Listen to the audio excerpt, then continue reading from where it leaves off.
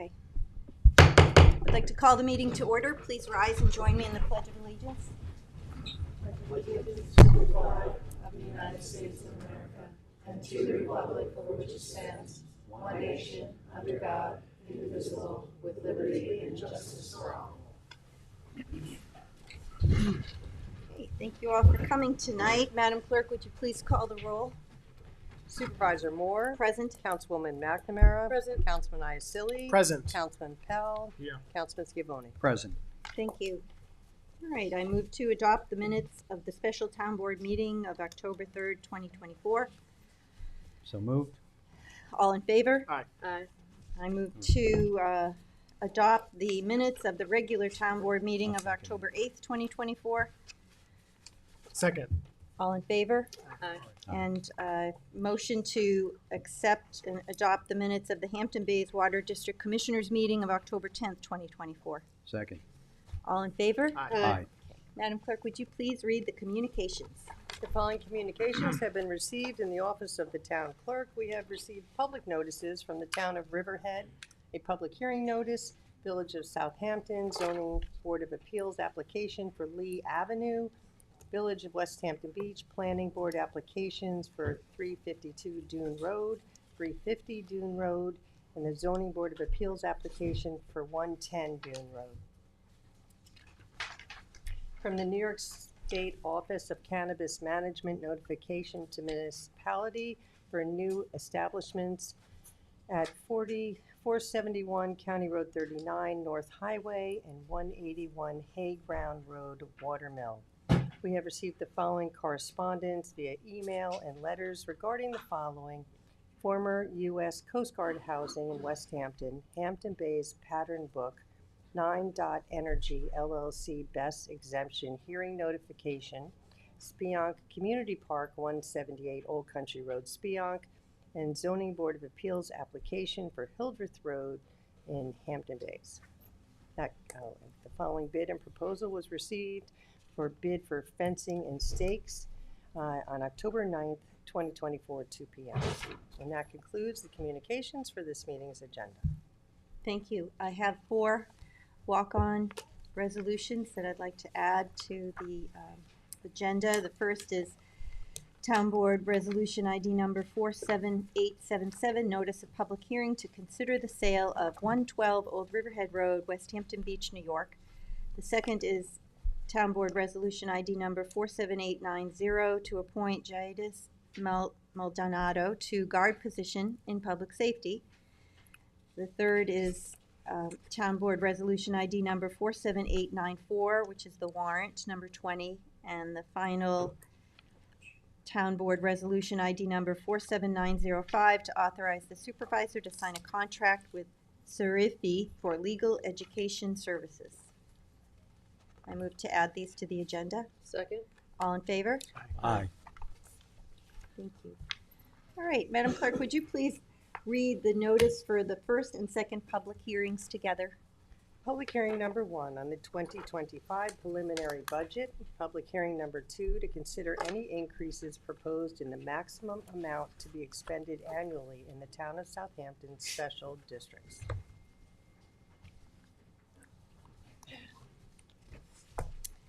Who have we got here? Kathleen, are you going to speak to this, or? Well, to introduce the. No. Okay. Okay. This is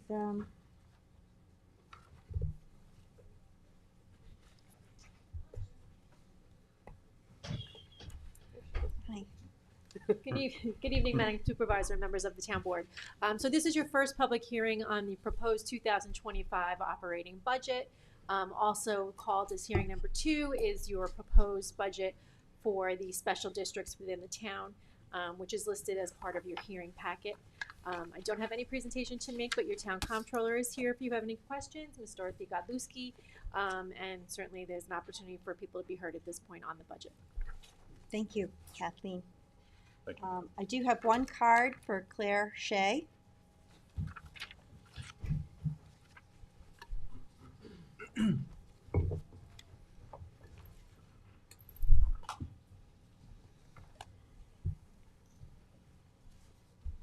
Good evening, Madam Supervisor and Town Board members. I'm Claire Shea. I am CSEA Unit President and your employee, Assistant Town Planning Director. The reason we are here is that we have reviewed your budget and watched the meeting where it was presented and where you indicated a raise for all your admin staff and nothing for the union employees, CSEA or police. Your stated reasons was to, and I quote, prioritize attracting and retaining qualified town employees, therefore giving all the admin personnel $3,000 on top of their base salary. With your words, you clearly indicated your prioritization of your admin staff, and you have no value for your union employees. The hard workers who report to work in person every day at Town Hall, Highway, Waste Management, PSDs, Parks, CZU Center, and other support staff. The median salary for union employees is $70,000, which the federal government and the town of Southampton says is a very low income. Not low income, very low income. Your average salary for admin staff is $104,000, which the town of Southampton puts as median income. Only 11 of the 350 union employees make over $105,000. There's 13 that make, of your admin employees, which is 71, make less than $105,000. Do you think this is fair? I'm asking all of you when you consider this budget. So we have spoken outside, but I want you to know that I'm happy to meet with you. I could meet with you next week to discuss a budget that would work for the town of Southampton. These things you don't know because you haven't met with me.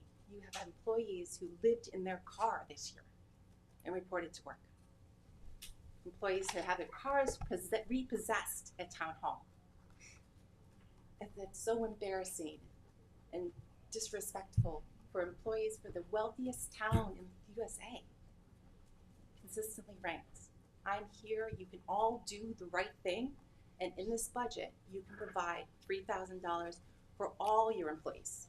Union, admin, police, all your employees. You have the power to do that in your budget without talking to me. But I'm here. If you'd like to talk, I'm available next week. Let's do this. Thank you.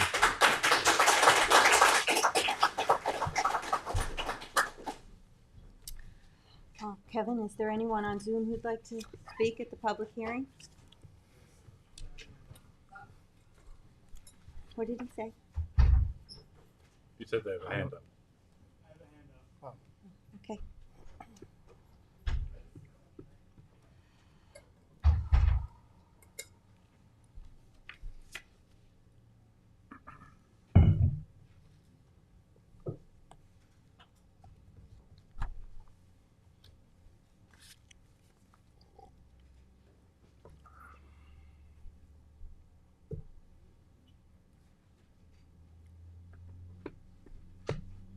Are you bringing them on, Kevin? Yes. Okay. Okay.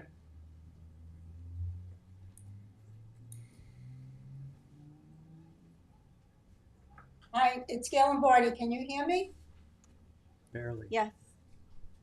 Okay, I'm sorry. I'm on assistive devices, so I apologize.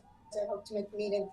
I did not look at the budget in detail, but my concerns are at a higher level, but obviously I respect Claire's comments very much so, because I think there's a disconnect, and not the 5 board members that are sitting there, because probably if you all did your hourly wage, you probably could sue the town because you probably don't make minimum wage. But the fact is, I think there is a disconnect between performance and salaries in the town. And I think that the town, it's late in the game. Supervisor Moore, you've only been here a short time and mostly new board members, and I'll even put Cindy in that group. But there should be performance metrics from your employees. I know that that goes against the grain of civil service, but I have to tell you, if we were to do performance metrics on some of the higher paid employees, I wonder what you would actually have. So I respect Claire's comments. And the other thing is there really is no oversight. to this administration. In my years that I've tried to find oversight, it's us, the citizens activists, that provide any oversight to this board. I know you have the AAA rating, but the AAA rating is based on the fact that you have high property values. Again, another issue that Claire has pointed out. It's a high value community, and that's why the AAA rating continues, based on my quick review of that. You also file with the SEC. I've never looked at those filings, but I plan on doing that, and you get extra points because you have an audit committee, but you yet don't have anybody that's actually an auditor, because I looked up, at least recently, anybody that has a CPA license in the state of New York. And so, you know, there definitely is a lot of room for improvement. I can say that I'm going to recommend changes, but I think that, I don't know what time you can do it this year, but there's definitely a lot of room for improvement, and I hope to see some performance metrics on a go-forward basis in the town. Thank you. Thank you. Kevin, is anyone else on Zoom? No one else on Zoom.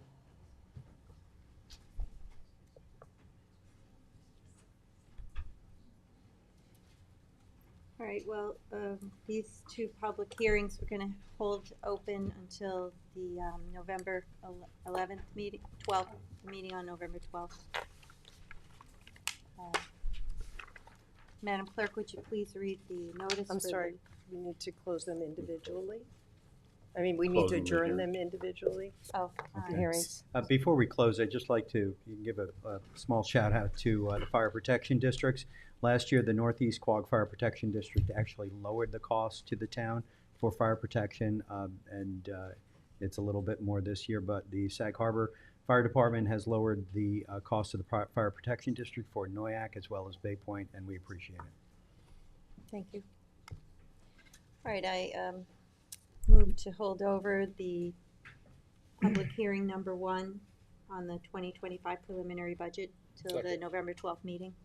Second. All in favor? Aye. Aye. I move to hold over the public hearing to consider increases to the proposed maximum amounts to be expended annually on the Southampton special districts.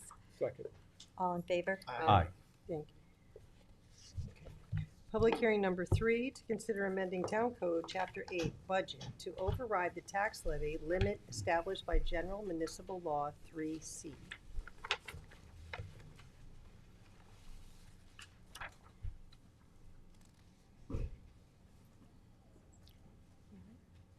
Good evening, Madam Supervisor and members of the Town Board. On June 24th, 2011, the property tax cap was signed into law pursuant to Chapter 97 of the laws of 2011. In short, the property tax cap establishes a limit on the annual growth or increase of property taxes levied by local governments and school districts up to 2%, or the rate of inflation, whichever is less. Though there are limited, narrow exclusions to the cap applies to both the cap applies to the total levy set by the town. By its terms, the tax levy cannot exceed the cap unless 60% or a majority of the town board approves such an increase by a duly adopted local law. Each year, mortgage tax revenues help fund the town's ongoing expenses. Despite conservative estimates, however, there was a reduction in the mortgage tax revenues realized in 2024, leaving a shortfall as it relates to the anticipated revenues available to fund the town's operating expenses for the 2025 fiscal year. As proposed, in addition to an increase in both health insurance and workers' compensation insurance rate, the budget adds much-needed staffing positions to certain departments, including the police department and the Division of Code Enforcement, and also seeks to decrease its borrowing for recurring operating expenses by creating an annual fund from which to pay such costs.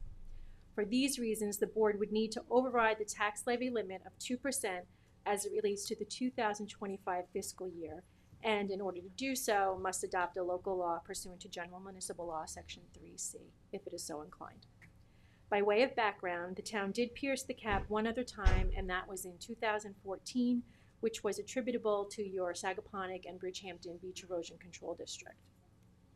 As proposed currently, the tax levy increase is over the cap by approximately $5.3 million. I'm happy to answer any questions the board may have, and also present is your town comptroller, Dorothy Godlewski, to answer any questions you may have. One final note, I will be asking at the conclusion of this hearing that you adjourn it also to November 12th with your other budget hearings. Does the board have any questions for me? That's a good summary that you just gave.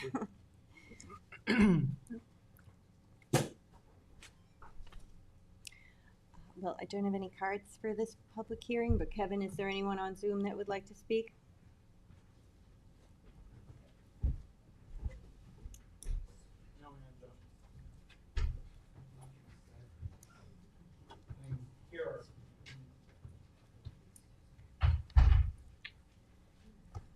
Okay, then I move to hold over this public hearing to the November 12th meeting. Second. All in favor? Aye. Public hearing number 4 for an exemption from Town Code, Chapter 314, entitled Moratorium on Battery Energy Storage Systems, requested by applicant 9DOT LLC, formerly known as Certain Solar, Inc., and Island Clean Energy LLC. John Armentano from Farrell Fritz, representing the applicant. I have the affidavit of posting and mailing, so I'll hand that in, and we have some additional documents for the board tonight. Just a few. Okay. You can bring them over here. Thank you. Okay.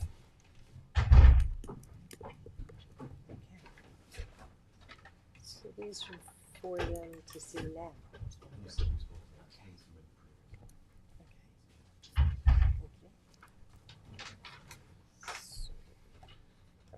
You can just leave them there.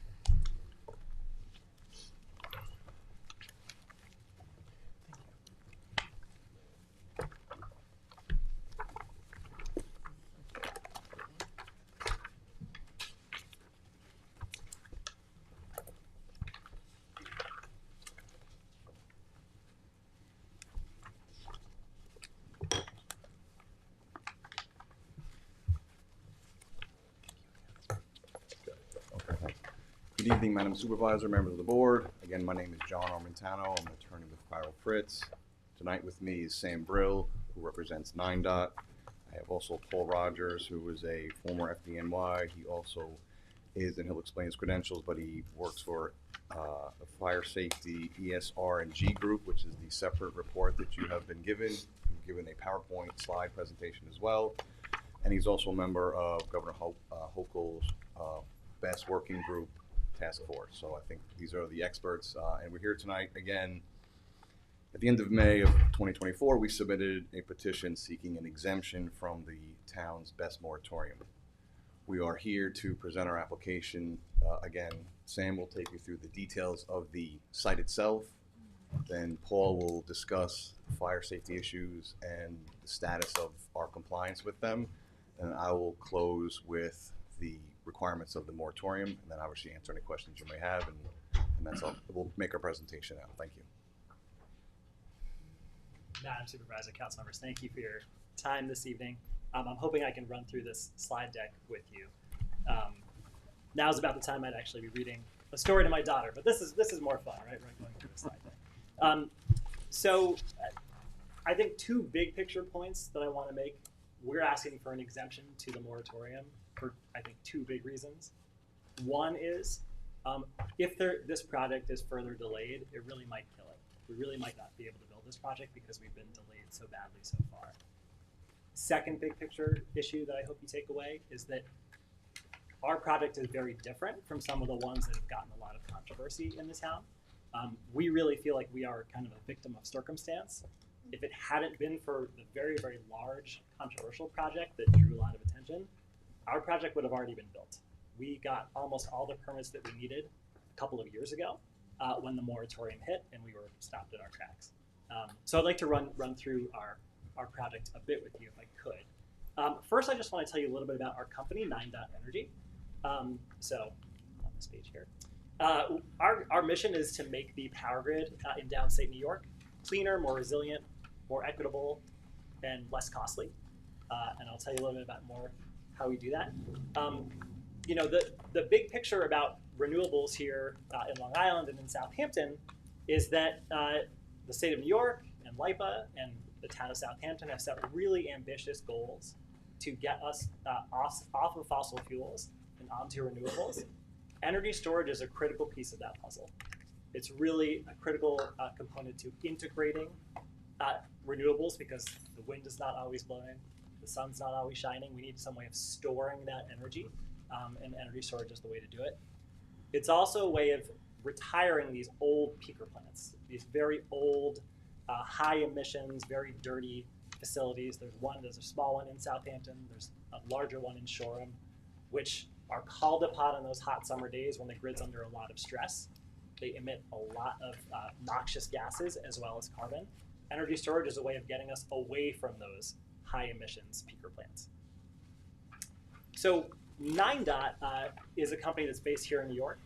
We are not part of some international energy conglomerate. We're not based in California or London or somewhere. We're based in New York City. Our focus is on what we call community scale energy storage projects. You know, the canal project is what we would call a utility scale. That's 50 plus megawatts, football fields filled with batteries. On the other end of the spectrum would be energy storage in your home. You might have a Tesla Powerwall that charges your car or gives emergency backup to your home. We are sort of right in the middle on that spectrum. We are connected to the grid, but we're much smaller. The project that we have in front of you this evening is a 5 megawatt project. The actual square footage that's covered with batteries is a couple thousand square feet. It's quite small. We are connected to the distribution grid. So when you think of our entire energy grid, a really good analogy I've heard is a tree and its branches. So the tree trunk would be the big transmission lines. That's the canal project, that energy storage project. Then there are branches of the tree. So you have a big transmission line going through Long Island, and then the distribution lines that branch off of that into homes and businesses. And our project is designed to support that part of the grid, the smaller distribution area that's closest to where folks live and their businesses.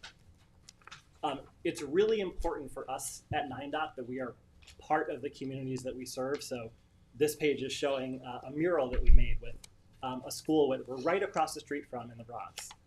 Our first operational energy storage project, which is, you can see in the diagram, literally across the street. It's about 50 feet away. And we partnered with that school on after-school programming, STEM education, and they helped design the mural that now stands in front of our energy storage site. It's worth saying that we have met with the Riverhead Central School District Superintendent and her deputies. We met with them a few weeks ago to talk about our project.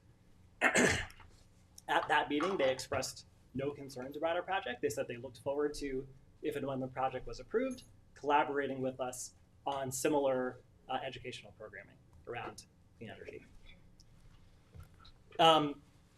Paul Rogers can talk a lot more about this. He is truly the country's leading expert on energy storage and fire safety. But this slide goes through just some of the fire safety standards that we meet. Because 9 is based in New York City, we comply with FDNY's requirements, which really are the toughest in the whole country. The fire department of New York City has a pre-approved list of technologies that's very short. All of our projects use those technologies. This project would use a Tesla Megapack, which we consider to be the best in class in terms of safety and reliability. We go through various layers of fire safety, federal, state, and local, and partner with Paul and his team. So a little bit about this site, which is 14 Enterprise Zone Drive in Flanders. So what we are proposing this evening is, what we've been working on for a few years now, is a 5 megawatt energy storage project that also incorporates solar. The size of the property is about 1 acre. Again, the actual area covered with equipment is just about 2,100 square feet. just for context, this is about 1/10 of the size of the canal project that drew a lot of attention here. This is in an industrial zoning district, LI 40. We already have, and it's actually at the end of your packet, signed interconnection agreements with PSE&G.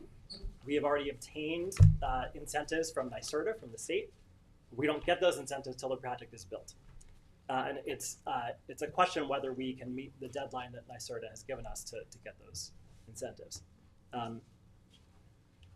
We believe for lots of reasons this site is the perfect site for energy storage development. If the town is going to approve energy storage anywhere, we believe it's here. That's because, as I said, it's an industrial zoning district. All of Enterprise Zone Drive was meant for industrial development. It's 800 and plus feet from any home. It's 460 plus feet from Phillips Avenue Elementary School. And important to us in terms of the energy transition, it's located in what's called an LSRV zone. Those are areas of the grid which LIPA and the state of New York have designated as the most stress during those peak summer hours, when there's a threat of either having a blackout or brownout or firing up those high emissions peaker plants. And so in the diagram, you can see that this site is within the Tiana distribution network, which is within that LSRV zone. At this point, I'm going to turn it back over to John to talk a little bit about the history of this site. But suffice it to say that we had gotten SECRA a negative declaration. We had gotten special exception approval. We'd gotten conditional site plan approval. We'd signed our interconnection agreements with LIPA. We'd gotten NYSERDA incentives. We'd gotten the Pine Barrens Commission approval to clear the site, which we've done. We were in the process of mobilizing and getting financing when the moratorium hit, and since then we have not been able to proceed with the project. And as I said before, because NYSERDA has this deadline of putting our project into service by May 2025, any further delay would really threaten the viability of the project. Not to mention the fact that if we go out to a lender to provide financing for the rest of the project, they're going to say, there's a moratorium. How are we going to give you financing if you haven't gotten your permits from the town of Southampton, right? So the viability of this project is really put into question right now because of the moratorium. So John's going to go through some of the I have a question about one of the slides that you Please, showed. yeah. As far as the percentage of the what percentage is going to be solar and what percentage is going to be grid fed for the battery? So you said in part solar. Yeah, so there will be 44 solar panels on the site. They're going to sit on top of the buildings which house electrical equipment. Mm-hmm. The amount of solar generated on the site, not huge. You would need a lot more acreage covered to generate a significant amount of solar. What that solar is going to do is power some of the auxiliary equipment on the site and make sure that we're not drawing further from the grid. So the purpose of this project is energy storage. We're also incorporating solar because why not? Why not use the extra space for renewables? Thank you. Yes, I thank you. just have two quick things. One, the neg deck was for the solar, correct? It was No. for the batteries? The neg deck was for the batteries in 2021. And the site plan approval or the special exception approval was not Everything. just for the solar? It was Correct. for the batteries? Correct. Because we were under the understanding that you withdrew the application for the battery storage in order to get the solar approved by the planning board. That's not accurate? Yeah. Yes. No, to answer that question, initially, back in 2021, the project was approved as currently proposed. We had a solar component and the same exact amount of battery storage on the project. So that was approved by the planning board in 2021. The project didn't get off the ground for construction. That was a delay. The moratorium occurred. So the neg deck was for exactly what we are proposing. No, but so if you're saying it was for the same amount of solar as batteries, there's no way this site can No, put no, out I'm- 5 megawatts of solar generation. I didn't mean it that way. I meant the array, and Sam maybe answer it better, but the amount of cabinets for the battery and the amount of solar is the same. I'm not saying they equate to energy at all. The project as designed in 2021. Is exactly the same as what you're looking at right now. And and then one other point I just wanted to quickly make, because Sure. you had mentioned Riverhead School District, and there's probably parents either on Zoom or here. I just didn't want to make it clear, and you can get it from the clerk. We did get a letter from the school district today asking us to put the children first and deny the exemption, so. That's Just fine. wanted you to Yes, know that. understood. I appreciate that. It's news to us, right? We we had a great meeting. I've been emailing back and forth with the superintendent, so it's a little bit shocking to hear that. The clerk does have it, it's part of the record. Sure. That's great. I'd like to have a copy of that. Again, just so that we're clear also, and then what you had mentioned, Madam Supervisor, was then due to the moratorium, the project had financing issues. We had the back clearing window, which everyone is familiar with. We modified the plan. We met with the planning department. We met with assistant town attorneys, and then we had a hearing before the planning board with the clear understanding that we were pivoting to a solar construction to allow for the clearing of the site because of the back clearing window. So that was what was proposed. We were very clear at all of the meetings that we were doing this modification to the site plan to allow for the clearing of the property, which is cleared under the compatible growth area. So that is what was approved by the planning board. We cleared the trees with the hopes that the moratorium, which was created, would have been progressing through so that we would be timed right to then hopefully have the moratorium expire, to then apply to the planning board to then again amend the plan to reintroduce the battery storage. Because this site, as we're all clear, is clearly not large enough to support a solar array. It's very small. The design here, the zoning, and again, just to be clear, we met the town's prior, and you would say existing code for best. So the project did not need any variances. It was given a site plan. It was given a special exception.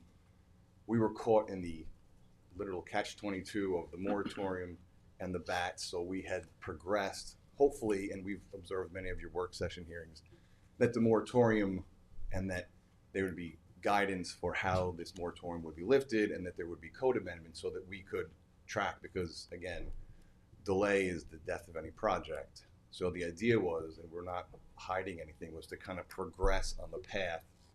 Again, we were hoping that there would have been code amendments to your code before seeking a moratorium exemption. We are running out of time for this project, and that's why we are seeking an exemption from the moratorium, with the understanding that with the granting of the moratorium, that still means we have to go to the planning board, right? We're not to get approval for your amendment back to what the original. Correct. So if you're following me, the exemption from the moratorium would allow us to progress through the planning board for the construction of the battery storage. Correct. So we're caught in this time crunch as well, and we did wait for some time, but we're running out of time, and that's the reason that we're here tonight. I think I just want to be clear that's how we got here, and to be clear, the neg deck still holds true. If there is forever a reason that we need to redo the neg deck,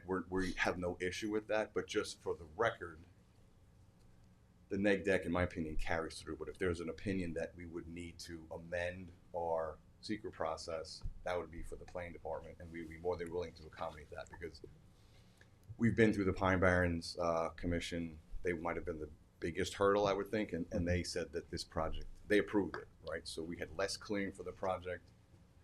There are significant buffers. I'll take you through some of the moratorium, and I'd like Paul to address any of the fire concerns, which I think makes. I'm sorry. I just had one question just for the public's edification, because we see the slides here, and I just want to, you demonstrate on your slide here that the site is 460. There's a 460-foot distance from the battery to the school building. Yes.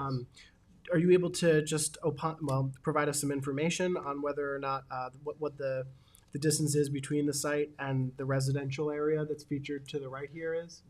That's the 860 plus. Okay.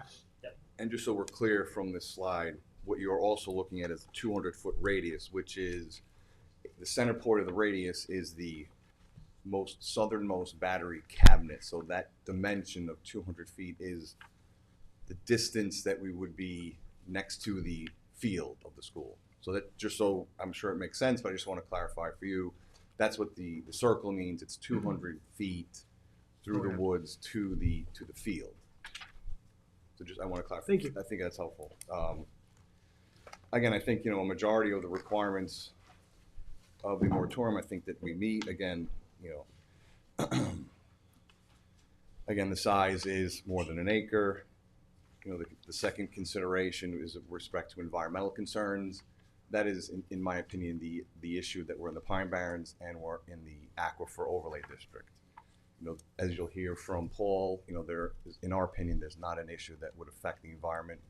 It was previously looked at and did receive a neg deck. Nothing has really changed. Technology has actually advanced. It is more environmentally friendly and sensitive. Again, that speaks to point 4, which is that the property is not adjacent or proximate to wetlands. We have no endangered species. It's somewhat straightforward in that respect. Again, we are below the 35% clearing amounts. Again, the disturbance, again, we are less than the permitted 35%. We're at a lesser percentage of that, so that should inure to our benefit. Again, the impact regarding environmental and transportation impacts, we are not any type of generator of a transportation issue. It is an unmanned facility. Again, in consideration with the community character, we are within your industrial zoning district. We were in an enterprise zone. Again, it does have the Southampton's climate action plan does call for this type of green energy. I believe the comprehensive plan also echoes that comment. It is also an alternative energy source, but again, the issue of a sensitive site I would consider obviously is the school, right? That is a sensitive site, which is of consideration to us. And again, as you heard, we did speak to the superintendent. I understand that, of course, the members of the school district would be concerned about that, and I cannot speak to that subject matter myself, but we're not ignoring that issue. That's why Paul is here to discuss the issues that relate to fire safety, because that, to me, is the most critical part of this application due to its proximity to the school district, to the school property, right? There's a building in the field, so I'll turn it over to Paul to address. He has a rather dense report, which he can summarize very quickly, and then I think we can turn to more of the questions and responses as to what are the potential issues that you as the town board may be concerned about, as well as the school district and members of the school community.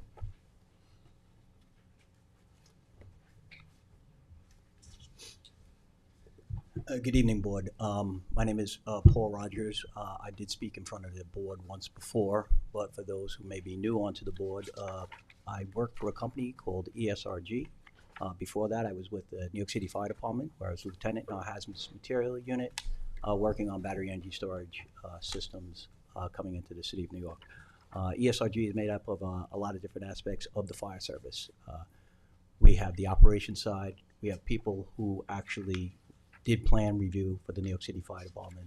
We also have people that have done inspections, so we cover the whole gamut from cradle to grave.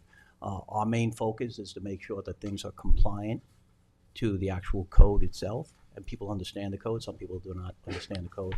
And then we also want to make sure that the fire service is protected. That is our main focus on why we're actually in business, is to look at the fire safety for the fire service itself. We sit on many of the codes that are currently out there. As they mentioned, the New York State Working Group, we're on that. The National Fire Protection Association, 855, we're on that. We're also the New York City Fire Code. So we have a lot of experience in the regulatory infrastructure side, the inspection side, and also on the operations side. So taking a look at what we have in front of us here, we looked at it for compliancy to make sure that they were compliant to the code. We actually made sure that they were compliant to the new recommendations that were put out by the working group for New York State, and they are compliant to those codes. They said they would meet all of those things as the design continues to build out. And then finally, I am here to answer questions that may be relative to the actual site that deals with fire safety. So, just that may help the dialogue here. I do believe that these are new technologies, and in terms of consider a hot flux, so you could explain heat flux. If you could explain what that means, it's something that may be of importance. yeah, so heat flux is the amount of energy that is produced as a result of an event that takes place, a failure. And then we get to a point where it becomes intolerable for usually the fire service, which is going to be up close and personal to these things if they were to respond. And usually we're looking at a number of 2.5 kilowatts. Recording in progress. For the. Somebody trying to get on the link. It's okay. I'm trying to forward your link because the people want to watch and it's, Oh. I can't shut it off for some reason. It's not working at the moment. Okay. So I'm sorry. Yeah, no worries. So there is inside the report here that we did supply a heat flux analysis to show that that threshold that is concerned, that where the fire service is going to have to put on some sort of personal protective equipment because it becomes intolerable for someone who doesn't have any type of equipment on at all. They're going to have to put that on, and that stopped right at the fence line, so it was within the perimeter of the actual battery energy storage site installation. And that was all available inside the report that was given to the planning board. Would that be in addition to the regular turnout gear that our firefighters use? Good question. No, the structural firefighting gear is what's going to help them with the heat, to manage the heat on that. I have a problem where you're only 460 feet from the school. When you're here on a project, telling us all about the hazards of it, even thinking about putting a project that close to a school. We have seen systems that were close to the school. If you take a look at the Warwick incident. I'm not going to take a look because I don't think it should be out here.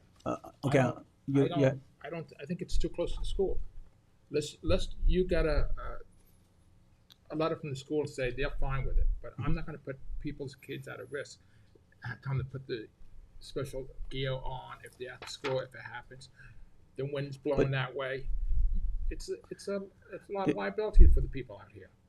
There is no special gear that the fire service needs to wear in order to operate at these events. They don't need any special gear except their personal. You just said something a few their seconds personal ago. protective equipment, which is their normal structural firefighting gear, which they use at every single incident that they go to. So there is nothing above and beyond that at all. I think that it's in the wrong place. It's too close to a school. I think you really have to relook at it. I understand and appreciate your position. I want to have Paul kind of enhance that. I know there's been, and we have watched your work sessions, and I know that there is the concept of 300 feet being a certain radius that is been stated. When you say work sessions, you are referring to the BESS task force that was formed? I'm sorry, I should have clarified. Yes, that is the work session, the BESS workforce sessions, which we have been tracking and very interested in. I think, and just to elaborate on that point, I know your concern is the distance. I appreciate that. I'm not against the project, but it's in the wrong place. I understand that, and we're here just to make our case for you to consider. I know your mind may be made up, and I can't change it. So I'm still negotiable, but okay, good. Not too much. I'm sensing something, but I just wanted to elaborate, and I'd like Paul to touch on this. I know there was a lot of discussion as to a 300-foot buffer, and what does that mean? So I would like, Paul, if you could elaborate on what that means, because I think before we get to that, just to clarify the point, the heat from these structures, if they catch on fire, which is again, it's possible, anything can happen. The fence line is where it is that's where the heat dissipates from, so it's not generating a tremendous amount of heat. I just want to make sure we were clear on the record, because hearing about protective gear, as we said, you would have to wear protective gear to go into a house fire. So it is the same concept. This is not creating extra heat, and the design is to be self-contained, and I would like us to also discuss that with you as to what that means when it's self-contained. But I think the important point is a distance question. So Paul, if you could elaborate on the. Did you get support from your local fire department up in Flanders? We haven't heard from them. Did you reach out to them? But again, to the issue of, again, if that is your question, and Paul, you can probably answer this better than I, they can be trained with what occurs here, but the issue here is that we are in compliance with what the task force had come up with, meaning the state, as to the protocols that need to be met. And Paul can again elaborate on this. These are not. So, and I do need to clarify. We talked about the heat flux analysis, right? And that was a test that was done above and beyond what the state requirements calls for. That is what they call full-scale fire testing. destructive testing. So the requirement for the code only calls for failing a couple of cells till we get some propagation. As a result of that, we had great results. We didn't even actually see an actual fire. So what they do in that is they actually try to simulate a real worst case scenario, and then a reasonable worst case scenario, and then they apply that to the actual system itself. And then they want to see the data that's produced as a result of that. So this particular company, Tesla, went above and beyond, and they said, oh, we're not satisfied with that. We're going to go above and beyond. And they performed their own testing. And we just took the data from their testing. If we took the data from the state requirement testing, then pretty much the firefighters could walk up to it without even having any gear on, if we look at the real, the amount of energy that was dissipated. But they went above and beyond and put Well, these I think things you on. should get, come back with local support from the local fire department. It's going to be putting it out, risking their lives. Yeah, it's important for me too that we make Yeah, sure and that we that should have been one of your first things. Yeah. Because I see firemen right here in ambulance. Do they want to risk their lives? Mhm. And for us to give you permission, I'm risking their lives. I did work with the Suffolk County Fire Academy. We did some classes, probably 10 to 12 classes. Don't know exactly the number, but it was supposed to be 6, but it went above and beyond that. So I had done myself personally done some classes out for the fire service. They were open to different areas. I believe we did one in this particular area there, but the chief in charge of the fire service of the fire academy asked me to do that, and I said I would. So we did give some, not site specific, we gave very general hazards and failures of energy storage system and how to protect themselves against and how to operate in a defensive mode if they were to actually fail. You touched on it a little bit, but what's the rationality of using Tesla products? I see that it's in reviewing this document. It's quite frequently referenced. A lot of the controller units, the fire suppression units they seem to all be Tesla. Is there a particular reason why you're going with Tesla? That's the one that they told us they plan to use. Whose name? Sorry. The 9-dot. Okay. So. Yeah, 9-dot believes that. You just got to go to the mic. Sorry, I apologize. 9-dot believes that the Tesla Megapacks are best in class when it comes to safety. Paul can explain why we think that is, but there's a very short list that the fire department in New York City keeps for pre-approved technologies. Tesla's at the top of that list. But if the specifics of some of the safety features of Tesla, Paul can speak to that if that's helpful. Right. Yeah. Would that be helpful? Yeah. Sure. Sure, yeah. Tesla, as you can see in the hazard mitigation analysis, is a desktop review of the different layers of safety. So what they'll have is the threat and then the consequences and then the barriers that try to stop that threat from getting into the consequences. So there's numerous layers of safety that need to be compromised in order for you to get to the failure. For instance, the number one thing that we need to look at is the battery management system that is constantly monitoring the battery 24/7. If it sees something that's out of the parameter, it's supposed to, its job is to actually shut down charging and discharging. There's been tremendous data by the Department of Energy and other people who have confirmed that by shutting down the charging itself, we could prevent an ignition from taking place. I mean, it's just like your telephone. If you ever charge your phone, sometimes it get very hot. When you pull the plug on the phone, then sure enough, your battery will start to cool down. So it's similar concept. We're stopping the charging at that particular time, or in some cases, the discharging at that particular time. But as far as the battery is concerned, that's up to the people that actually are putting it in. We're battery agnostic, in our Okay. I just wanted to elaborate a little bit more as to the distance, the 300 foot. What does that mean? Why was that established as a dimension that has been repeated as a buffer of note? I just want to make sure that we're clear as to what that is meant to be and how we fit into that or don't. So yeah, I got to be honest with you. I don't know where the 300 foot came up. It's not in any of the codes. It's not codified anywhere.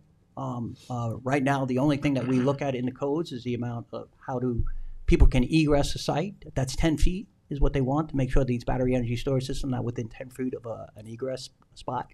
But again, the National Fire Protection Association, the NFPA, which is a life safety standard development organization, they have written the NFPA 855, and they are the ones who have put the Prerequisites for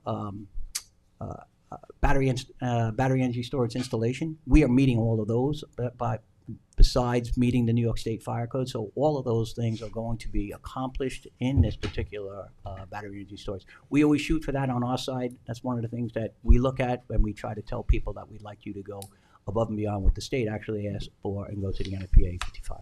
I will actually make a comment as to the 300 feet because I know my colleagues are not on the steering committee with us. Right. That 300 feet is because that is where you are, it's suggested that you do your air quality testing to in case of a fire. So we felt that 300 feet was the minimum distance.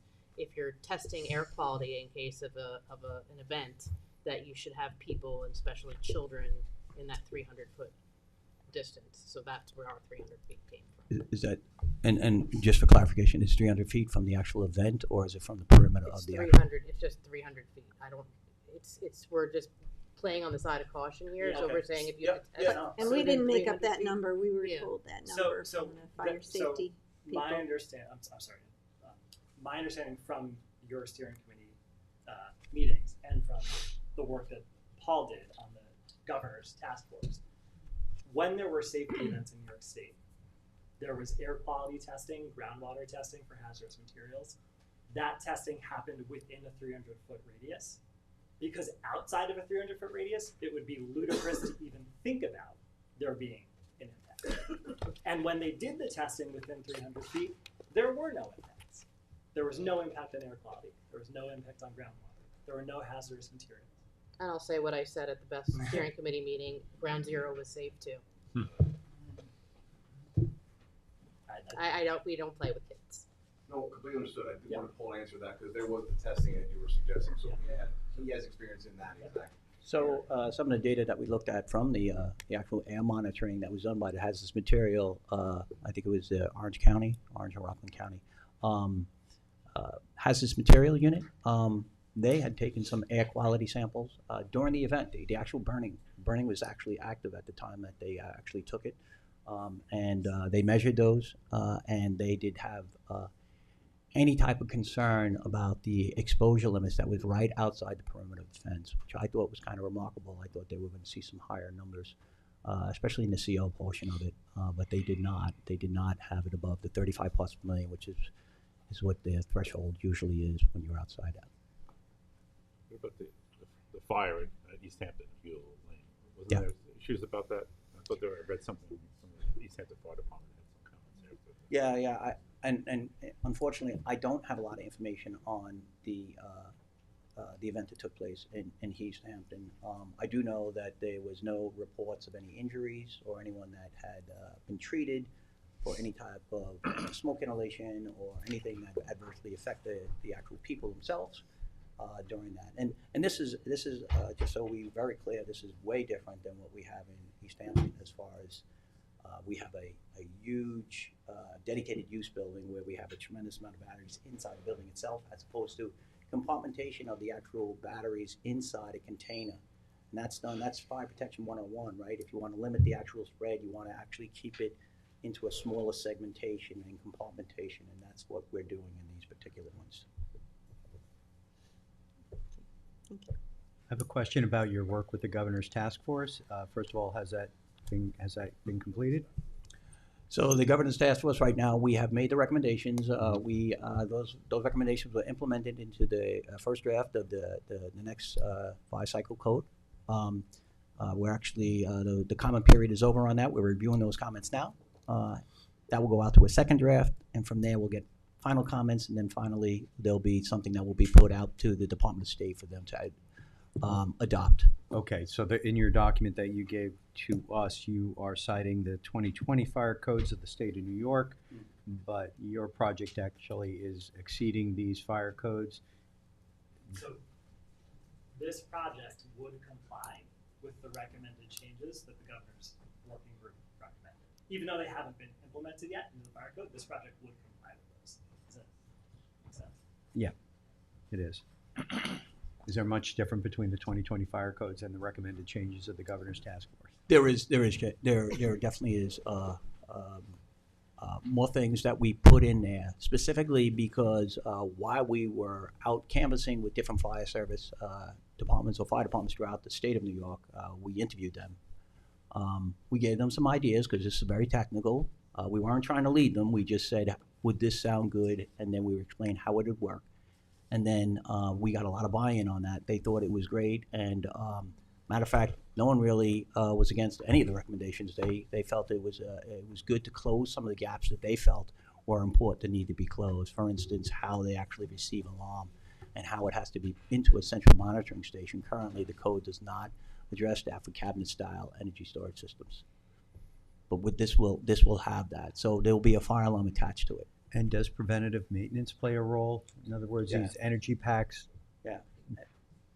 So preventive maintenance is already in the code, but we made it mandatory that they actually do all of this preventive maintenance. That we would have some eyes on it. We'd also have a subject matter expert that would be available within a 4-hour time frame to assist the fire service. And that was something that is the first in the nation to ever do that, besides New York City having their own. But the code does not recommend any time. They don't tell you when the time comes in. New York State was the first one who actually put a time limit on there to get out there to assist with the fire service. And that's common in what we see in utility companies. If there was a substation fire where the fire department would show up, utilities would show up, and then what they'll do is they'll basically tell the fire department, you know what, if this is going any further, we'll call you back, but we'll take it from here. So it's kind of in the same model as that, except that we want to make sure that these subject matter experts fully understand incident command system. And if you read the code or the recommendations, we actually have them taking some ICS courses, which is incident command structure, so they actually understand if they had to integrate within the incident command structure, they know the terminology that exists, and they also know the batteries and how they can actually guide the fire department. Thank you. But you said you canvassed other fire departments, but you did not do the local fire department, which would be putting this out. And when you have your 4-hour call, when you do have a fire, do they come and take over from those from the chief? Yeah. So they're going to take over from a chief who knows the area, knows what their men can do. I don't think, I'm big on home rule. Mm-hmm. I don't care how much knowledge you guys have in 4 hours, but you cannot come into the town and take over from the chief's job. There's a couple of chiefs sitting right here. I don't think they would like someone to come in and take over from a fire with their men at their risk of life. And you didn't have the courtesy to go up to Flanders and see these firemen to begin with before you even came in here. That's what you should be doing. You went to the school, but you did not go to the fire department. So it's pretty bad. Let me clarify that, right, so we get this right. By no means are they taking over the operation. That is home rule. That's the fire department. They're the incident commander. They'll only integrate into the incident commander for any subject matter expertise that they may need at that particular point.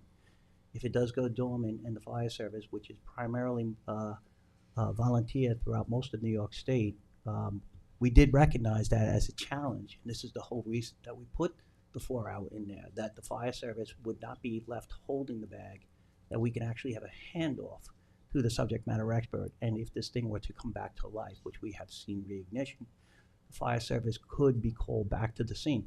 But that scene would not be given up until the incident commander felt it safe, or they felt confident that the people that are there would be able to handle the situation. They are not there to put the fire out. That's not at all what the code is saying. They're not mitigation. They're hazard support teams as opposed to a hazard mitigation team. They may be there to do some, one of the things that we would do is we come there with metering, monitoring capabilities to make sure that the air quality is good. That's something that we personally do. The code doesn't really call for that. Just to clarify that point, and I know the meeting's late, it's been a hot meeting. The idea here would be, if, again, what you're saying is that the fire department is not called upon to put this out. They are self-contained, right? So it's clear. What is the fire department's response requirement, or are they expected to do anything but the lines? Yeah, so, and in fairness, right, we're actually going outside of what we see in our testing. We're going to the catastrophic. We're going to this thing as a full burn. above and beyond what they are tested for. In the event that they were to actually have a failure, we have seen through data, and this is all in the report, that the failure does not spread. It doesn't spread, and that's in your report there. Even when they actually put it completely into failure mode and started a visible fire, which is above and beyond with the code, they couldn't get the full system to go on fire. All they did was able to get half, and then there's a break in between. There's a human-machine HMI interface in between the actual containers itself. It did not jump from that location to the next battery racks that are in there. And that's all inside of your report for you to look at. And this is specific to Tesla.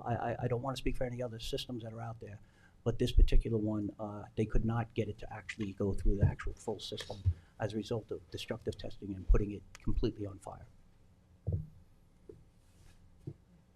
So that concludes our presentation. I'm sure there may be members of the public that would like to be heard, and we just like a very short response, and then we'll, okay. Thank you. And thank you for the very detailed reports. Thank you. Thank you. I actually don't have any cards for this public hearing. Kevin, is there anyone on Zoom that would like to be heard? Okay, bring them on.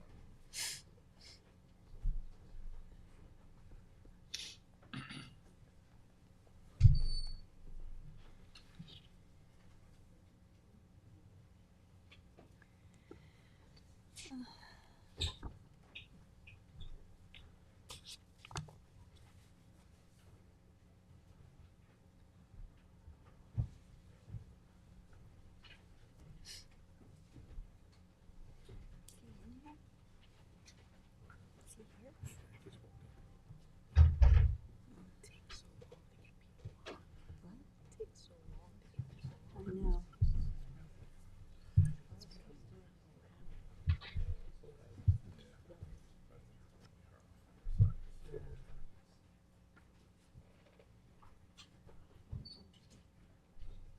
There was two hands. Yeah, we're Oh, just. okay.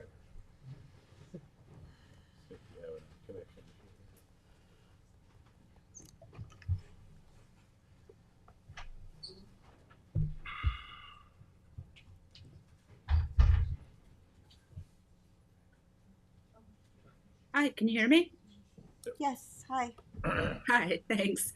So my name's Jordan Christensen. I'm with Citizens Campaign for the Environment. We're a 120,000 member nonprofit that works to protect the environment and public health in New York. And we are here to support the exemption for the 9-Dot project to move forward with the 5 megawatts of battery storage. So as you all are very well aware, Southampton is on the front lines of climate change and has already been a leader in helping transition to renewable energy. The South Fork Wind Project is already creating more energy than anticipated. You have been great about moving forward with solar, but the piece that's missing is battery storage. And we understand that the larger project has been very contentious and controversial. But this smaller project, we think is really ideal siting. It's farther set back. It's not near a residential area. It complies with all of the codes that would move forward. But maybe most importantly, it's in an area of the grid where we really do need more energy, right? So the choice that we're going to have to make is whether to move forward with, small community battery projects like this, or to continue using fossil fuels and these peaker plants that are degrading our air quality and impacting the public health of the local residents. Suffolk County regularly gets an F for air quality. We've been dealing with these legacy fossil peaker plants for decades. And it is time to start something new and move forward with the new technology. And we're just not going to be able to transition to wind and solar without the batteries to store this energy for when the wind isn't blowing and the sun isn't shining.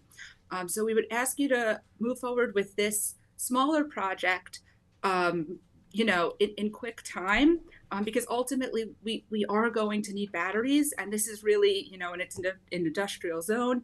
It's just a project that's small, a good test case, and it makes perfect sense. So we would ask you to move forward with the exemption, and thanks so much for your time. Thank you.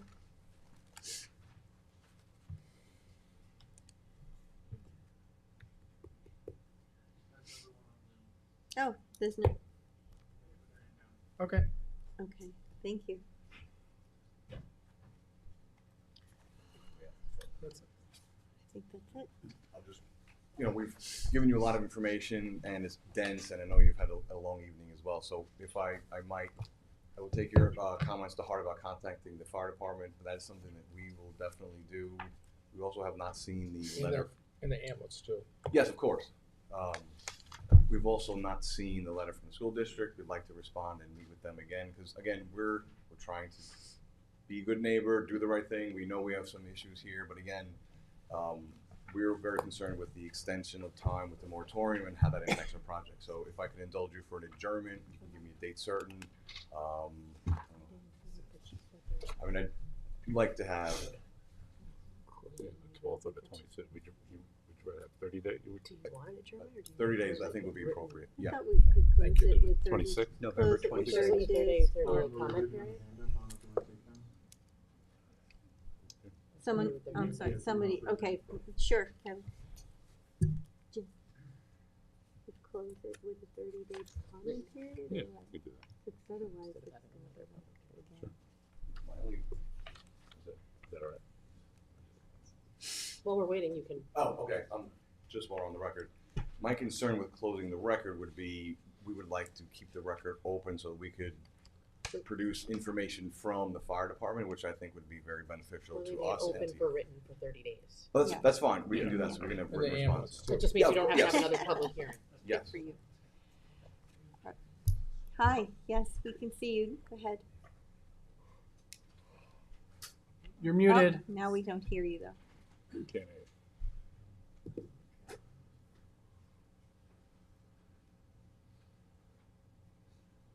Try again. You were muted. You're muted. Still muted. Oh, frozen. It's like Zoom roulette. This technology.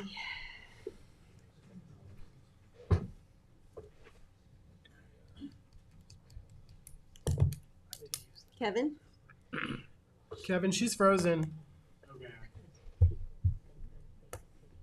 Feel like I'm at home alone. Kevin.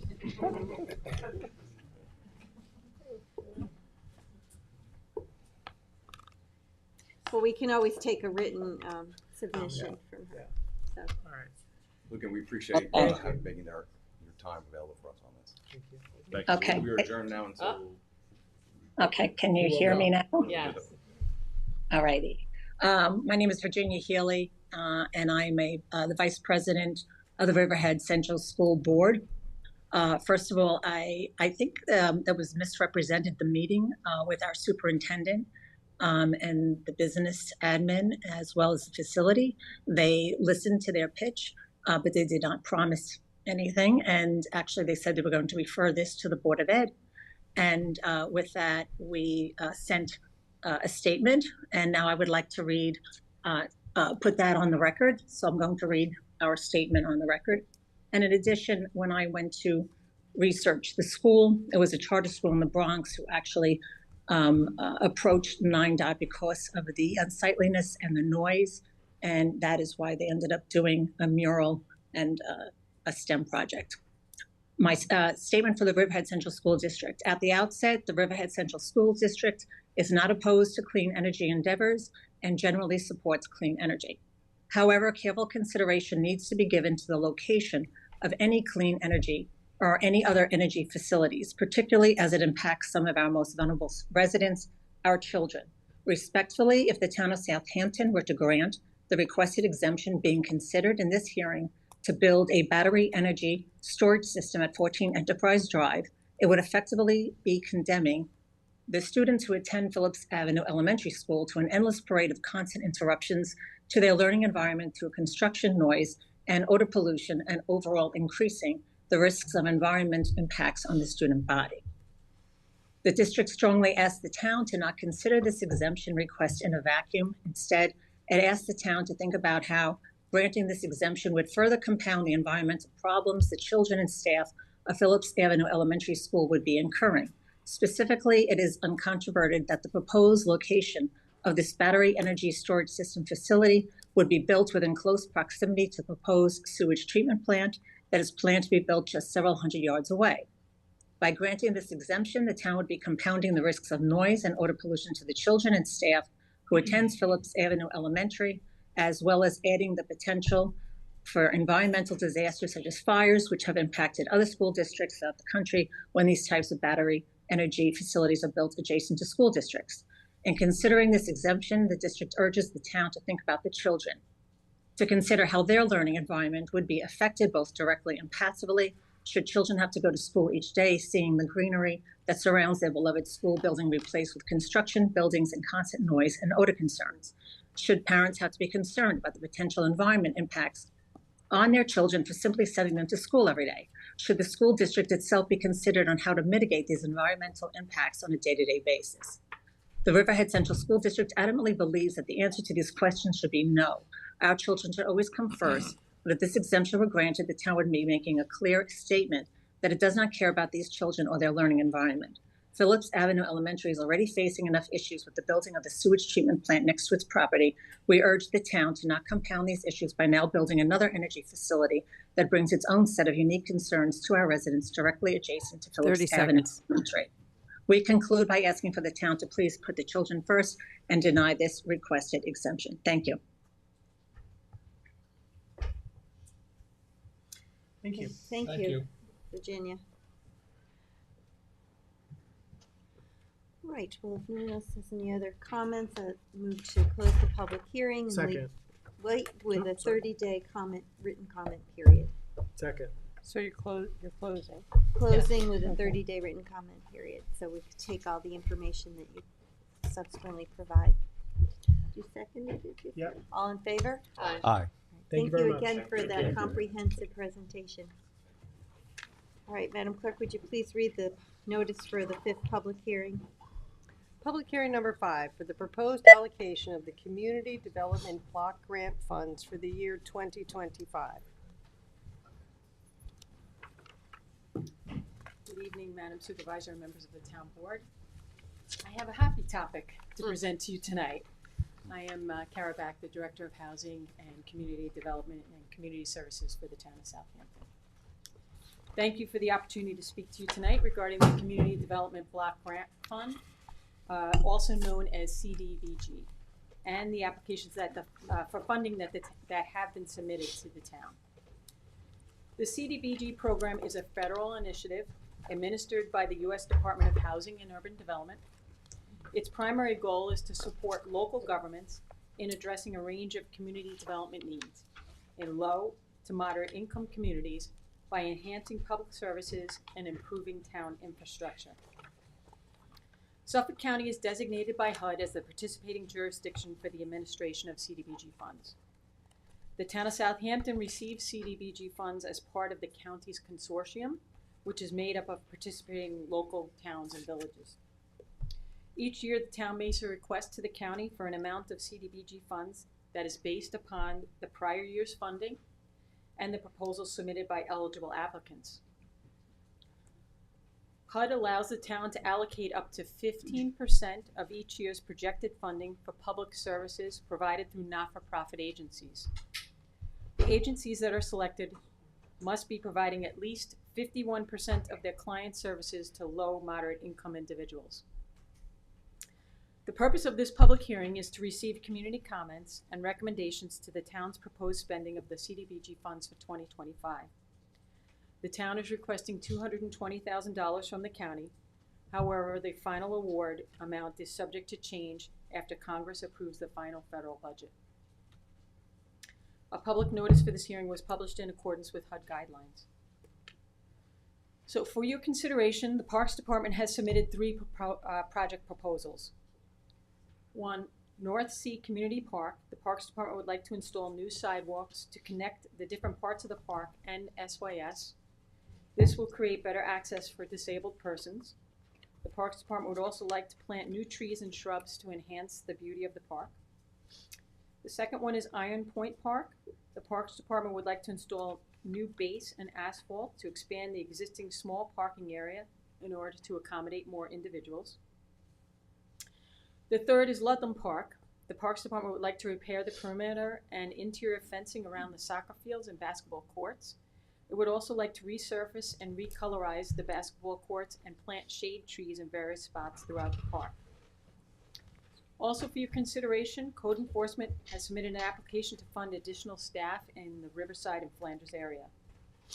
And then finally, for your consideration, my office received 7 applications for funding from the following public service groups: the Butterfly Effect Project, Catholic Home Care, Heart of the Hamptons, Maureen's Haven, Ola of Eastern Long Island, Sepa Mujer, and The Retreat.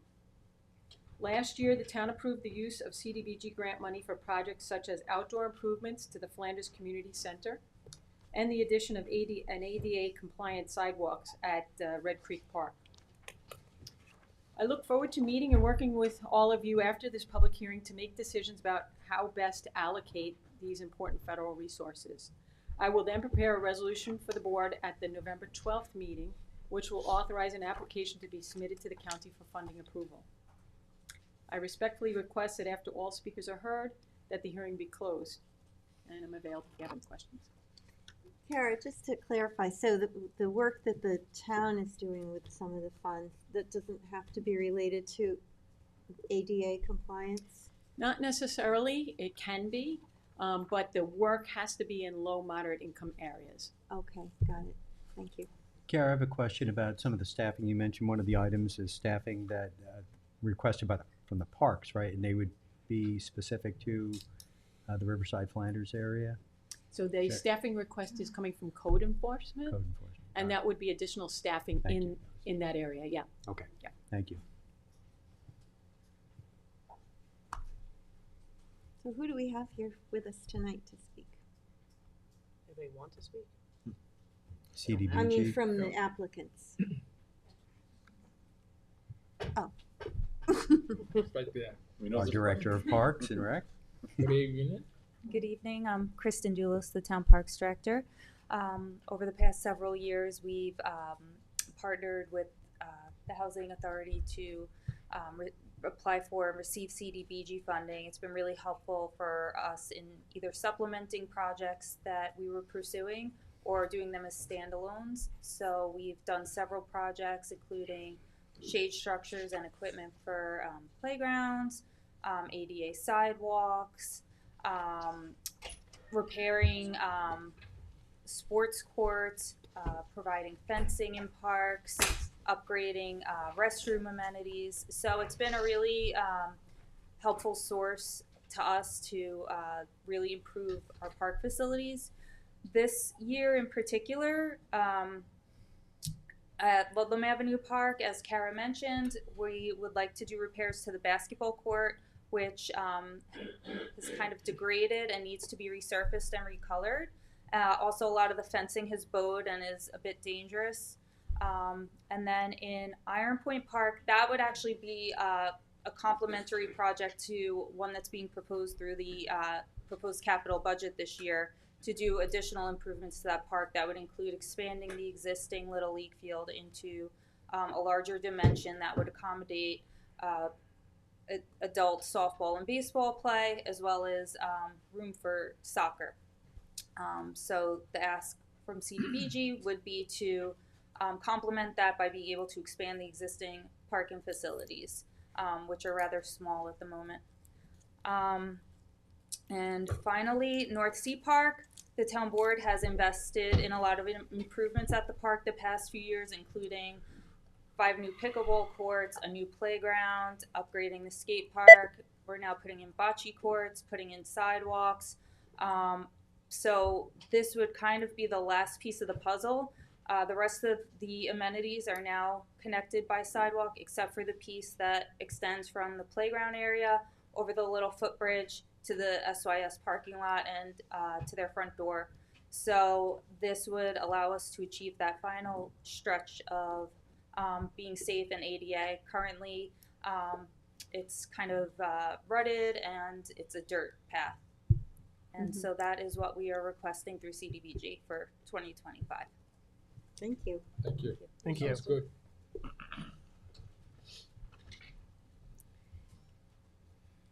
Kara, do you know if any of the applicants have somebody here that wants to speak? We did know it was going to be a late night, so we did tell the applicants that they could just submit their applications and that they would not have to appear Okay. tonight. So we did receive 7 applications, and I would be happy to review those applications with you after this public hearing. Okay, great. Thank you, that'd be good. Thank you. Well, I don't have any cards for this public hearing. Kevin, is anybody on Zoom?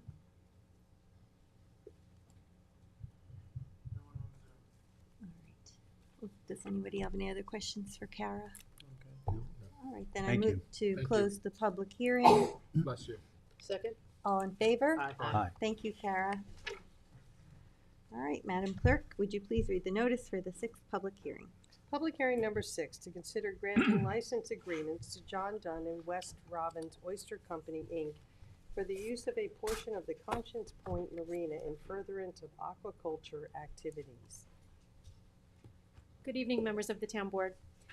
As you know, the town is the owner of certain premises located at 1976 North Sea Road in the hamlet of North Sea, further identified on the Suffolk County tax map as 900-60-2-8, which is commonly referred to and known as the Conscience Point Marina, and this is an area of it.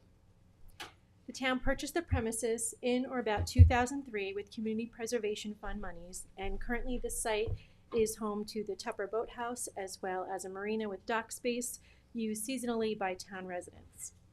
Will Peckham, president of the West Robbins Oyster Company, and John Barley Dunn are both Southampton town residents and participants in the Suffolk County Shellfish Aquaculture Lease Program in Peconic and Gardner's Bay. They are currently asking and seeking to utilize a disturbed area at the south end of the marina to perform aquaculture activities. That is the breeding, raising, harvesting of oysters for resale within the local community. And I just want to point out to the board, this is the area in which they are seeking to utilize the space. This is the docks, the marinas that exist. This area was previously used for similar purposes back in 2008 for several years pursuant to a license agreement with Wallace Chuck Stidell, though my understanding is that Mr. Stidell had a much larger vessel in there than what is proposed by Mr. Dunn and Mr. Peckham. Because this parcel was purchased with CPF funds, it may not be alienated in any way. That said, it can be the subject of a revocable license agreement between the town and the fishermen. New York State Town Law, Section 64, Sub 7, requires that the town holds a public hearing prior to the granting of any licenses or permissions, so that is the purpose of this hearing.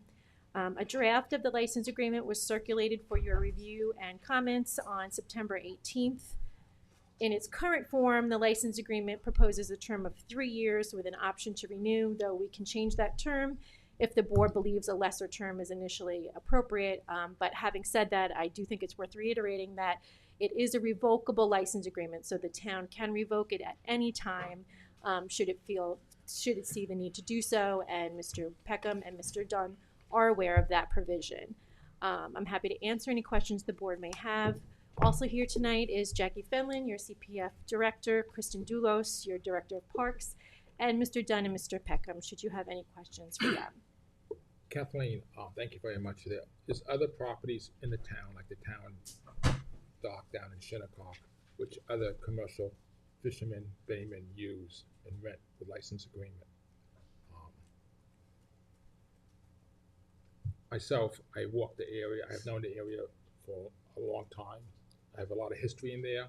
I did oyster back a long time ago when I was younger, and how they're going to use the property will not really hurt the environment. Actually, it'll make the environment better, because when they wash the boats over, oyster spout will go in the water, and eventually where they tie the boat up will be full of oysters. They're not going to have a hatchery there. Mainly they're just going to tie the boat up, get off the boat with their product and gear, and go home. They might end up storing a few cages there. They'll speak to that, but it's not what people are afraid of, where it's going to be a hatchery, a lot of noise. They won't even know it's there. It's basically to help two commercial fishermen. This is what the town was brought up on: fishermen and farmers. And this is what what we have to help. And if we don't help these people, they're going to be gone in the future. And it on the verge of not seeing too many baymen anymore or commercial fishermen because of dockage, because it's expensive to have docks or have space. I mean, there's people who have boats in their backyard or who are commercial. That's privilege. But some people cannot own front water property and keep their boats in their backyard. They might want to speak about that. I just wanted, to Bill's point, there is no dock or aquaculture taking place on this site. Correct. Really, the proposal is to utilize this space here. I don't know what to call it other than a cove. It's a man-made channel, lagoon, right. There is already disturbed land here from, I imagine, when Mr. Stidel was using it, and they can speak more to it as well as Jackie and or Kristen, but my understanding is that they're not even looking for a permanent mooring, but almost like a temporary mooring, for which they can tie the boat up, unload, and then leave. It's a safe haven for them. Oh, the boat's not there all the time. It's just they tie up, unload, and leave. Yeah. Oh, Yeah. I see. And again, they can speak to the size of the boats. I don't want to misspeak, but they're certainly not the size that Mr. Stidel had when he was there. I believe his was between 65 and 70 feet, and these are much smaller, 25, 30 feet, so it's different. This goes along with the other programs that we have done. We certainly want to help our baymen, our fishermen and women in the community. In Hampton Bays, we bought the commercial fishing dock, I think for $1 from Suffolk County, and completely rebuilt it. So this is something that the town certainly wants to do to promote our legacy industries in this area. So. And another point is they do hold the aquaculture leases just outside of. Yes, they certainly do. Yes. It's closed water, so they can't really have any oysters there before we sell, or it's that far up in the creek, it's closed. Basically, it's just to keep the boats there and unload. But they will filter. We'll filter. So, are we going to? Thank you very much. Thank you. Thank you. Well, I do have many cards here. I see our legislator, Ann Welker, is here, and why don't you submitted a card? Why don't you come on up,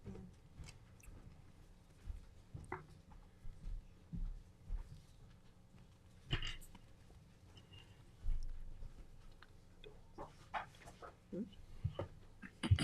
Good evening. Thank you so much for the opportunity to speak, Madam Supervisor and members of the Town Board.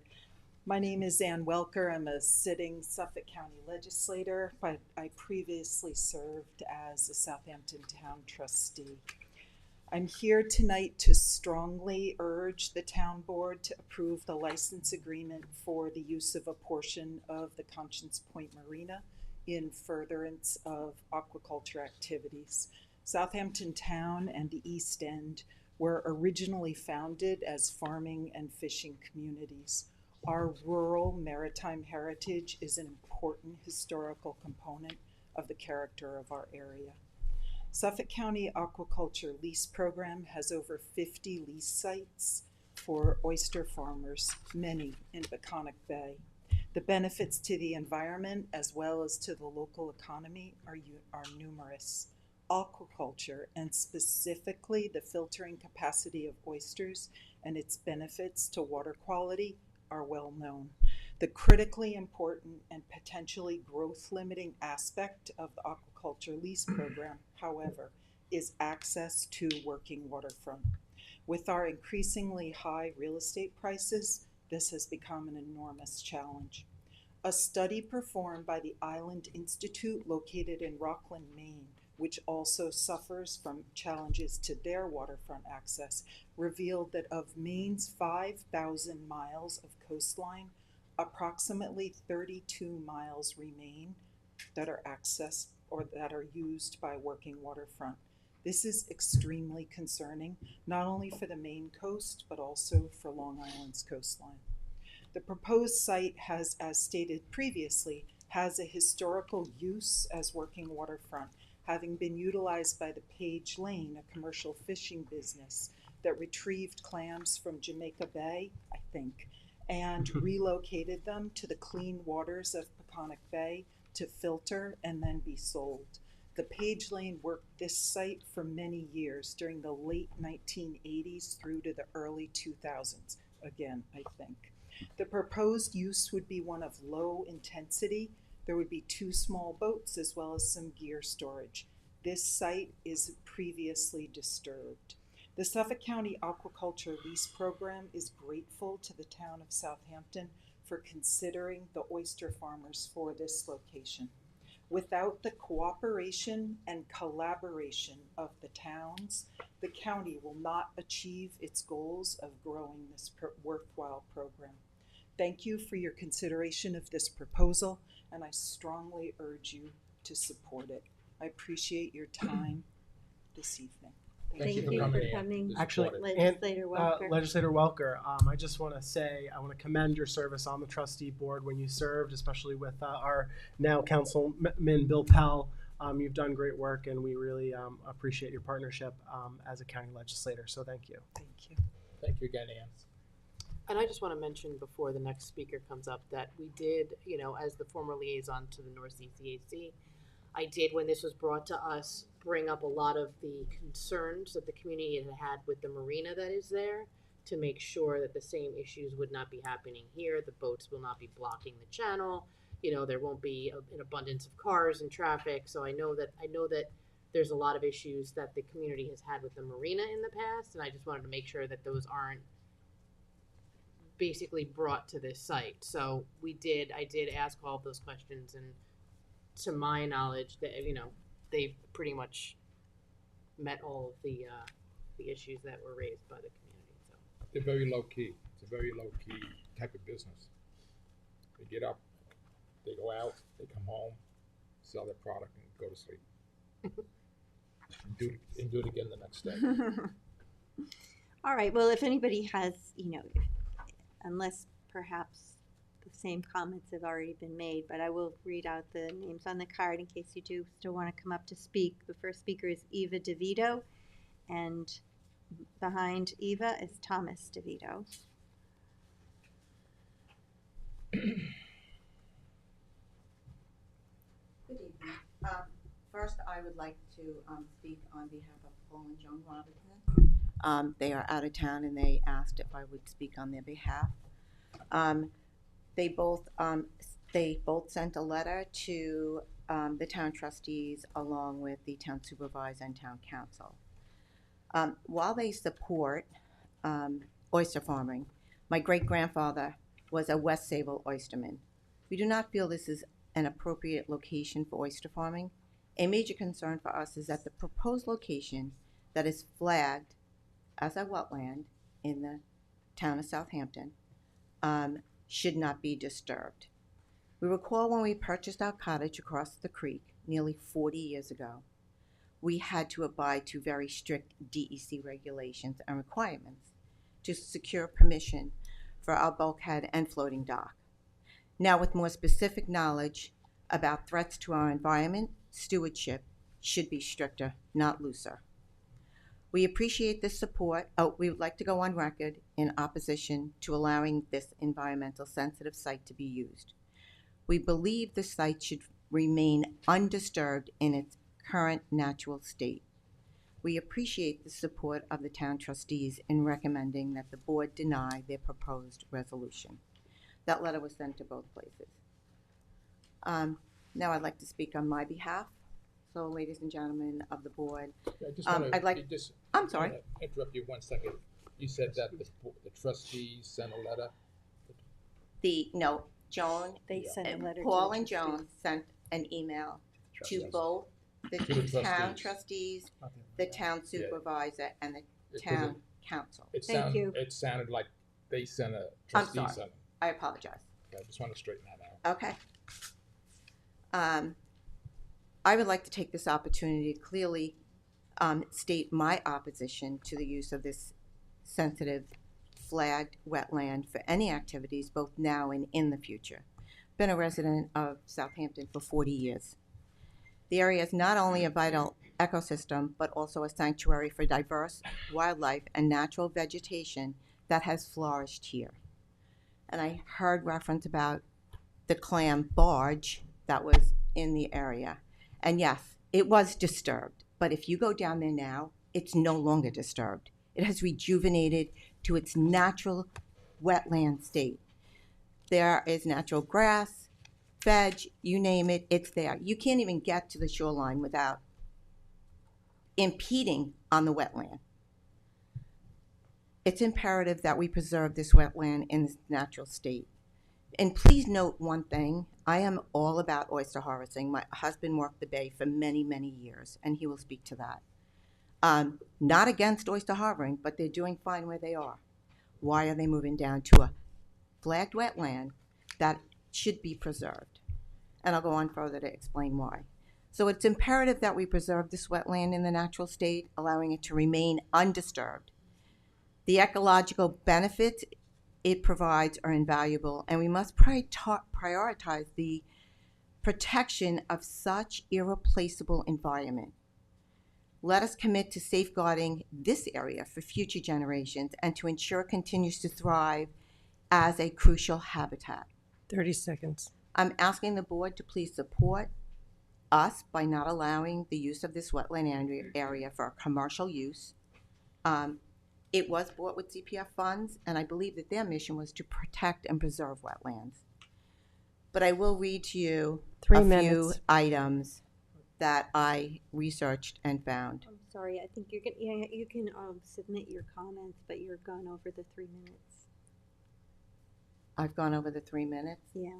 Well, that included what was previously said from Mr. and Mrs. Robinson, which shouldn't be included in my time. Well, would that not be true? And yeah, I mean, you don't. how do I not speak You could've about just the importance of this? Well, You can hand your stuff in. Your neighbors could have sent it to us. Yes. Read it. They did. They did. I have it. I did. I already sent a lot of stuff Hold it to me. out Each already. person gets 3 minutes. We have to be fair with everybody's time when they come up here, and we have a very busy evening tonight with a lot of people who want to speak, so we have to try to Okay. keep to All the right, 3 minutes. I'll leave it to my husband and I will send you. I would finish it. like to ask if we could keep this open for comment and not close this issue. We appreciate your comments. Okay, thank you. okay, so Thomas DeVito, and behind him is Will Peckham.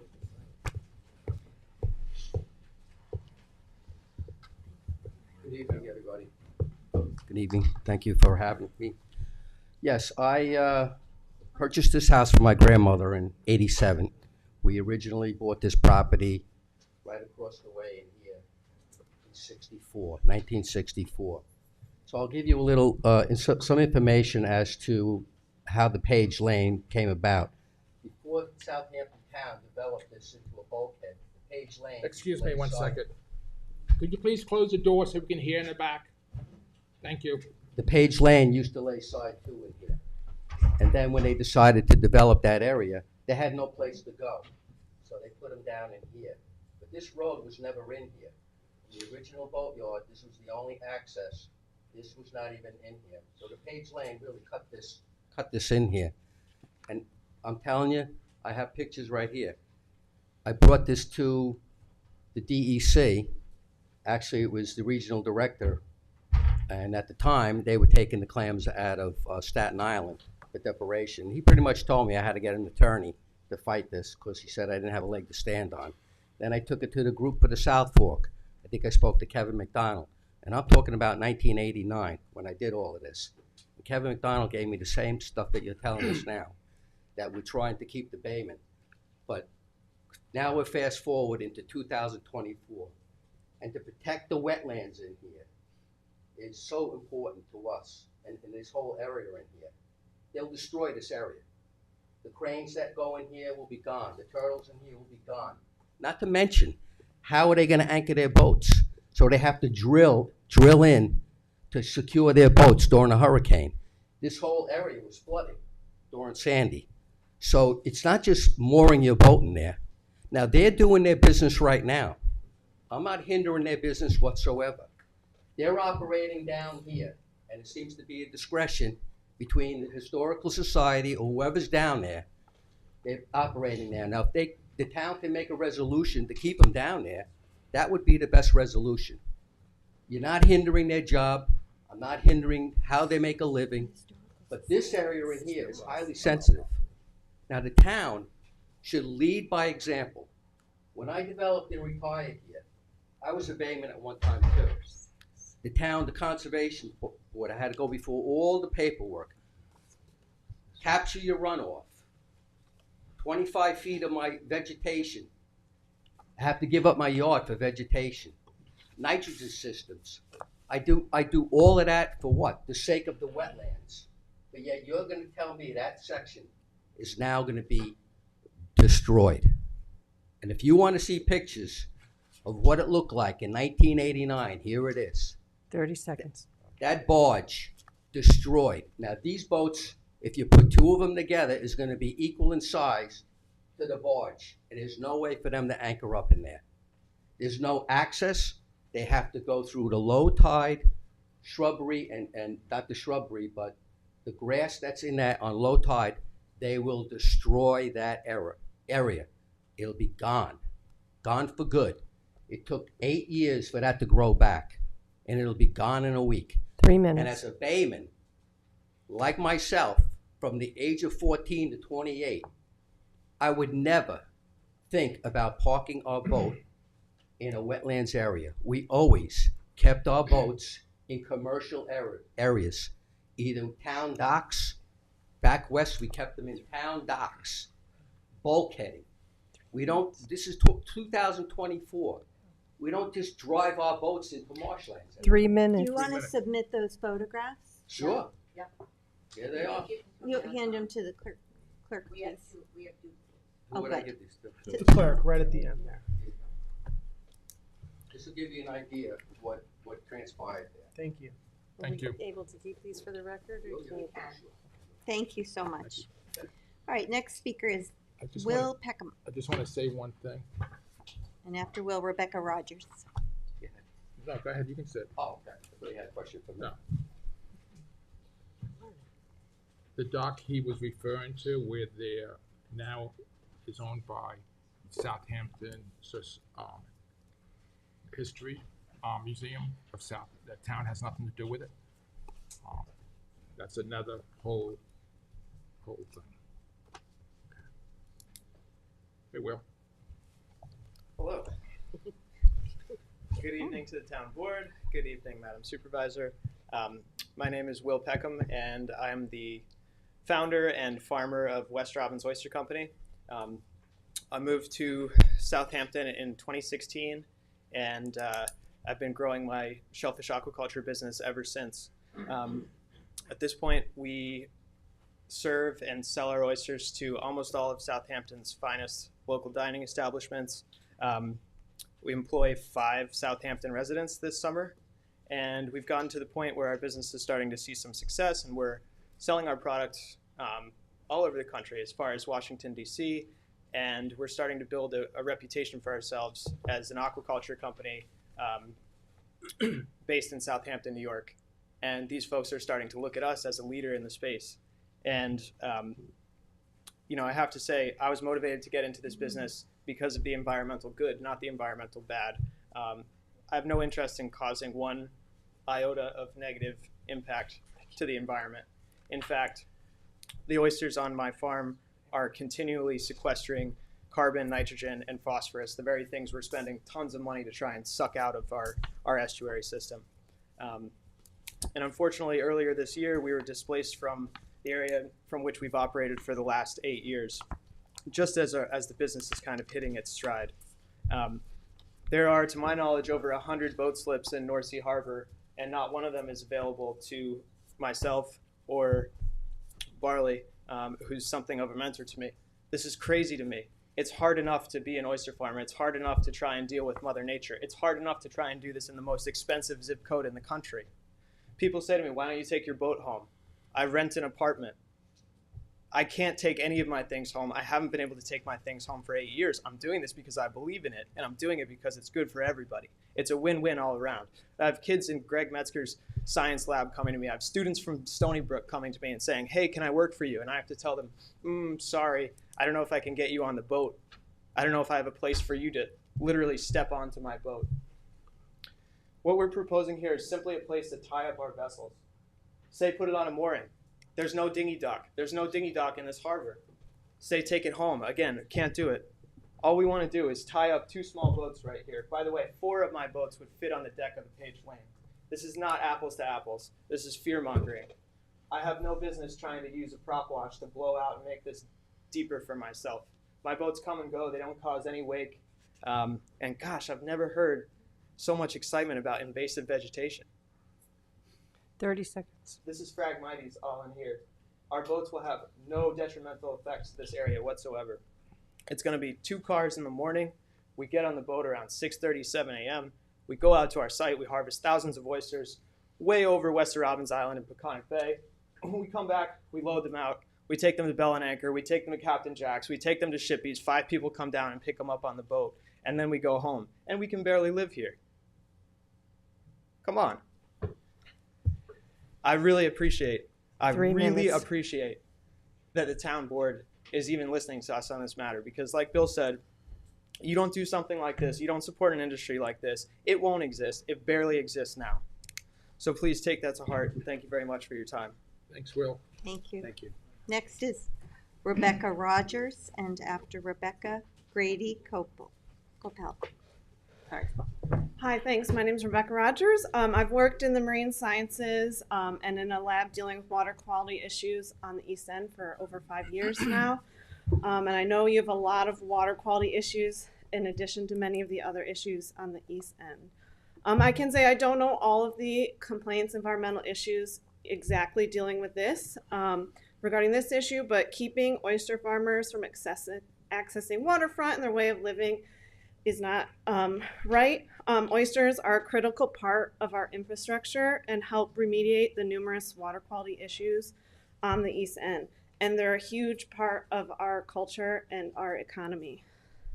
I guarantee that many other residents all throughout the town and other bays and waterways are building and doing things that have been detrimental to our waterfront or the environment. We need to support the workers, the economy, and the environment, not small aesthetic issues or inconvenience, and make sure we support our bay men and women. Thank you. Thank you. Thank you very much for taking the time. Is Grady Copel here? And after Grady is Sheila Comparetta.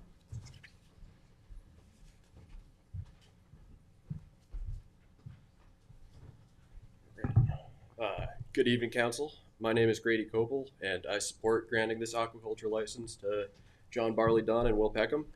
So, shellfish aquaculture brings many environmental and economic benefits to the region, notably improved water quality, healthier ecosystems, good jobs, and good food. However, I would like to focus on the importance of having individuals such as these in the community. I've known these veteran farmers for about 3.5 years now, since I got started in the industry. They're both incredibly generous and have freely offered advice and assistance, even at their own inconvenience. They're proud that their operations improve the surrounding environment and community. Any community should attempt to retain and recruit individuals such as these, especially if we consider the context of where and when we are. This is a small town way out on the east end of Long Island. We're prone to damaging weather events. And to fearmonger a little bit, our nation's currently in the midst of a historically contentious election cycle. We are engaging in proxy wars with nuclear powers. The University of Chicago doomsday clock is pinned at 1.5 minutes to midnight. There's ample opportunity for disaster. These men are accustomed to braving wind and water, providing food and MacGyvering in order to do more with less. In the event of disaster, these oyster farmers are uniquely qualified to assist the community. Southampton would do well to try and keep them here. Thank you, Council. Thank you. Thank you. I would like to submit photographs to each of you. Yeah, just to Madam Clerk. It's important, I think, for you to see the photographs as I speak, because Do you have enough for the full board? Yes. And after Sheila, it's John Dunn. No. In 2003, Could you please state your name for the record? okay, in 2003, Oh, please state your name for the record. oh, I'm sorry, Sheila Comparetto. Thank you. In 2003, the town of Southampton conducted a public hearing and adopted a resolution to purchase the property, the 3.9 acres, due to its high esteem estuarine complex, including coastal marshes and natural resources. From there, I'll go forward to when the clam boat left. When it left, I asked Bridget Fleming, what is the town going to do with the CPF protected land? She said, the town has decided it will return to nature. Well, the town should be more than pleased because it's almost 100% back to nature. These wetlands provide important roles in protecting Alewife Creek by providing habitat and food source for the marine life, the terrapins and the birds, also a clear passage and clean waters for the yearly alewife fish migration. It protects storm surges, which we certainly have had several over the last few years, and those storm surges would affect the access to the two main roads that go down through North Sea Road all the way to the end of the road. Last Saturday, the North Sea Maritime Center hosted a lecture by Dr. Joyce Novak, Stony Brook University professor and executive director of the Peconic Estuary Partnership. Dr. Novak's PowerPoint stressed slide after slide the importance of protecting and stabilizing shorelines and natural habitats that include eelgrass and fragile ecosystems. She stated oyster farming, and quote, oyster farming should be site suitable. This site is not suitable for commercial use. Trucks and farming and oyster farming materials and threaten the newly vegetated grasslands. They threaten the structure of the creek bank, increasingly important due to climate change. The 20 and 24-foot boats would destroy significant wetlands, displacing wildlife habitation, and reverse the wetland benefits to bolster blue carbon. In 2002, New York State conducted an official study on Alewife Creek, concluding any substantial disturbance to the vegetative state within or adjacent to these aquatic habitats and in the adjacent wetlands would adversely affect water quality in Alewife Creek. We 30 have no seconds. business to threaten our town's vision or New York State's urgent warning. Blue carbon is carbon dioxide that is stored in marine and coastal ecosystems such as marshes and seagrasses.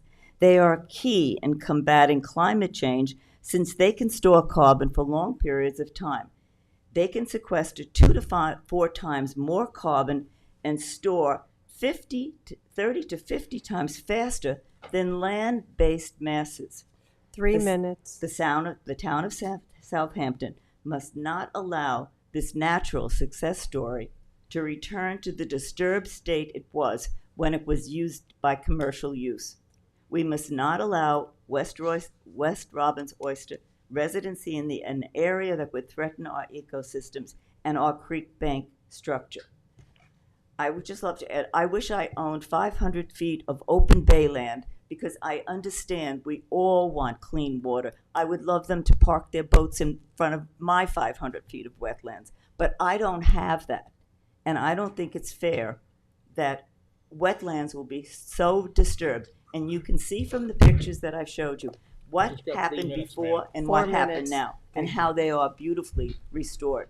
Thank you. Thank you for your Thank you. comments. All right, John Dunn, and after John is Joanne Sally.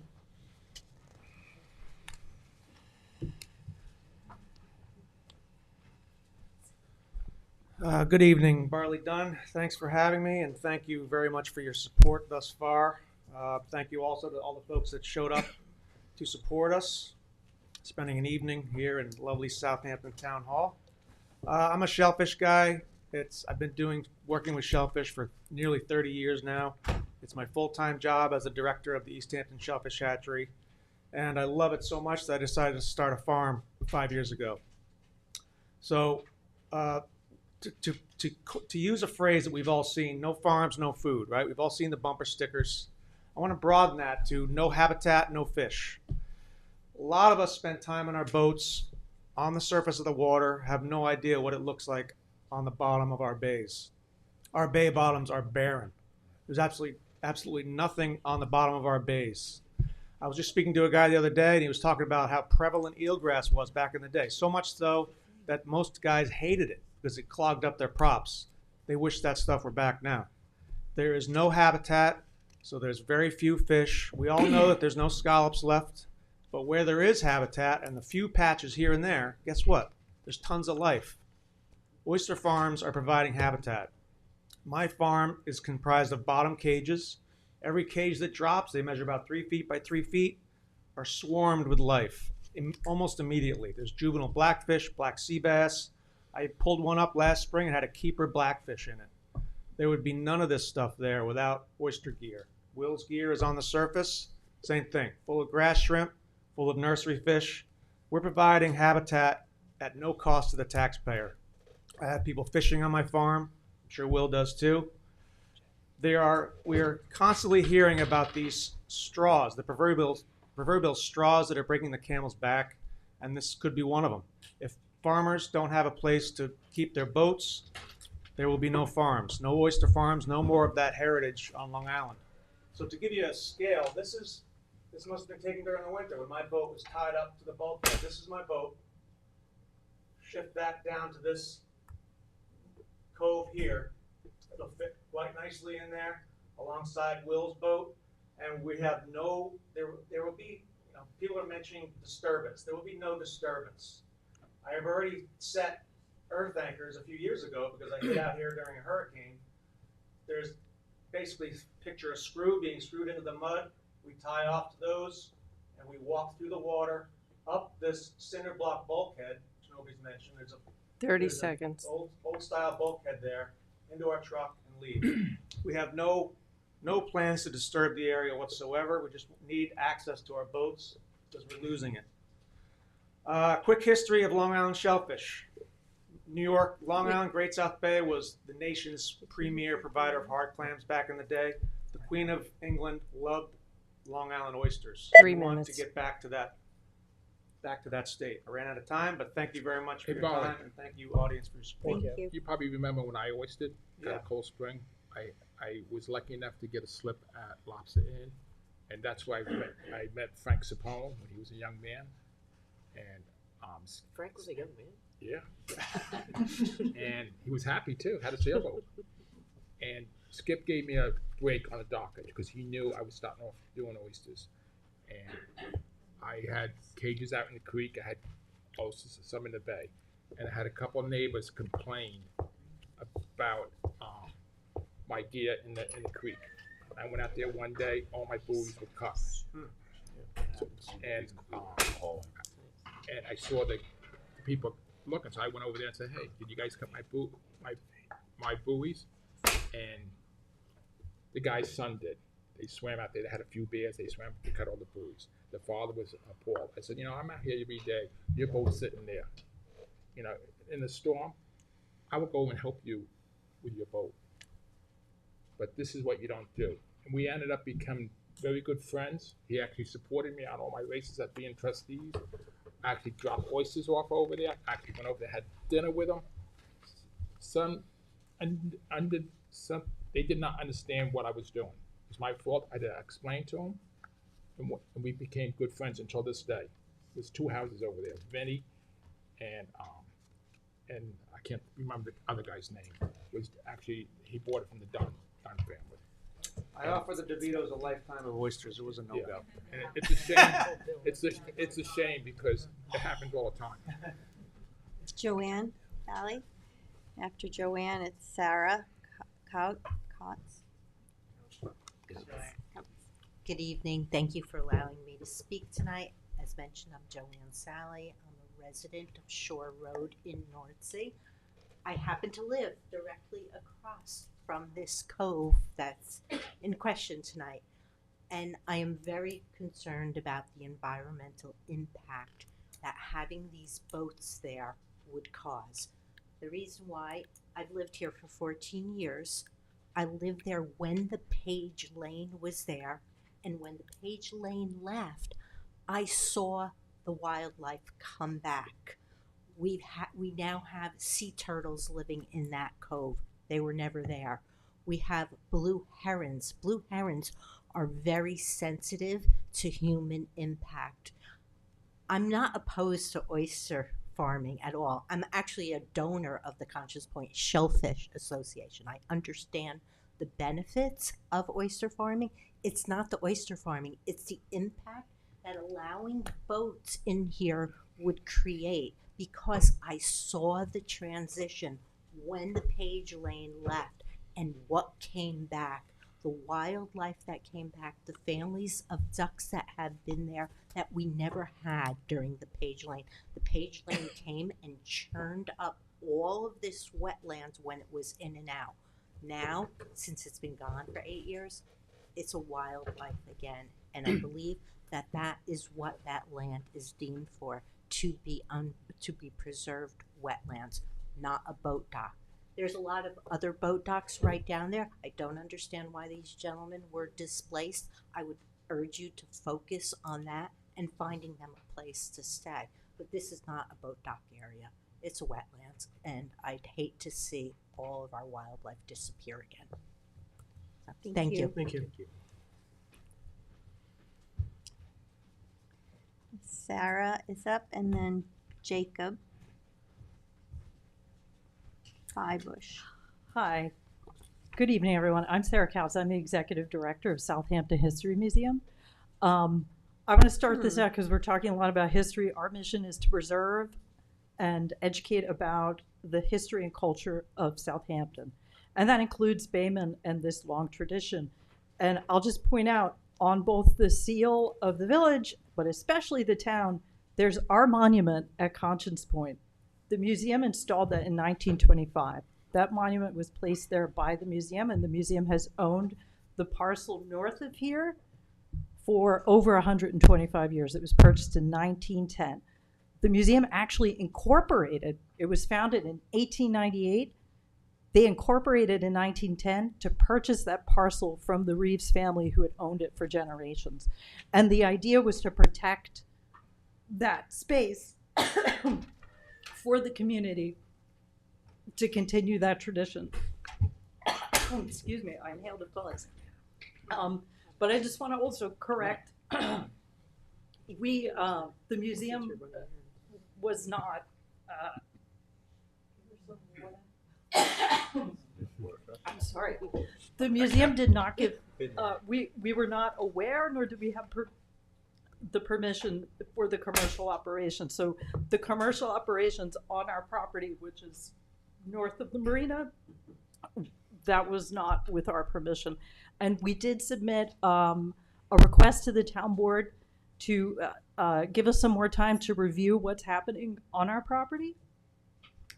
So I'm requesting that again today, that we extend this public hearing, leave the record open so we can take a closer look, because like these other neighbors, we are also a neighbor that's impacted. And again, we are not against shellfishing, but there's appropriate uses, and we have to take a closer look at what's going on our property. Again, we've been the owner and steward for over 125 years. And Conscience Point, again, it's on the seal of the town. It's such a huge, important site.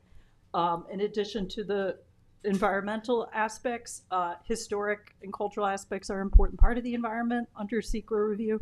So, you know, a great way to get all this data gathered is to do an environmental impact assessment, and we would love to see that happen, just to make sure everybody's, thank you so much. So the boats were moored off of the Historic Society property for how many years? Do you know?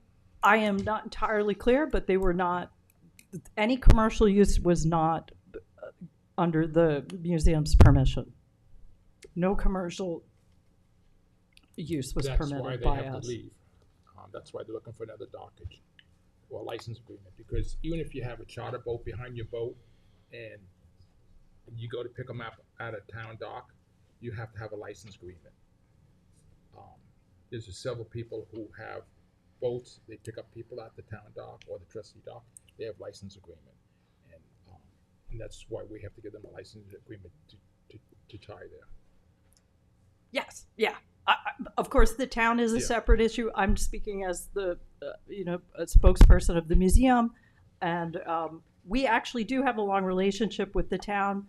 The town leases, so the town board, we have an agreement to lease the walkout to the point, again, 30 to see that seconds. monument. If anybody hasn't seen it, please go and check it out. And we also are working with the town trustees very closely about the use and the lease for access to the boat launch, which is actually on the museum's property, the boat launch area. So since I started, it's been news to me that the museum owned this property. I started about a year and some change ago as the new executive director. And so I've been working with many of you. We've had discussions and the trustees as well. And so 3 minutes. we hope to continue that conversation and make sure the decisions we make is sustainable. And again, Bayman and oystering is part of our tradition. We want to make sure we celebrate it. I empathize because I live in an apartment and, we struggle too in the nonprofit sector to find housing and to make a living. And so, the museum wants to make sure we're abiding by our mission and doing the best we can for the people of the community to provide the most access for as many people as we can. So I appreciate your It time. should be no impact to you Thank because you're so far away. Well, again, if we could have a little more time to just totally assess everything, that would be great. You mean it's possible you would invite them back? We can't have commercial operations on our Sure. property. So when you say evaluate, Yeah. you're talking There's- about, So if you were like within 50 feet or something like that, then you would have it. But you're so far away, there's no impact to the museum property. Well, in The only terms impact of you would have is oysters how going is the, is there use of the boat launch? That's something we've been talking with the trustees about, the boat launch and how to move forward with the use. That's a separate problem, like separate. It isn't issue. because it's the I don't access for think- the We marina. talked about this on the phone. I don't Yeah. think they're going to even use the boat launch because they're going to unload their product right up there. I can't That's one of the reasons they speak- want that slip. That's, I'm just trying to understand the impacts in a holistic way. And we've been, trying to make those, have those conversations, and our board is looking closely at this. And we've been gathering information over the past months and months. And so we're taking a look at it. And as part of our looking at it, we ask that you just give us a little more time to fully understand and make some decisions on our end. Thank you for your Thank you. comments. I appreciate it. Thank you. No, Jacob no, unfortunately, we Fibersh. have to get through the rest of the public hearing. and after There's a lot of people Jacob, here. it's David. Thank you. Maybe they'll sell it. Good evening, ma'am, members of the board. Thanks for having us tonight.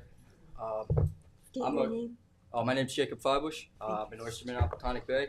And my future is vested in the gateway that is working waterfront access for myself, my small crew, and the other members of the aquaculture community.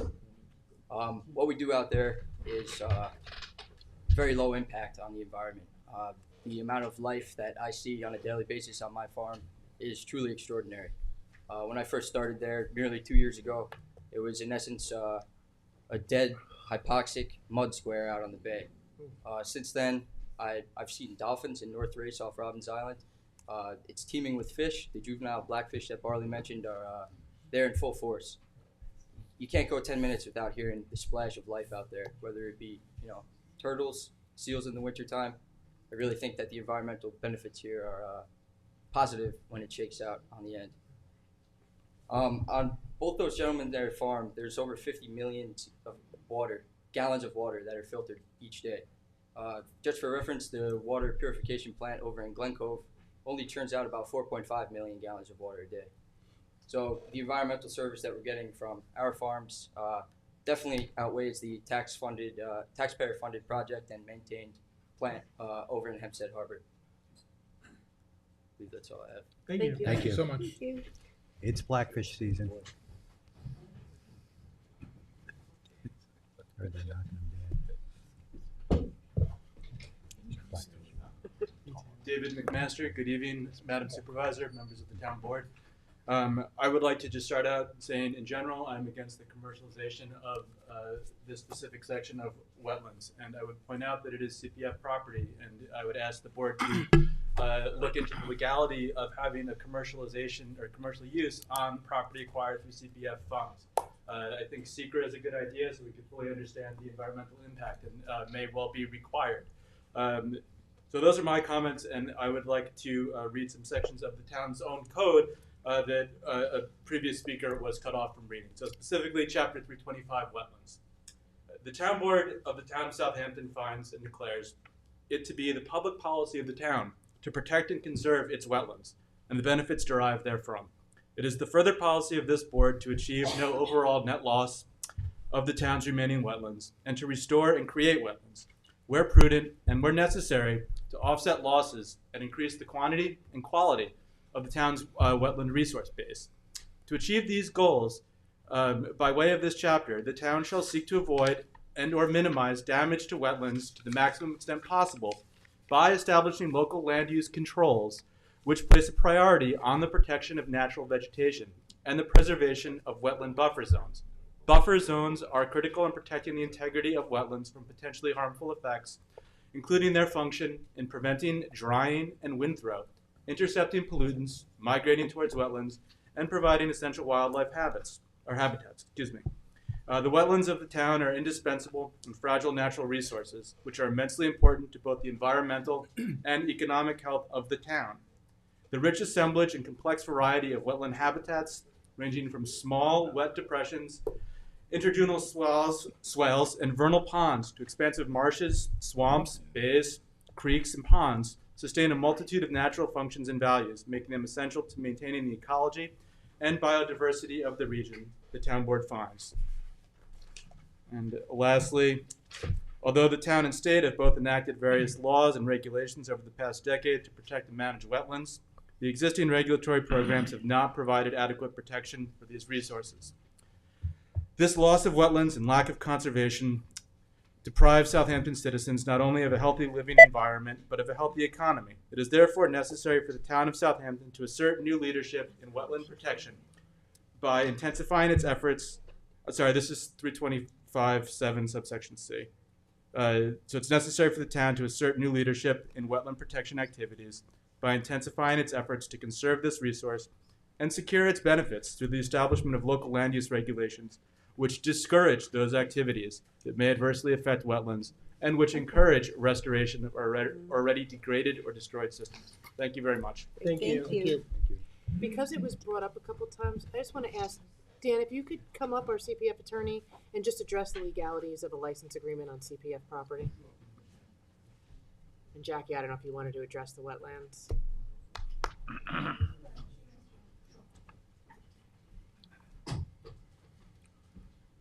Good evening, Daniel. Good evening. Good evening, Dan. Going to the heart of the question, in general, the CPF statute supports water quality projects. There's actually language in there regarding the enhancement of maritime heritage. And as Councilman Pell and Legislator Welker have addressed, Southampton has a rich and vibrant tradition and history concerning aqua farming, as well as land-based farming as well. So clearly, there's an intent under the statute to speak to these kind of activities in terms of promoting, preserving, and supporting these types of activities.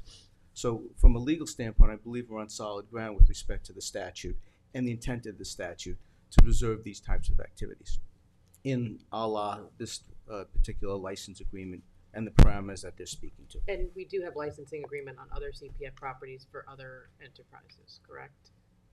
In general, yes. Thank you. Yes. So, you mean we have other license agreements for people that are,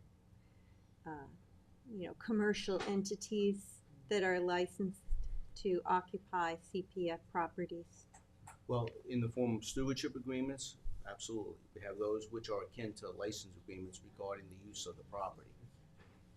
we can do a check with respect to. We also have lease agreements with farmers that we have town-owned farmland. Right. So We have Kristen, our Parks Director. There's one on the agenda has some tonight. comments as well on that. Did you want to speak, Kristen? I just wanted to say that the town does have license agreements at the Poxabog Golf Course, which was a CPF purchase as well. Thank you. Oh, yeah, right. Thank you. Jackie Fenlon, CPF Director. I just wanted to let you know that we did fully evaluate this. There is a historic use here. I do understand some of the public's concerns regarding the sensitivity, but this is public property. It does warrant public access as well. You know, there was disturbance in this location already, which we did review. A wetlands requirement also, you know, to protect the native shoreline does also allow for public access to the water. So anyone who has a buffer, has routine, you know, even a restricted conservation easement or conservation buffer, does have the ability to have a 4-foot path to the water. So in evaluating this with both of these oyster farmers, we did ask, you know, what is the proposed, you know, impacts to this area? They said we're going to need a footpath to get to our boats. So this is really not causing additional, you know, additional damage to the shoreline. This is a stabilized shoreline. You can see even on this aerial, the majority of the shoreline in this area is bulkheads. That has sometimes more of a detrimental effect than a native shoreline. We are looking at this. I'm happy to also look at this further. But I just want to say that, you know, with the historic disturbance here, we think this is a viable option for these farmers to continue aquaculture practices. Like they said, there's very limited opportunities. We have looked at other locations that unfortunately are just cost prohibitive for these farmers, and also just, you know, would cost more time and money for already a fragile industry.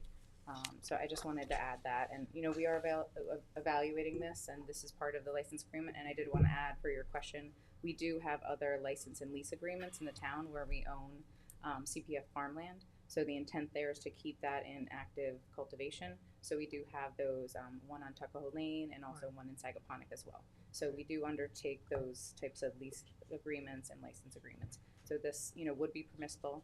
At the end of the day, it is up to the town board. And the CPF Environmental NS would be going out and checking the property and making sure there is no damage to the property, and the license agreement is revocable at any time should that occur. Yes. So the town board can speak further to the term of the license agreement. It was recommended at 3 years to give them a stable location to be able to continue to perform aquaculture.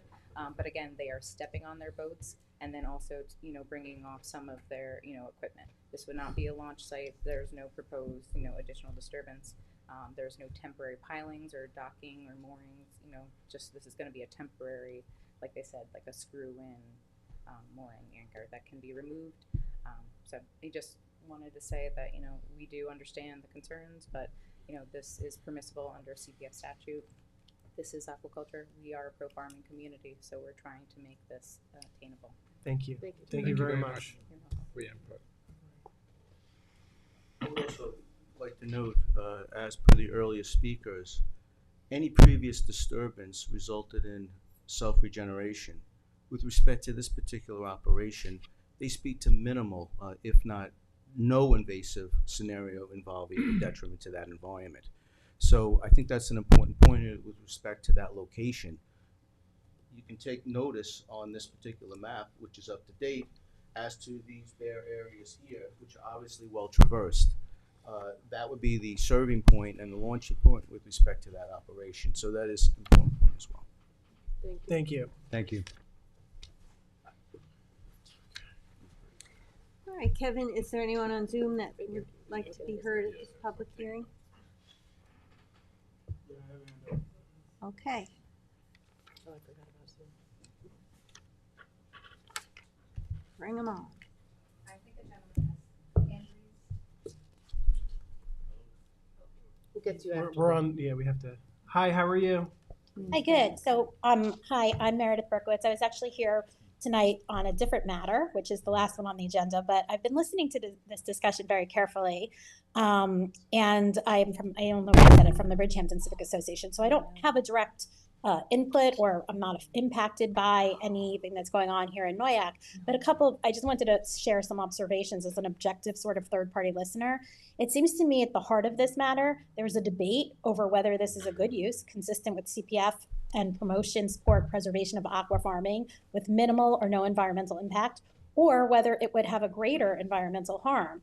And it seems, at least to me as an objective observer, that this piece could easily be resolved with the testimony or input of an objective marine expert who could say what the actual impact would and would not be versus all this speculation on both sides. One side saying there's hardly any impact, it's such a good thing. The other side saying, no, there's this great impact. And we had this past use that was so terrible. And I would say, of course, the past use, if it was so terrible, is important, but also one bad actor doesn't mean that it should forever bar the activity if it really is good and has minimal or no impact.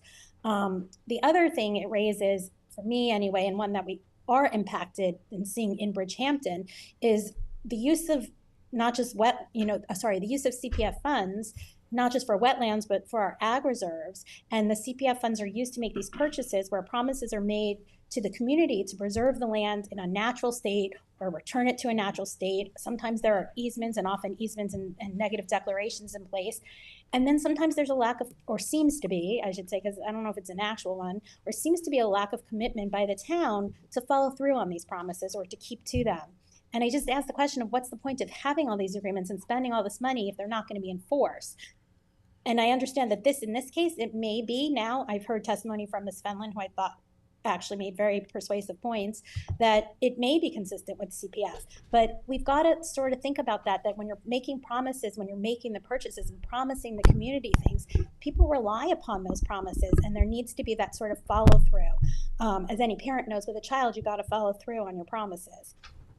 So that's all I just wanted to say here. I don't know, I don't have the answer. I think both sides seem to have very compelling arguments, but I think the advice of some experts could really go a long way for the board to be able to determine what is the right answer here. Thank you. Thank you. Thank you.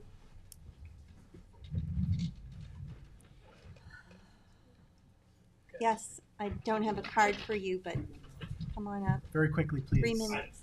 We'll make it super brief. Yeah. You have 3 minutes. Thanks, members of the board, for your spending the time with us. I'm a rookie oyster farmer. Also, I'm about 5 years into it. I operate outside of Southampton. The one thing I would say is that. Can we just get your name? Oh, Andrew Larkin. I'm sorry. Sorry about that, Andrew Larkin. The one thing I would say is that Barley and Will are both incredible stewards of the waterfront and what goes on in the water. And I would support anything we can do to help keep those guys in operation. And just the other thing, Barley's comments about the ecosystem benefits of an oyster farm are amazing. I pull up cages, there are blackfish, all types of juvenile fish that are growing in our cages, so we're helping to support the waterway. That's it. Thanks very much. Thank you. Thank you. All right, well, if that's the last of the comments. Oh, there's one more hand on Zoom. All right.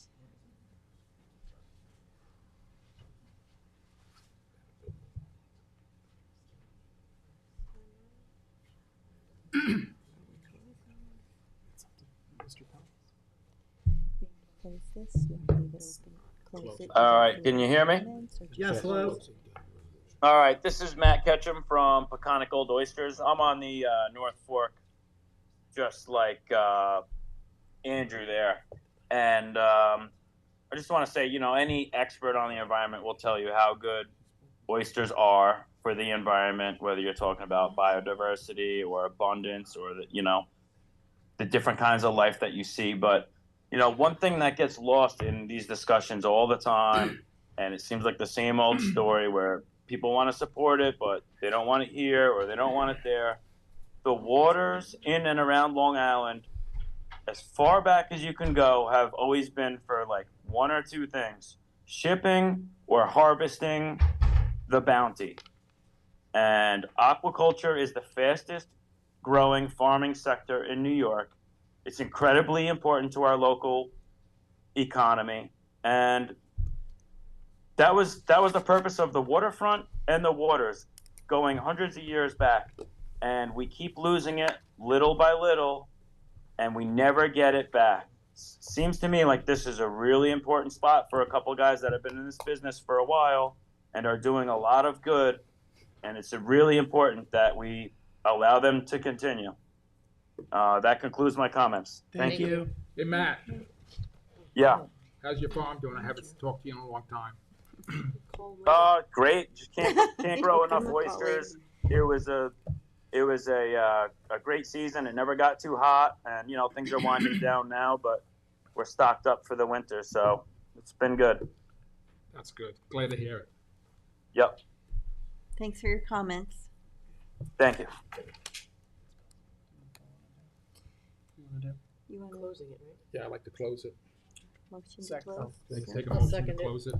All in favor? Aye. I'm sorry, who's the second? I am. Cindy. All right, Madam Clerk, would you please read the notice for the 7th public hearing? Public hearing number Do this 7, again. consider amending Town Code, Chapter 312, Vehicles and Traffic, amending and adding parking prohibited in designated locations, regulations on a portion of County Road 80, Montauk Highway, East Quad. I'll actually make this brief. I'm actually the one presenting this because we've already had a public hearing on this. This just incorporates the county's recommendations. Yes. And it's something that we've gotten a lot of community support on, and we have a written notice from the county that they support this on this county road. So What do you want to do? if anybody wants to speak on it. Oh, do we have any? No speakers? cards on this one. We- Kevin, is anyone on Zoom that wants to speak on this? Myself and Cindy went up to the area, walked the area. We moved stuff around, so Thank you, Kevin. I'm good with it. Okay. Thank you. I'm good with it. So what do you want to I'll do? move to close it. Second. All in favor? Aye. Aye. All right, Okay. Madam Clerk, Oh. please read the notice for the 8th and final public hearing. Public hearing number 8, to consider amending Chapter 312 to authorize stop signs on Lumber Lane at the intersection of Maple Lane in Bridgehampton in order to create an all-way stop intersection. Thank you. This is my resolution. The highway superintendent was here at the last public meeting that we had to inform us of this particular matter. This was at the request of the Bridgehampton Civic. We did a site visit, and the highway department deployed their own engineers, contracted engineers, to take a look at this, and they found reasonable statistical reasons to implement this particular measure, which is to authorize stop signs on Lumber Lane at the intersection of Maple Lane and Bridgehampton in order to create an all-way stop sign.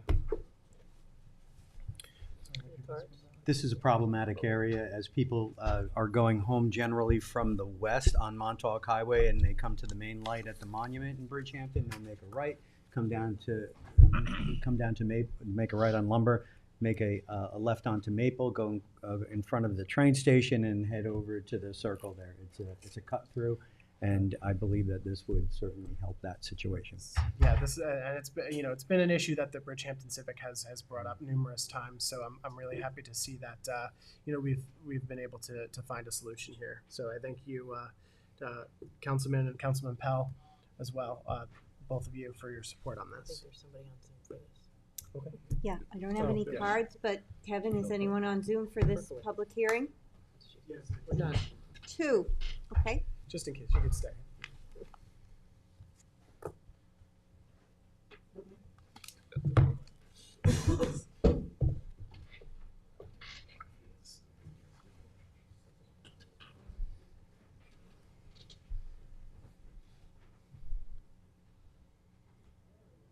Hello, I'm Pamela Harwood, President of the Bridgehampton Civic Association, thanking you for allowing me to speak tonight. And I want to thank Councilman Iacilli and Superintendent of Highways Charlie McCardle for being so responsive to the request of the Bridgehampton Civic Association, and also to the residents who abut Maple Lane and Lumber Lane intersection. And as was said, this is such a heavily used intersection because it's a back path avoiding the highway, and it's also on the way to the Bridgehampton Commons and to the train station. And so something needed to be done. We had 2 accidents this year, and I thank you very much for finding a solution to this and for proposing this resolution. Thank you. Thank you, So we Pam. support it. Thank you. Thank you.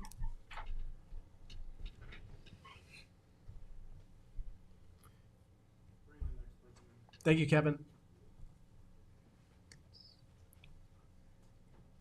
Hi, Meredith Berkowitz again, also from the Bridgehampton Civic Association, and I just want to reiterate what Pamela said. We're very grateful to Councilmember Isley for bringing the proposal and for the rest of the board for your support, and thankfully for your support.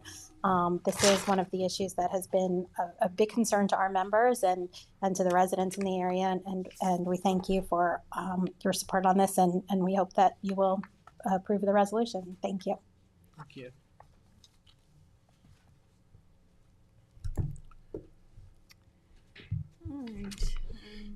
Can I just ask our Assistant Town Attorney, Sean Cambridge, a quick question before we move on?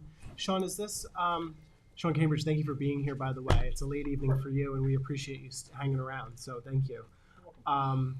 Is this on today for adoption? Yeah. Just want to make sure. Okay, perfect. Thank you so much. Really appreciate it. That's it.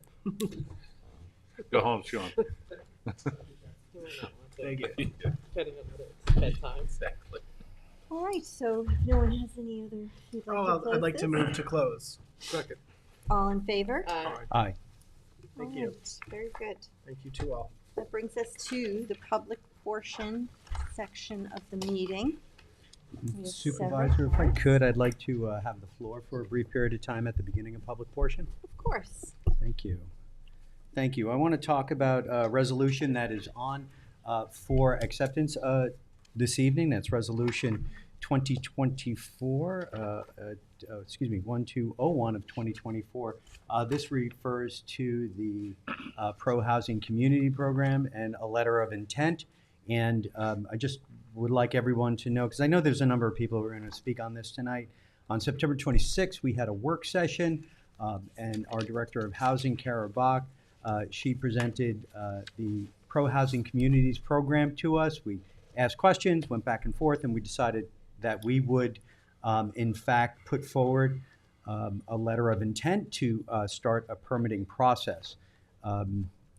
Last Thursday, reviewed the agenda. That letter of intent was, in fact, on by resolution. And so subsequent to that, one of our board members sent out a letter on October 19th, and the letter made some interesting claims. One of the claims was that Southampton would be required to pledge to increase housing stock by 1% in the coming years, and then it went on to note that it would be 500 units per year. It's quite a lot, we know that. So I just want to, get some clarity on this as we move forward. Incidentally, resolution 1201 of 2024, I will be tabling that. So we're going to be looking at that, having another work session on it, and we're going to table it, and then I'm going to table it to November, at the end of November. But looking into the pro-housing community well, Kara is here tonight. Would you please come to the podium? Now, Kara, I believe there might be some confusion here. And there is that question of 1%. There's two different ways to go into this pro-housing community program. Incidentally, the reason why we would go into a pro-housing communities program is to qualify for grants for housing. And there are a significant number of grants. This is an incentive program from the state of New York to try to get housing in communities where the communities want them. It's not mandates. And there are a number of them. There's like about 8. 8 or 9 different grant opportunities. So, Kara, if you would you explain the two different ways of how a municipality could qualify for a community pro-housing communities program? Sure. There are 2 ways. One, you can show data that shows a 1% increase in housing permitting in the past year, or a 3% increase in permitting for the last 3 years. Just to underscore that, previous to now. Right. Now, is this community housing or it's any housing? Any housing. Okay. Yep. There is, or you can pass a resolution that says that you are pledging certain, that you're going to pledge that you're going to further fair housing. You're going to help to expedite permitting and things that are already being done through CHF. Mm-hmm. So, you know, the resolution is Such things as we've already such been as doing. ADU, such as disability housing. Correct. Yep. Increasing housing through those parameters.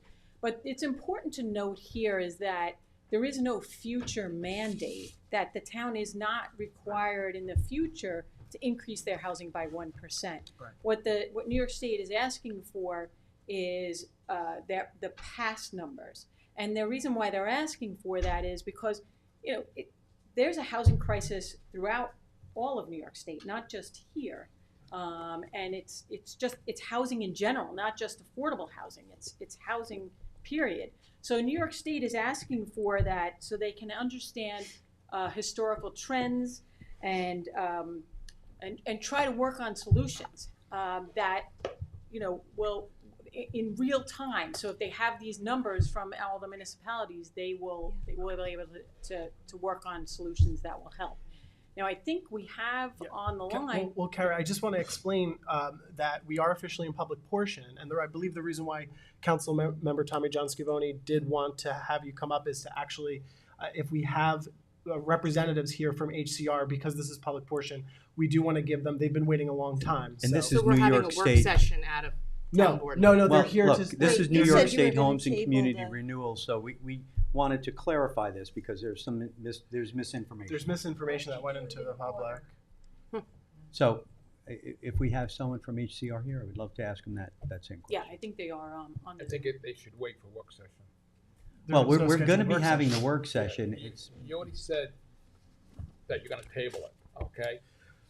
We have, I have a question. I got the floor, Mr. Michael. No, Councilman No, Pell. no, Councilman I- Pell. don't Councilman interrupt me. Pell, I don't Councilman interrupt Pell. you. I know you don't, but I don't care. Councilman Scavone did have a question, and Wait, we do he has have to wait for me. we do have representatives You have to from wait the for me. state who are here to help resolve questions. I got the floor. You want me to keep on We're talking? taking this resolution completely out of order. Yes, this is Why why are we we should doing wait. that? It's public portion. It's public portion. He tabled it. Let's go to the No, people. I didn't table it. I said I was going to table it. You're going to And I had table it. asked for the floor at the beginning to clarify that question about quotas. You Because did. 500 is a large number, You and I did. understand why So, people. I want to get done tonight, and these people want to go home. So she should sit down and start with the cards. So, Bill, to that point, I just want to address this because I was basically called out for misinformation. And I got the number that I based the 500 units on from our town housing plan. And since Councilman Scavone dismissed my comments on Thursday as incoherent thoughts, I wrote them down this time. I don't understand the rush to push this through without thorough evaluation. The goal of the governor's executive order creating this designation is the creation of 800,000 homes in the next 10 years. The Housing and Community Renewal Commissioner stated that it will unshackle housing development. The governor's executive order begins by stating that the expensive cost of New York State housing is caused, in part, by onerous local government policies that unduly inhibit housing development. It goes on to state that local policies, practices, and decisions that impede housing development lead to unintended consequences to public health, safety, and general community welfare. The third whereas clause states that the state lacks critical information regarding local planning, land use, and zoning practices, as well as regarding housing production, all of which is necessary for the state to identify and redress impediments to housing growth.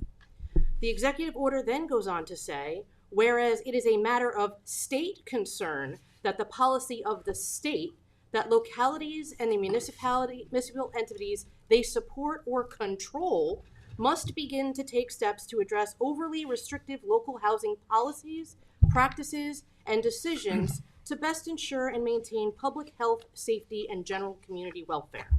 That sounds like the beginning of the end of home rule to me. The executive order then gets into pro-housing community program certification. Pro-housing community program certification means a certification granted by the Division of Housing and Community Renewal based upon criteria that shall be set forth by the division that the locality has taken steps to prioritize housing growth and provide related information to the division as it seems necessary. The division shall have the discretion to establish multiple tiers of pro-housing community program certifications to distinguish between localities based upon which or how many of the criteria that the division establishes that the localities meet. While being a certified pro-housing community would give us priority for grant funding, further prioritization will be given based on the tier of pro-housing community certification we have received. There is nothing about tiers or how they will be distinguished on the state website. Give us 5 years of detailed zoning and permitting data, take the carrot, and find out the specifics later. The data that the state is requiring for the last 5 years, as well as annually moving forward, is actually what gave me the greatest concern given the facts I just mentioned. They are requesting detailed zoning info such as restrictions on building heights, ADUs, and multifamily housing, information on required setbacks, open space requirements, and lot coverage. On the permitting side, if you scroll past the first tab for bulk permit numbers, the only data I feel is necessary, they then ask the following for every permit issued from 2019 to 2023.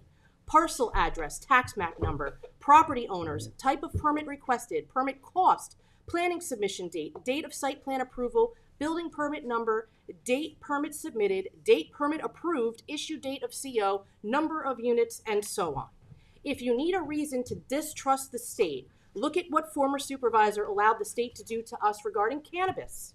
I distinctly remember Supervisor Schneiderman telling the public not to be overly concerned because the state was only going to issue a limited number of licenses. We would at most get 1 to 2 dispensaries in the town, one west and one east. The town could further restrict distances and location. He even stated that we could prohibit dispensaries on County Road 39. And so, with no public input, even though they knew that we could opt in at any time in the future, the town of Southampton decided not to opt out. After the opt-out deadline passed, the state lifted the cap on licenses and preempted us on imposing local restrictions on time, place, and manner. We cannot set stricter distances from schools and houses of worship, nor can we restrict dispensaries from operating on County Road 39. There are currently several locations pending in each of our hamlets, and at least 5 that I'm aware of being proposed on or in close proximity to County Road 39. The villages who smartly opted out are watching as our hamlets are now the guinea pigs for a program that the state is changing on a nearly daily basis. A program that in no way resembles what they sold to the town a few short years ago. A program that we are now stuck with for all time. So I understand why our residents are questioning a carrot from a governor who tried to override local zoning within a half mile of MTA sites in 2023, and then tried to allow 50 units per acre in 5-story buildings on religious properties just this year. They would have to be crazy not to. And had my colleagues read the executive order, you would clearly see that if you are applying for a grant for housing, the priority does not matter. Your letter that's... this is important. Your letter that states that, that 500 units would be mandated by this was both irresponsible and unfounded. Absolutely. Well, when that question was asked at our work section? If I could, because that's important. I'm not going to go on a filibuster here, and I wanted to clarify that aspect because that seems to be the key point that people are focusing on, that there's a mandate involved in this, and there is just simply not. Not yet. Councilman, may I please? That's correct. There's no mandate. There's no mandate involved in this. And I really, look, I have a few comments that I'd like to express about this bill because I'm sorry, but it's very important that we rectify what has been injected into the discourse. Some of you may or may not be aware, but it is election season, and when you're in government and politics, things get to be a little bit scary around this time. And I'm troubled as to the efforts that have been taken to inject fear and misinformation into this process to become a pro-housing community. We had a very, very detailed informational session at our September 26th work session, where, by the way, I encourage you to visit and take a look, where our director of housing, who's right there, went over the specifics of this program to explain how this is an incentive-based program and demonstrate how towns in Suffolk County are, in fact, pro-housing communities. To the east, we have East Hampton Town. To the west, we have Brookhaven Town. East Hampton is majority Democratic. On the other side in Brookhaven, it's majority Republican. There is no partisan line here to gain this designation. And this designation would essentially avail us to grant funding if we wanted, keyword, if we opted in and wanted to apply for it. That grant funding can go to revitalization, it can go to infrastructure, and even transportation. It's our decision, not the state's. And we have HCR here to sort of clarify and confirm some of that information that has been explained to us by our director. It's our decision, not the state's, and that was made clear at the work session. It's also clear on the state website outlining the program, which our department did research and put work into, and I appreciate the staff's efforts. While I'm absolutely in favor of providing more time for the public to understand this particular issue, as I am with most issues, I do not appreciate taking more time on something because it has been misrepresented to the public, and now we have to clean up the mess. And now this effort to gather more information isn't going to get more information. It's simply going to rectify the fact that our community was misinformed through official channels, and I'm happy to try to rectify the information. I have spoken to many of my colleagues in both parties about this, and the information that some have received suggests that the state will mandate quotas, and that's just false information. And I'm troubled and disturbed as to how efforts have been taken so extensively to misinform the public, so much so that it has completely robbed us of our dutiful responsibility to do the work of governing. And you heard today from our CSEA. It's not funny. You heard today from the CSEA president who explained that employees are living in cars. You heard from Will Peckham, our oyster farmers, and our aquaculture folks. They are renting and struggling to get by. You heard from the Southampton Historical Society president, Sarah, who talked about the need to find more opportunities to have an affordable community. This is happening right before us as we're considering this. Now, listen. We are in the business of solving problems, and that's why I'm saying what I'm saying. We shouldn't be playing politics. And this, unfortunately, was taken up on a mantle of politics, and that was wrong. And it now, was not. It had nothing to do with politics, Michael. Listen, it had everything to do with the fact that at our work session, there were words used like, I think, I will get back to you on numbers, and there is nothing on the state's website that doesn't say that they're mandated. But Kara did get back to us, and quite frankly, there was also an email where she said HCR will be on the call tonight. And there was communication, and unfortunately, none of you have responded to her. And you've also misrepresented to the community that we need this to get prioritization for grants for housing, and that is simply not true. What are you talking about? This does not prioritize us for grants for housing. That's not. Okay. No, it does not. Incentive-based program. The rule previously was if you were a pro-housing community, you got extra points towards your grant application, but then Albany changed that to say now you don't qualify at all for the grants unless you're a pro-housing community. No. Yes, no, you have to be, Okay, so yeah, you have to be a pro-housing community in order to be eligible for the grants now. They changed the governor's executive order clearly states. Look, you don't have to vote for No, the next I'm time. just going to say it. Further prioritization among certified localities based on the tier of pro-housing community program certification each certified locality has received from the division, provided, however, that applications made by non-certified localities, which would be us if we did not opt in, will not be deprioritized relative to applications from certified locations if the application from the non-certified locations is expressly for the purpose of funding housing development, including mixed-use developments that contain housing components or would fund non-housing investments necessary for and in relation to particular housing developments. It clearly says in the governor's executive order that they cannot deprioritize us for not being a member of this if we were asking for a grant for housing. So I don't know where you're getting that this is going to prioritize us for housing grants. Yeah, Can I it's just changed. say something? It has changed. You have to Karen, now. This is the governor's executive order. It's mandated Cindy, now. can I just say something? What's mandated? Michael? That you have to be a pro-housing community. Oh, gee, I guess enough people didn't sign up. Let's just put this on hold. Take it down. Maybe take it down. Have a Southampton press conference. Yeah, I'm about fine. it, Look, and like, let's go let the public talk. we are going to. We're going to be here until 2:00. We're gonna We put got this. 14 days. Okay. Councilman, Let's go. we're going to put this over to November 25th. So we will have another work session, and Good. we'll, have more of this at a work session. Perhaps housing community Please can come. talk to us there. But I think it's important to note, Come on, and Tommy, my that's original enough. question CJ. is that mandates are not part of this. And I think we're all in agreement. But we now have to be a pro-housing community in order to be eligible for any housing grants. Right, that's why we're for doing state it. funding. Any Correct. grant. Yes. Good. We understand each other. Okay. Is there someone from HCR? I feel bad. if we don't call them up, just ask them one question. Later, let's go through the cards. Let's go through the cards. Supervisor, it's your I don't meeting. know, is somebody here just to wrap this up? Jessica Kevin. here or What was the name of the group? We should just do the cards. If not, you're gonna go back and forth. Karis He's bringing them up. Rasmussen. Hello. Hello. How's everyone? We're good. Thank you for having me. My name's Kathleen McCadden Benjamin. I'm Chief of Staff at HCR, and I have the esteemed pleasure of leading the work and the team who administer the Pro Housing Communities program. And thank you for having us tonight. It's a wonderful opportunity to talk to you about some of your concerns, clarify any questions, and I really just want to emphasize that this is an opportunity to help communities build and decide how they want their communities to grow. The governor heard communities all across the state loud and clear.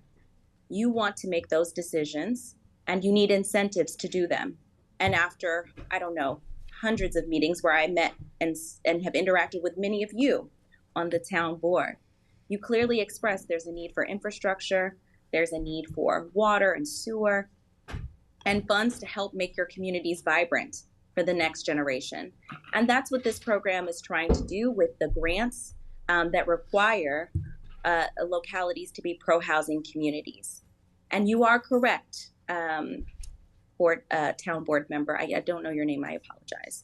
But in July of 2023, the governor signed the executive order. But in April of 2024, the prioritization became a requirement in the budget. Of course.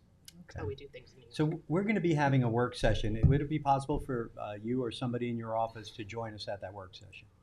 Yes, we will come to the work session. Okay. Thank you so much. That would be very helpful, and thank you for being at our meeting. No, thank you all for the opportunity, and I look forward to continuing this conversation with you. Thank you. The carrot wasn't big enough.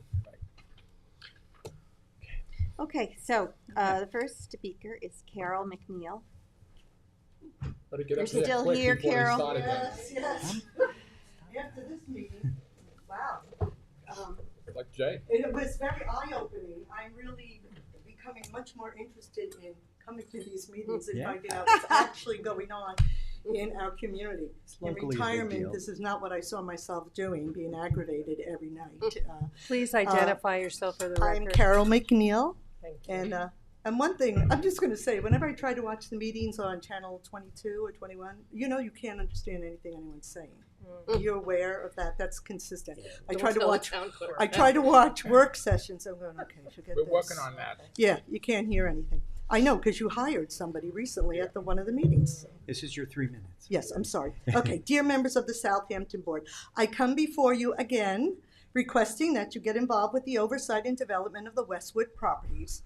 I don't know if you know, 2 weeks ago at about 11:40 at night, my husband wakes me up, guess what just came down the road? We boarded the property, literally, there's a road 30 feet from the edge of my property. I look out on the road, there was these huge fuel tanks coming down the road. They looked like they were 60 feet long. At 11:40 at night, they had no headlights on. They were just lit up with red lights, okay? So obviously, again, undercover. The next morning, you could see them on the property. Apparently, they wrecked their own fence on the turn. They couldn't even make the turn, which it makes me think, wow, when they bring their semis with the oil, what are they going to do? So anyway, that occurred, and the next day, they were quickly, you could tell, buried, because the dirt, the gravel coming up the road was nonstop. So anyway, well, as I have mentioned, as the nation has stated on various occasions, they want to work government to government. I've heard that in all these meetings that I've watched, if I haven't been a part of. They've referenced that Sag Harbor Village doesn't require permits from the town of Southampton to develop their village. So I'm guessing they're assuming the government to government is in that capacity. Well, so if they reference that Sag Harbor doesn't require from the town, so why should they? That's what I've heard them say a lot. Well, if they don't require us to get don't come to you and say, get permits for what we're doing in our town, why should we?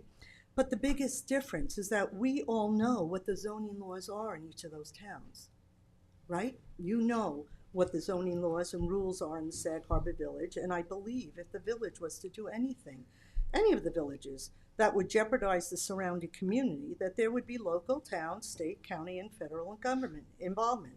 So, do you have or have you seen a copy of the tribe's zoning laws, building requirements, or land use from them? You've been to meetings. I have not heard anything about, other than I'm being told in your meetings with them they're going to revegetate some things. That's all I've been given on what's going on with this property. I don't believe I have a right to even view that information from the nation. I don't even have a right to step on the property, but I can go to Sag Harbor Village in Southampton anytime I want and know what is expected of me as a citizen. 30 and seconds. if I were a resident, I would know the rules for development. I understand you have retained the lawyer, but I hope you fully engage him to address all the questions surrounding both the development and the ownership of this land. You need to do it now, and all the work that is continuing needs to be stopped now. As I've stated before, this once good ground has turned into bad ground for everyone involved. 3 minutes. You know what? This is just something I have to say every week. I send you guys emails all the time when something happens, and I feel like I get no feedback. I've contacted numerous federal agencies and state agencies, and it just seems as though everybody is just kind of biding their time. I'm hoping maybe after this election, some people will step up, because that's what it seems like. Nobody wants to step up yet. So that's all I have to say. Thank you, Bill. Thank you.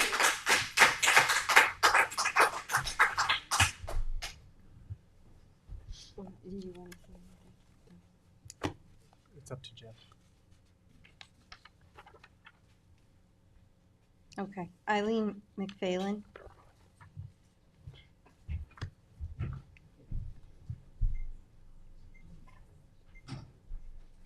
Elaine McPhailin from Hampton Bays. Good evening, Madam Supervisor and Town Board members. I have one question, one statement.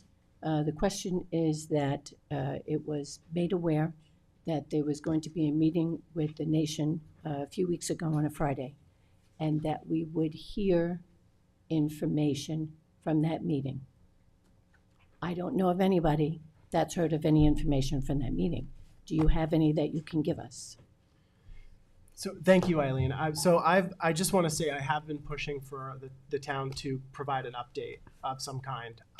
It has to run by our town attorneys, number one, and we have to have broad agreement on what we agree to establish in this update.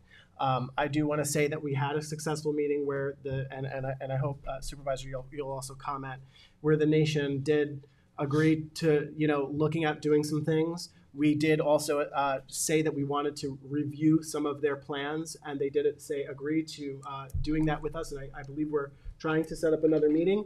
However, we did receive information after weeks of reaching out from the federal government, and the federal EPA is in fact involved in the project. They have claimed to be the permitting authority on this particular project, and that quite frankly complicates matters a little bit more for everyone. No, I'm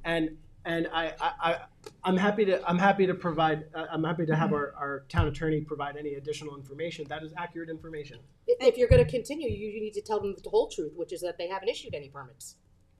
That's not. We don't know that. We don't know that. That's not actually true. That's not true. And that nothing has been suggested that they haven't. They claim, the EPA claimed to be the permitting authority, and they said they are actively working on permits. They're working on getting correct, permits. Council, is that correct? Yes, that's my understanding, and I've been in communication with the regional council for the EPA since the time when they did notify the town, the state, that they are the permitting authority for the site. And Jim, So- you've been providing the EPA with information almost daily, right? We When the have, tanks yes, arrive, we right, send right. I've taken pictures. some of, like, even Miss McNeil's pictures that she has sent us about the reference tanks, and Carol, we- your email Jim did forward over to We, the EPA. we've been providing that to the EPA, and we've been asking them, they did indicate that they have the authority over the site. And so we've been asking for more details as to what the EPA is actually doing with that authority over the site, if they're, and I'm getting some information back from them on a daily basis, as the supervisor says. And we also, I did share this information with the firm that the town had retained on this matter, and they are also looking into it as well. And I've also reached out to the U.S. Attorney's Office too. So these are things that are happening as as this thing proceeds. That's all appreciated information, but we only heard it because I came up and asked. And Well, it that's not is much necessarily true. appreciated if something can be published on a very weekly basis to let us know what is going on and that it's not just at a complete standstill. So that's the end of that part. The other part is my suggestion that if you are considering this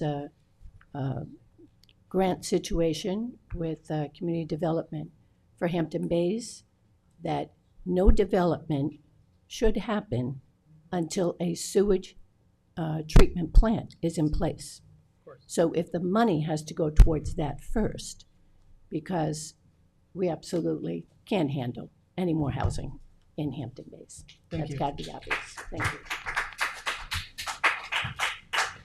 All right, Simon Canavan, and then Gail Murcott.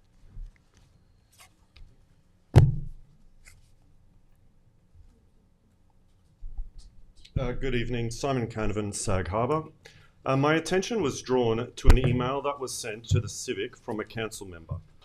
I did my due diligence after listening to what the email stated, and this compelled me to prepare this statement.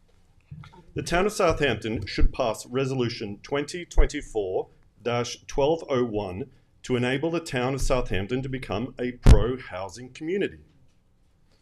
Passing this bill simply puts the town in a position where they are more likely to receive grant funding when they apply.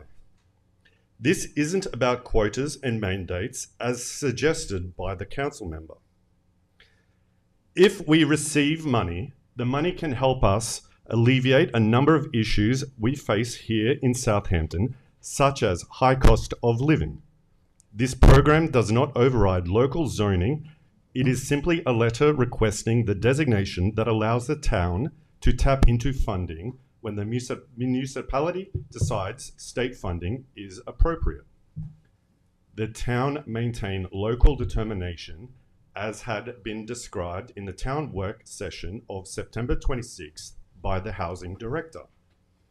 My question is, why wouldn't we avail ourselves to millions of dollars of funding for things like downtown revitalization, senior housing, housing for first responders and veterans, funding for improved workability and transportation enhancements. Walkability.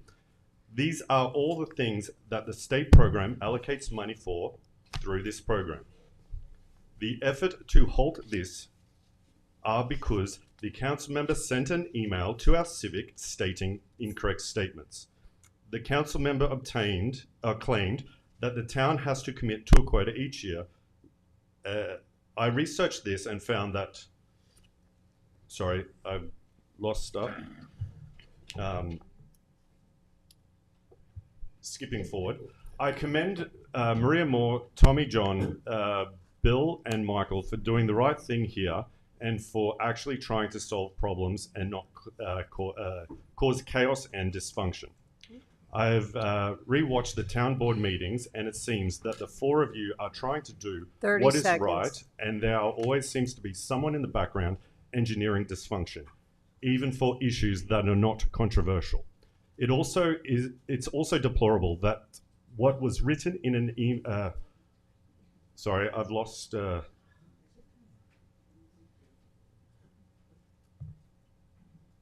Please be quiet. office. But don't be rude to him. So I received a mailer last week 3 minutes. that had word for word almost for the assembly member Kelly. This went in the garbage because that's where it belongs, because it is not correct. I implore you to do the right thing for the town of Southampton. I'll just reiterate that he just said that he did his research after he received a Thank letter you. about a program that he didn't even know we were discussing until he got the email. So That's correct, because I was made aware, so I did research. good. I'm glad you were made aware, and that's all I was asking for, is for more of the community to be made aware, and for a community to have a discussion, and for the community to either support or not support what we're doing. But how can they support or not support or do their own research if they don't even know what we're discussing? Can I write to respond to that? No? But Lynn. you also included, misleading Let's go. and untrue statements. Well, nowhere on the Come on, state let's website does it say that it does not require Can you you to guys increase your pick it housing. later? Gail and then Lynn I think that's Murcott, important. please.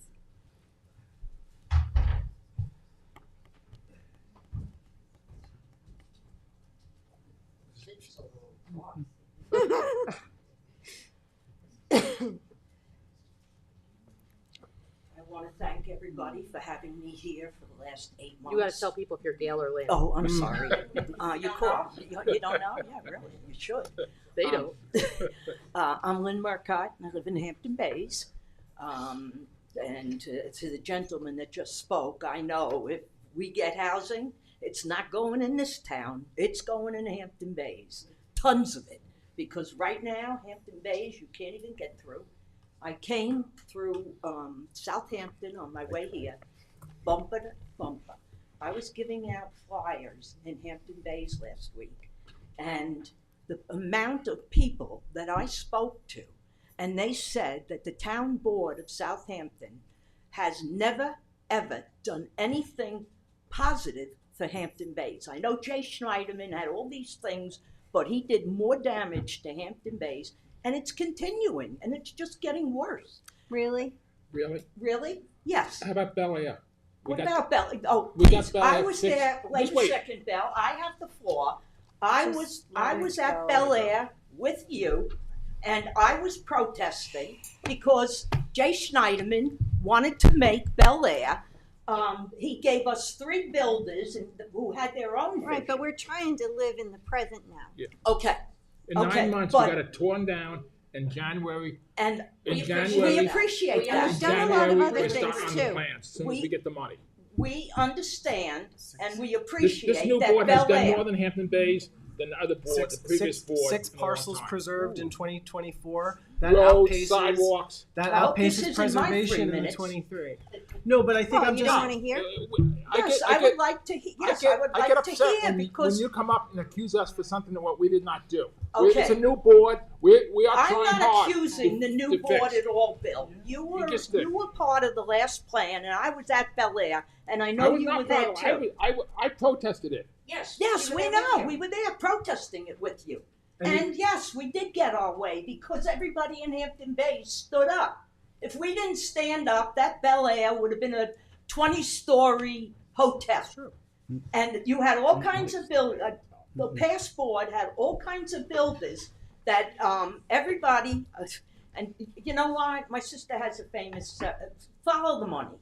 And that's what happens. Everyone I spoke to while I was giving out pamphlets say the same thing. Hampton Bays has been dumped on for years. Years and years. This is not anything new. The Southampton town wanted to put close the dump here and put it in Hampton Bays. That was like 25, 30 years ago. We said, we'll lay down in front of the trucks. You keep your own garbage and we'll keep ours.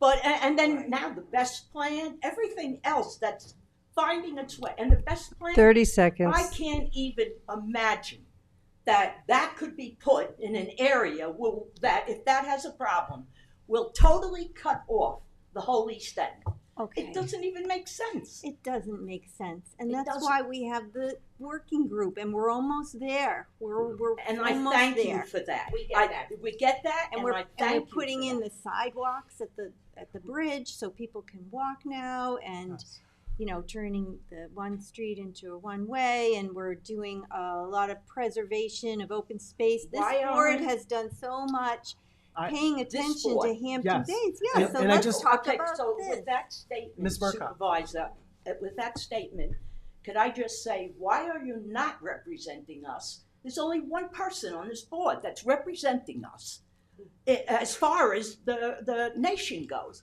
At your last meeting, I sat in the back next to a very nice woman from the nation who happens to know me, and I knew her. And 30 she sec- said, I mean, "This 3 is minutes." your town board." I said, "We know nothing about what's going on in Hampton Bays with the Shinnecock. You guys meet with them, you know it all. We know nothing. You force us to go out and do your work." I'm pretty sure we did report after the last meeting that they answered all the questions that we had, and they offered to show us all the plans, and we were going to hire an engineer to go in with us to go and look at them. But then when the EPA, now this is the new development, the EPA and the federal government made an assertion that they're the permitting authority, but we didn't have all the specifics, so we don't want to dribble out some information that's not wholly formed. So our town attorney's been communicating with the EPA almost daily for the last week and a half. Should have, I just have to say, Maria, and you know, we came to you and the town attorney and, well, like in March, and look at what's been done, devastated to that property up there.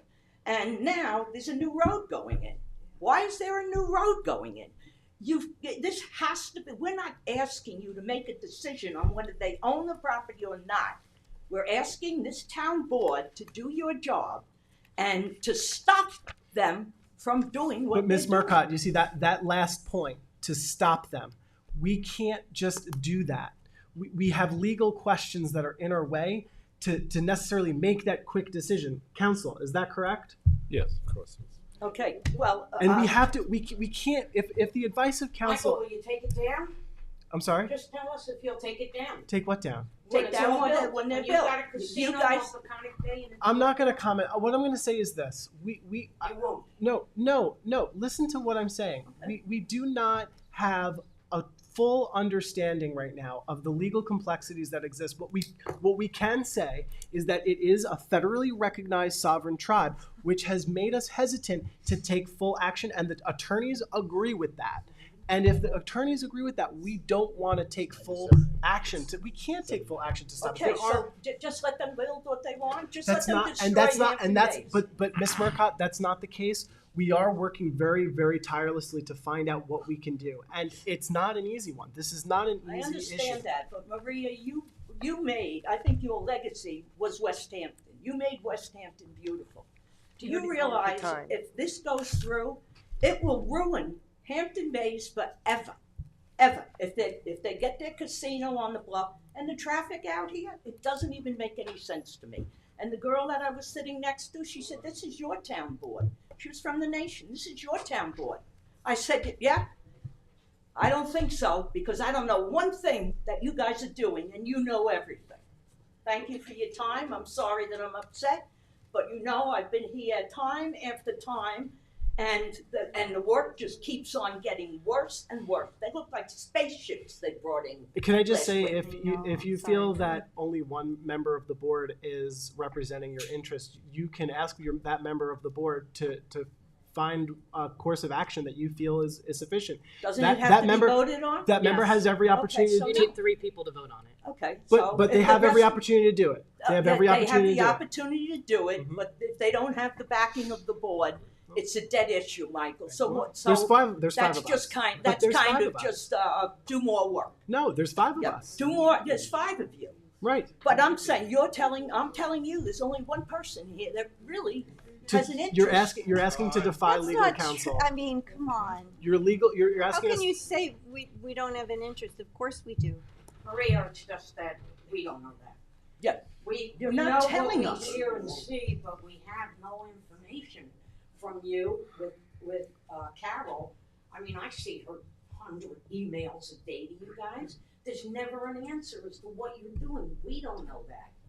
So, I mean, you know, if we see someone that says one little thing about this isn't going to happen or this shouldn't happen, we're like, yay. I do want to clarify that I have pushed my colleagues to release information to the general public, and people have disagreed with Have you pushed that. your colleagues to stop this? What's going on? I Because just that explained is to the- you, that is the but problem. Ms. Murcott, you keep missing the point of the fact that it is a federally recognized sovereign But nation. we're talking property here. We're not talking about their But the pro- sovereign or but- whatever. but Ms. we know Murcott- they're sovereign. But Ms. Murcott, the actual property is indeed identified as a quote Indian reservation. No, it's not. I'm Yes, sorry, it it's is. not. No. The Suffolk, All right. that is Okay. Suffolk, the Yeah, Suffolk, no, it's not. the Suffolk County, excuse me. Well, it's a wrong map.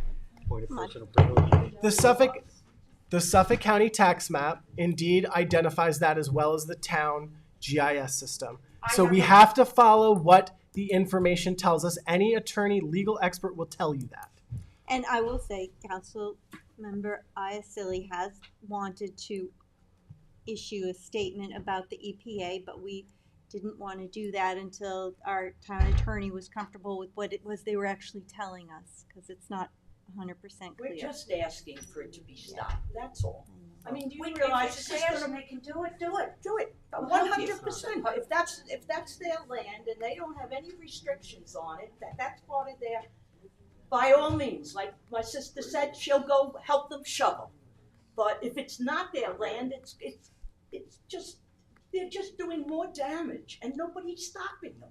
And don't you understand how frustrating it is? I'm sorry, I'm all No, upset. I know, but I it's been know. a long night. I know it's been long for you. I don't get paid for this. You Very- guys do. I'm sorry. This is very frustrating. Yeah, I'm sorry if I got upset. That's just me. Well, thank you both. Thank you. Bill, first of all, I just want to say there's a misunderstanding here because from our perspective, by the way, I'm Gail Marcotte, Yes. and I'm the calmer one of the Yes. two. And I have to live with her. But I just want to say from our perspective, there is a lot of things that this town board has done that are really good things. But Westwoods is in our face. It's in our face absolutely every day. Now, as my sister said, there's a new road that went in. Everybody's like, what's this road for? Where is it going? Why did they just put this in? They put it down further, like a mile or so down. We don't know what's going on there. We know that you're meeting with them. We don't know what you're talking about. We don't know if you're allowing them. All we want is one thing. We just want it stopped until till the use of the land is declared by somebody in authority, by a court or whatever, as to what it can be used for and whether it has oversight or not. Just stop it. We because- did ask them to stop. They won't stop. No, I know that. And even if we were to file a lawsuit, that doesn't mean they'll stop because they didn't stop with the monuments. So, Michael? but we did ask Billboards. that. We did ask that. Well, I do understand that, I mean, as Carol mentioned before, if we did that, I think you guys would have a lot of problem with me, my own house. You got to pay attention, you've got to go by the laws, and you have to listen to government. If we just went ahead and said we're going to do whatever we want to, you'd probably have my house the next day. But the only thing is, as I said, it is very frustrating, more so for them because they listen.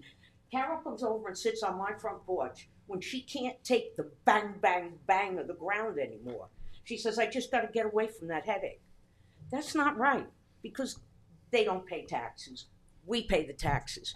You're our town board. They're very right. You are not their town board. You're ours. And I realize that you have to do some sort of balance here, but you've got an attorney. We just want to know from the attorneys, and then going forward, a court needs to decide what's going on here. But again, as I said, I do thank you for what you've done.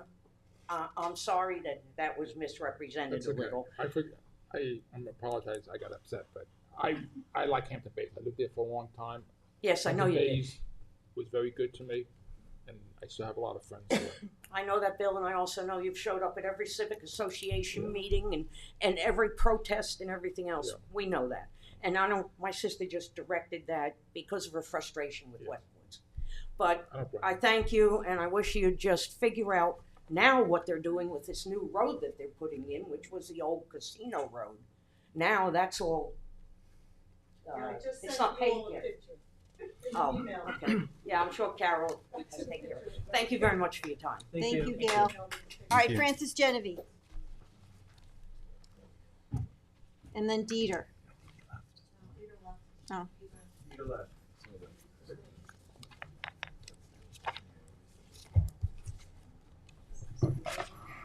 My name is Frances Genovese, and I'm here to speak with you tonight about the Liberty Gardens lawsuit. But before I do, I have one or two comments. I can't really believe that I'm sitting here and listening to Mr. Scavone say that there is nothing political in the governor's actions in setting up that. Say that. You didn't. Okay, I misrepresented you.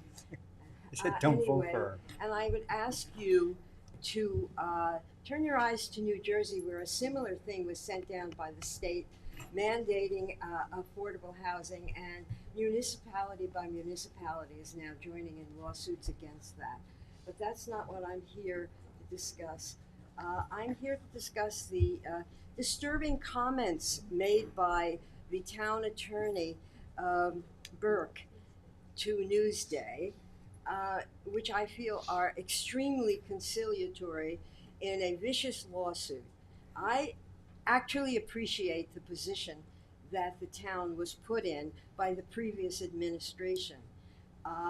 Mr. Schneiderman would have done anything to pass the FAIS and impose a time limit on you. And Mr. Fasano was determined, as he assured Mr. Schneiderman, that if you reversed his decision in any way, he would sue. So what I feel, we also are very aware of how dangerous this lawsuit is. From the beginning of this application, Mr. Fasano has been bullying, with his henchmen, been bullying the town and the public. So the lawsuit comes as no surprise, and we know that if he prevails, we also know what the prevailing spirit is in the law right now, that any kind of community benefit that's claimed is an automatic win. But we know that if he wins, he would get everything he wanted, and there would be the danger of you having to pay $2.5 million, which he claims he spent on making this application. A ridiculous comment, but a ridiculous claim. And we also know you can be responsible for his attorney fees. He feels very confident, but we feel also that you must vigorously defend this lawsuit, and we know, defend the town against this lawsuit, and we know what that imposes on you. Because if you do not, what you're basically saying is that you agree, if you make conciliatory comments like Mr. Burke did publicly and in the paper, and can I ask, was he authorized to make those comments by anyone? Sometimes papers misquote people. Is that what you're claiming? That's my understanding of what happened. That they misquoted him. He can clear it. And by the way, speaking about misquotes in Newsday, the last person you called up, the lady with under the acronym of the housing thing, she's also a flack for Newsday. I've been following her and her comments she puts in. It's not. It's not. Keep your comments a little more, Why? appropriate. Why? 3 minutes. They are our staff. I'm not talking about your staff. I'm talking about the last lady you called up. I'm not talking about your staff. Oh, okay. Try to listen. Okay. Oh, Lady on Zoom. You said 3 housing. minutes. 3 Lady minutes. on Zoom. Anyway, We're here to be abused. Yeah. oh, I'm sorry to offend your sensibilities. It's late. I know, believe Yeah, me. and I see that the order is disturbed whenever it serves one of your people. So at any rate, here is the thing. If you accede to this bullying lawsuit, what you're doing is affirming the tactic. You're affirming that your own environmental studies are worthless, and you're allowing him to defame and chill the public participation. If you know the language in the lawsuit, if you have read the 49 pages of it, 62 paragraphs, you will see that he says that you made your decision based on discrimination. You did that. It wasn't a well thought out thing. This is the legacy of Mr. Schneiderman and Mr. Scavone, and we're asking that you please have to consider defending 5 vigorously minutes. against this. Whoa, Thank I you. called the time earlier. Oh, we're certainly defending the lawsuit. I'm happy to hear it. Then perhaps someone would speak to Mr.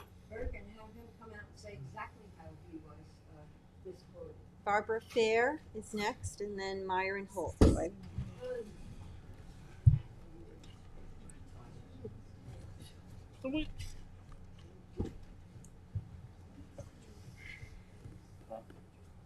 Good evening. This has been fantastic. I have never seen such engagement. Very entertaining, right? Well, I don't. It's more than entertaining. It's actually heartening. I think it's not inappropriate to have different points of view on some of these subjects, and nobody owns it. As far as the program that we're discussing that's Pardon coming me for a down minute. from the You gotta Division be of quiet. Housing. Sorry, what? We just want to keep it quiet because we can't hear you. There's feedback from the other We're room, gonna have so to turn it TV off, 'cause Oh. it's just getting aired. Go ahead. Okay, so it's been very interesting. I came here with a couple of comments, one on the budget and piercing the tax cap. It's kind of scary. I did look at some of the things you're trying to accomplish. I was not happy with the previous supervisor's bonding so many things that didn't seem to be necessarily they seem to be ordinary purchases, you know, like furniture or a vehicle. Everything seemed to get bonded, and I could see the cost flowing forward to future budgets. So it looks like you're trying to get a handle on that, and I appreciate that. The other thing that I wanted to talk about is this is a very complicated proposal, and I can understand that they're with the state on the subject of providing all this information about our housing, what we built, what our requirements are, how many stories they can be.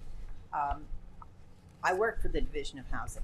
This is a program you're being asked to approve. I don't know if you understand, you know, what has been set up administratively within the agency to manage it. And it almost everything that comes down like this, there should be enabling legislation, and following that, there should be a bunch of regulations that the agency promulgates. So just be careful. I really, you know, it sounds good, but be careful and try to find a way to talk to one another. Thank you. Thank you. All right, Myron Holtz, and then I will relinquish my time in the interest of constitutional prohibition against cruel and unusual. Thank you, Myron. Okay, next is Derek. That's the quote of the week. Derek. I'm sorry, Stein. No worries. Good evening. My name's Derek Stein. Today I'm actually wearing my other hat. I previously spoke on behalf of Erase Racism. Today I'm here on behalf of the Long Island Housing Coalition, which Erase Racism chairs. And just with the pro-housing community, this really is, the particular resolution 1201 really is a pro forma piece of it. It, as has been mentioned, it doesn't have any mandates. It doesn't require the town to permit a single property. It retains the zoning control and the ability of the town to make those decisions. And that can be Liberty Gardens, that can be any particular project. The town has that ability to make those decisions, regardless of whether or not they are a pro-housing community or not. Secondly, the pro-housing communities program really covers a lot of grants that have been very successful in other towns across Long Island as well. And they cover items that are beyond just housing as well. We have the New York Forward program, which has provided support for park development in towns like Patchogue, in Great Neck, and in Glen Cove as well. We have the Downtown Revitalization Initiative in my hometown in Central Islip. That's gone, 10 million of that has gone for sewer development. which has been a huge revitalization for the community. It's just been completed, and we're going to have, we already are seeing a boom there. We've seen $300 million of investment in Central Islip, in part because of this program. This is the opportunity that's being left on the table if the town does not move forward with the pro-housing community. It's the opportunity cost of having people come here and talk to you every meeting about how it's hard to live here. But it's also talking about how we can revitalize communities like Hampton Bays. That's where we can do this. It's through this program. That's where the funding is available through grants such as the capital program. And these are all discretionary grants. They are not required for any state funding. This isn't going to impact recurring state infrastructure funding for roads. This isn't going to impact water quality improvement program grants, WQIP. This only affects the grants that are listed right on the page: the Downtown Revitalization Initiative, New York Forward, New York Main Street, Regional Council Capital Grants, Market New York, and the Illinois Investment Fund. And That is all that's covered. And the Empire State Grant funding, correct? 'Cause I was told The- today if we wanted some funds for our new community center, they would be available through that Empire State Development It's the Empire State Program, Development but Corporation. you also have to be a pro-housing community. That, it depends on how that's funded. If that's being funded through the capital program side of the Economic Regional Development Council, 30 then it seconds. would come through that. Oh, okay. But if it's being funded just through normal state grants that are passed through, those will not be impacted by those. And again, this isn't mandating anything in terms of a lot of the data too for zoning and for permitting. Some of the zoning data is already available publicly through the Long Island Zoning Atlas as is. And it's really just saying that you have done the work and started the work with the Community Housing Fund, CPF funding, and 3 through minutes. ADUs to get that done. Thank you, and I hope that you. Mr. Stein, I just have a quick question. In the housing program, if designated, is there also is there a line for transportation funding as well? There's the Public Transportation Modernization and Enhancement Program grant. That is more of for, say, a county bus program. Okay. So Suffolk Transit would be eligible for that. Okay. I know there was the. What about like Suffolk County On Demand? They unveiled the On Demand bus. In Would theory, that be something? In theory, potentially? I would have to look at the grant for that. But the county would have to apply for that funding. But the town could partner with the county for that and get the matching funds through that. Counties aren't required to approve the Pro Housing Communities program. Right. It's only villages and towns, cities. We actually do run a local bus program here, Southampton Town and East Hampton Town. We have our last loop program for the South Fork commuter connection, so something like this could be right on point. Yeah, and that would be, again, huge boom. So, thank you. Thank you. Thank you. Okay, Irene, Anthony, looks like.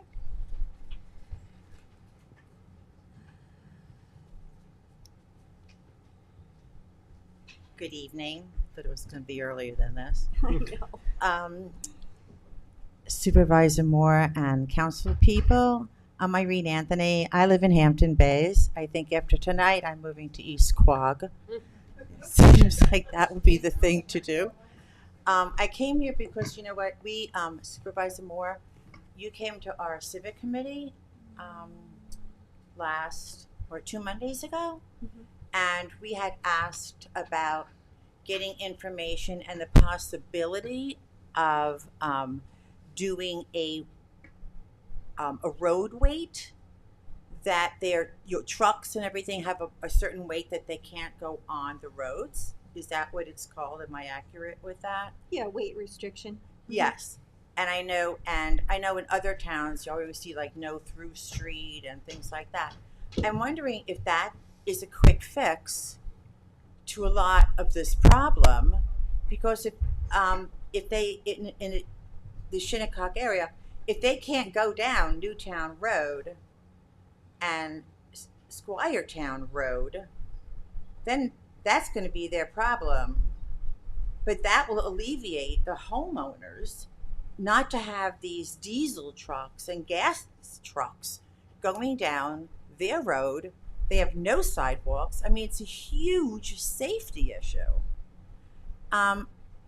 I don't live where they live. I live a little bit further away, but I would find living like that would be so upsetting that all of a sudden I'm having diesel trucks and massive trucks and all these cars to get free or lesser gas going down my streets. It's unfair. We're citizens in Hampton Bays of Southampton. We pay taxes. I mean, isn't that at least a way we can work that by lessening the weight on those roads? This way they can't have their trucks go down there. I mean, they're doing all sorts of stuff, not listening to us. I feel like we have to make a stand here. And legally, I mean, like with those towers, it's been, 5 years? We still don't know what's happening. I don't care if they own that land. I could care less. What I care about is the safety of those residential streets with kids on them. And I'm wondering, you said you were going to meet with your 30 council seconds. people and discuss it with them. And I'm wondering, did you guys come to any decision about that? One of the troubles where they can't do the weight on the road is because you have a train bridge. I can't hear you. I did bring it up, and Okay, Bill's so going to yeah, tell please, you what. You have a train bridge there, and then you have the 2 boat yards. They have to get fuel. They can't go take the fuel truck to the marina. There's a train bridge there by Holson's Farm. So, then you're hurting those two businesses down there. but and that would connect to their gas stations? No, you can't. If I have a big boat, on a trailer, or I have a fuel truck, I can't go down by that way. I have to go the other way because I can't get underneath the You bridge. said OBI, you aged yourself. I know. Yeah. Okay. By CPI. CPI. So it was an interesting idea, but it wouldn't work for those reasons. Okay, well. But we sorry thought to hear about that, that. guys. I tried. Okay, thank you. And most of those restrictions also say except for local deliveries, so it would they'd still be able to bring in trucks of fuel and. Thanks, Sorry. Irene. Next is Stephanie McNamara. And then Craig Catalinato.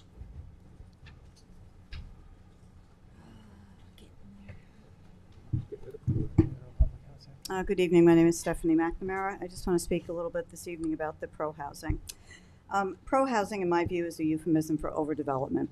We don't have the infrastructure. Pro-housing is not the same as affordable housing. We're in favor of affordable housing. We are not looking for our community to grow. We are looking for reasonable options like garage apartments or responsible zoning changes, like the one that just occurred on North Simi Cox Road for our local workers, first responders, our children to be able to live here. Our roads cannot handle this kind of an influx, and it will not reduce the amount of traffic, as this kind of pro-housing plan will increase the need for services to care for these new homes. New landscape, more nitrogen in our waters. This proposal is in stark contrast to the goals of the many organizations trying to preserve land, protect our waterways, and preserve our way of life here on the East End. This is not Nassau or Western Suffolk County. We do not wish to become urbanized like our western neighbors. The town board needs to take serious measures to stop trying to urbanize our community. The County Road 39 options to put a bypass through North Sea or on the railroad tracks or on a raised overhead roadway are all leading to urbanization. The DPW stated the solution is to stop overdevelopment. Urbanization leads to more traffic and yet more overdevelopment and higher taxes. This pro-housing from the state requires massive data collection for the last 5 years. Who's going to pay for that data collection required? Who will do this work? At what cost to the taxpayers? Let our local community housing fund and home rule determine what's needed. Honor the zoning laws that we have in place to protect what we have here. We don't need the state dictating to our community and destroying our environment and the quality of life we all work so hard for. Home rule is what we need. Thank you very much for listening. All right, Craig Catalinato and then Stephen Kiley. Hi, Craig Catalinato, Hamlet of Spion. Thank you, Town Board. Thank you, Supervisor, for hearing my words this evening. I just want to say that I was one of the people who shared the information about 500 units per year. If I was incorrect about that, I apologize, and I will let my community know I was incorrect. However, I will not apologize for any word that's about to come out of my mouth henceforward. I don't want to, Councilman McNamara pretty much read the description of paragraph E from the state's pro-housing certification, so I'm not going to read it again. But to paraphrase, or actually to put it into layman's terms, the state of New York wants the town's data. It will use this data for comparison against other townships, as if we are all the same, but we're not all the same. Each township has its own different characteristics. The state will deem whether or not our zoning is restrictive. The state will then dole out grant money based on, as of yet, undefined tiers. Undefined tiers. This is pay for play. You build and the state will pay you. Right? So, look, as we know, each municipality has its own unique infrastructure, environmental sensitivity, school impact tolerance, etc. Turning Southampton Town into a data file, it reeks of political justification for a desired end. And what is that desired end? More housing and more density in Southampton Town. Again, the dangling the carrot of money. Where is the density for these? Where is the land available for these density adds? Let's look at west of the canal, Eastport, Spionk, West Hampton, Quaog, Hampton Bays. Whereas the incorporated villages are immune. Eastport is already being bombarded with high density projects and other proposed applications.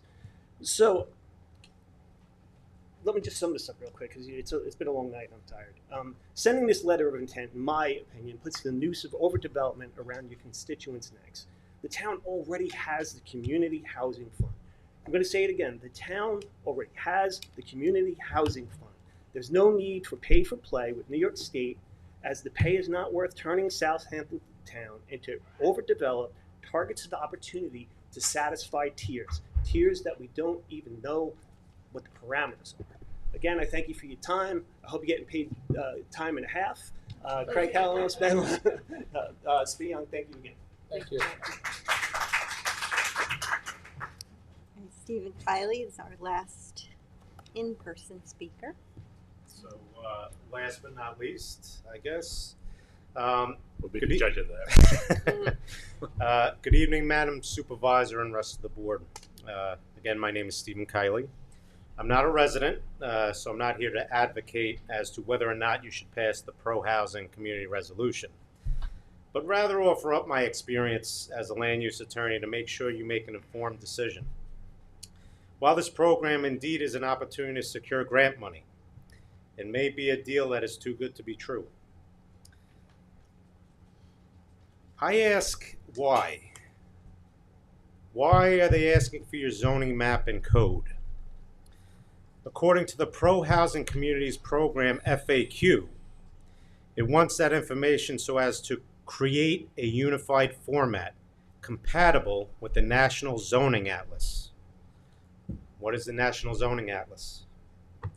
It is a database that has parcel-specific information countrywide on how communities treat housing.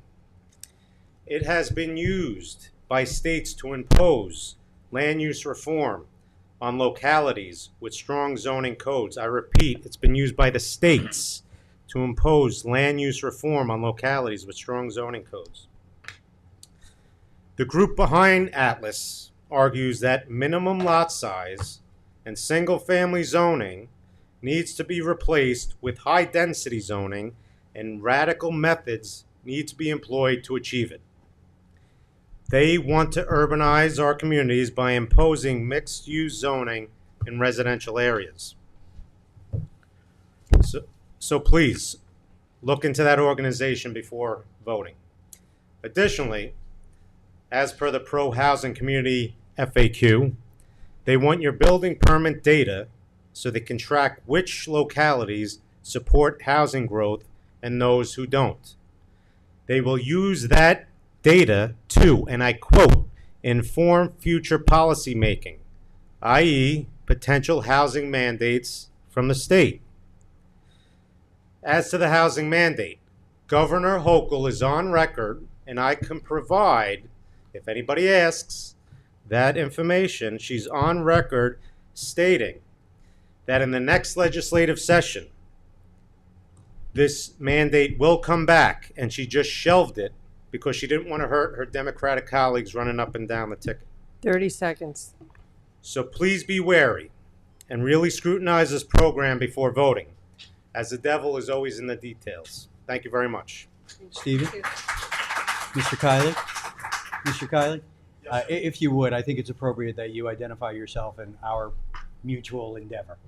Oh, yeah, my name's Stephen Kiley. I'm running for New York State Assembly against Tommy John. And wait, I think I had a fan in the room. Was there a fan? He called me Mr. Kelly.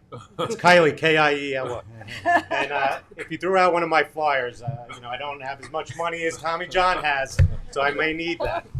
All right, thank you. Good night. All right, Kevin, is there anyone on Zoom for public portion? Too bad. I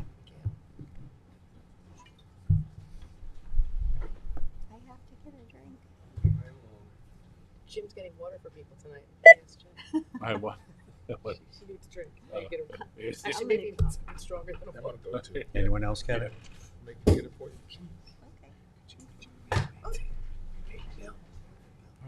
No, man. Go ahead. Come on. Anyone else? I don't know if you trust them, Mike. Cindy needs a refill too. I'm fine. Anyone else? Yeah, he's getting something. Okay. Two more. I just want to, Kara, if you could, as far as the missing, no, scales here. I'm sorry. That's It's okay. a little hard with, it's late and I don't know why you guys had 8 public hearings. There's two main things. Obviously Westwood. The Westwood situation is really dire, and I knew about the DEP, we knew about the DEP months ago. I don't understand why it's just coming up now. So again, $1 short and a day late, and it's really a problem for these guys, especially the guys living there. I understand on Newtown Road, the exploring. Gail, can you just pause for 1 second? I'm sorry. Kevin, can you just increase the volume a little bit? The folks in the audience are having a hard time hearing. Okay, so That's better. Yes, that's better. That's better. Thank you. Continue. I'm sorry, I'm on assistive devices, so I have like 12 screens here. So the issue with Westwood, many of us knew that the DEP had standing over the Indian reservation and on the oil tank and on the tank. So that is coming up now is again one of those $1 short and a day late issues. Like, we got to move it along. We're begging. People are literally begging you. And I understand all the, I just want to reiterate that. We hear it every day. You hear it every day. It breaks our hearts. It really does. And it will destroy our entire community. The second thing is this New York Housing Fund. On what planet does anybody on this board think that you're not selling your soul for $1? I'm sorry. The Hochul plan, the compact plan last year, with all the housing, you all adopted. I don't know who was on the board at the time, but definitely Cindy adopted the home rule, and I thank Cindy for maybe not the facts being appropriate, but for letting us know that it was on the agenda, because Cindy is a former community activist. Okay. We may have our differences, Cindy McNamara and I, but she stepped up being a community activist to legislator. She knows what interests us. Coming as a legislator and taking these seats, maybe not so much. Hampton Bays, west of the canal, Cindy knows. I don't agree all the time, but Cindy knows. The fact that you all, some of this board, is looking to urbanize west of the canal, looking to put housing in places housing shouldn't be. And in the legislation, it actually says for developers to access money to make their development of affordable housing profitable. Why is the town in the business of making housing profitable for the developers? Liberty Gardens. You run the same problem over and over and over again. So if you think that this money doesn't have strings attached, I'm not sure what you're thinking. You're supposed to think of unintended consequences, not the easy way out. So I'm looking for you guys to look at this in detail. just like Mr. Kelly said, and make sure that the children are not going adversely affect him. Oh, thank you. Thank you. Thank you. Vote for Kelly. We don't need, thanks, Gail. We don't need Jackie and Dan to stay for anything, right? Excuse me? No. Yeah. Thank you. Thank you. Or Kara. Thank you, Gail. Okay. It's up to you. Yeah. All right, who else? Kevin, we have one more. While we're waiting, I just want to address the misinformation. Kara, the number that I got from the 500 was from our housing plan. So if that number can be addressed to the correct number of the 30 whatever thousand instead of 48,000, I'd appreciate that. And also on the state website, if Housing and Community Renewal could put up the actual budget bill that we're now dealing with, because all they list is the governor's executive order, and that's what I was going off of, because that made sense to me that they weren't going to penalize you if you were looking for grants for housing. Hi, you guys Hi, ready how for are me? you? Welcome back. Good, welcome back. Sorry to be here so many times. I did actually also come to speak. I said it was the last agenda item. I hope it is for you guys. I'm sorry if it's not. I did come to speak about the row housing resolution. It is not as straightforward on either side of the argument as council members on both sides of the issue would have us all believe. I did take a look at this myself. I am an attorney. I went to the website. I looked at it in detail, spent all day on it. I did appreciate Council Member McNamara's email. I do not totally agree with all of her interpretation, but I would definitely not characterize it as misleading any more so than comments made on the other side of the argument tonight were equally as not, completely correct. It doesn't mandate anything, and no doubt it would be an opportunity to secure great and wonderful grant money, but there's no reason we can't opt in later. On the other hand, our setup with incorporated villages that can separately decide not to opt in and they haven't made their decisions yet, this resolution, this letter of intent has the ability, like the pot shop opt-in, to unfairly place the burden solely on the unincorporated hamlets. And that requires careful thought and discussion and not a rush to pass a resolution. Many of our hamlets, the unincorporated ones in particular, are already dealing with significant overdevelopment. Imagine how 1%, and I don't care if that's 200 units or 500 units, it doesn't matter, 1% would make it infinitely worse. This needs to be discussed and considered. To opt in now before the villages have made their decision, that will put us in the same difficult position we find ourselves in with the pot shops.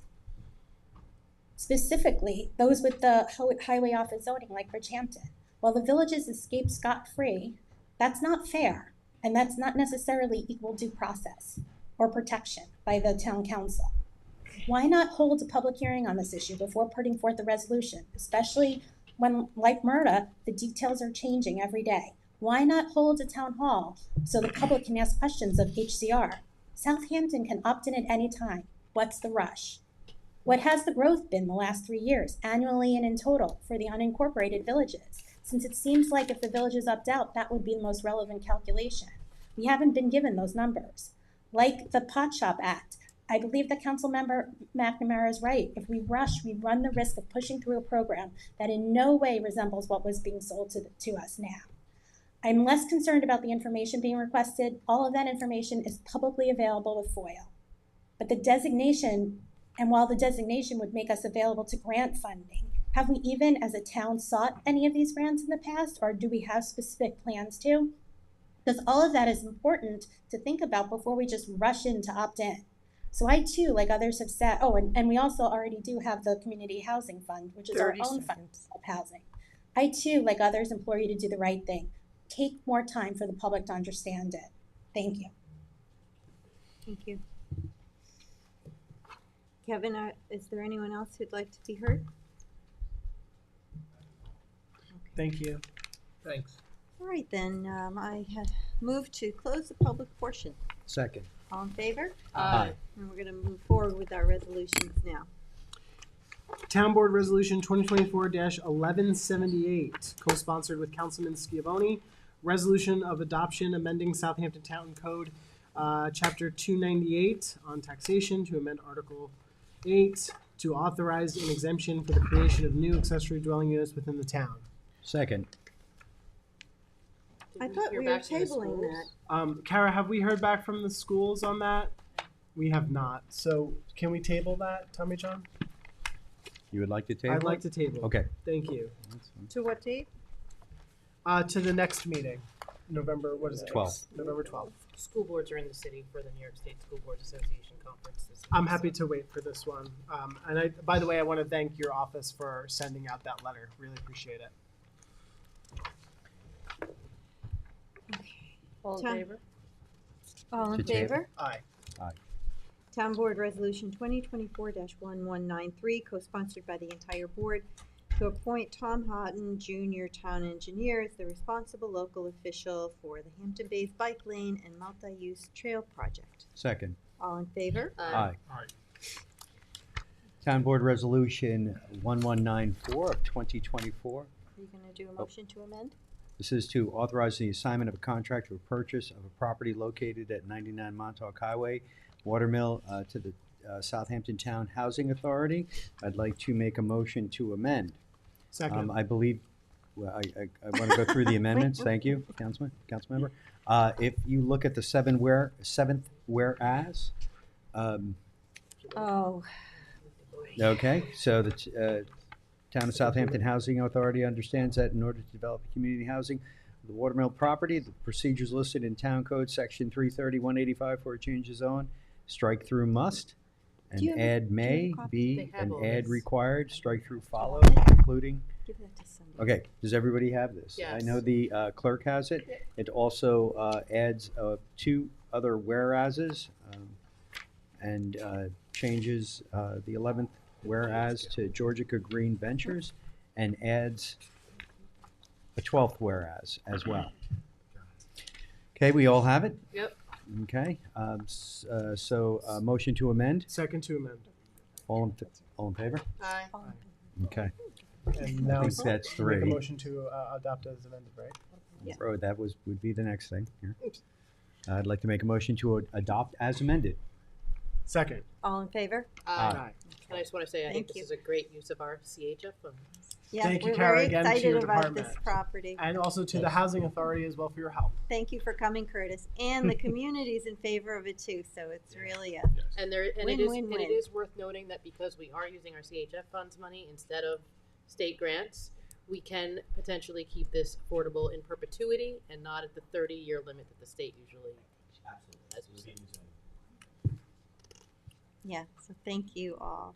Do you Kara. plan on going for grants to, well, we're not quite sure we're there yet, but I think you probably might be looking for some grants on this.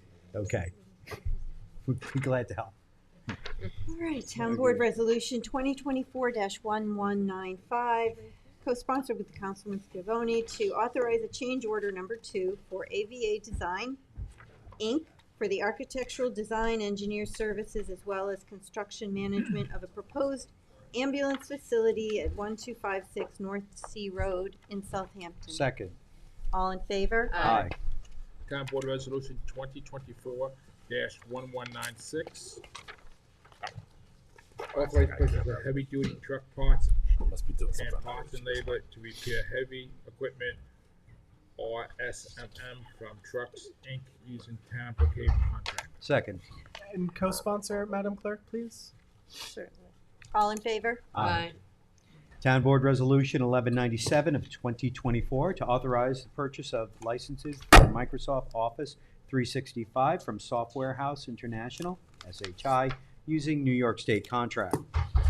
Second. All in favor? Aye. Town Board Resolution 1198 of 2024, co-sponsored with Councilman Pell.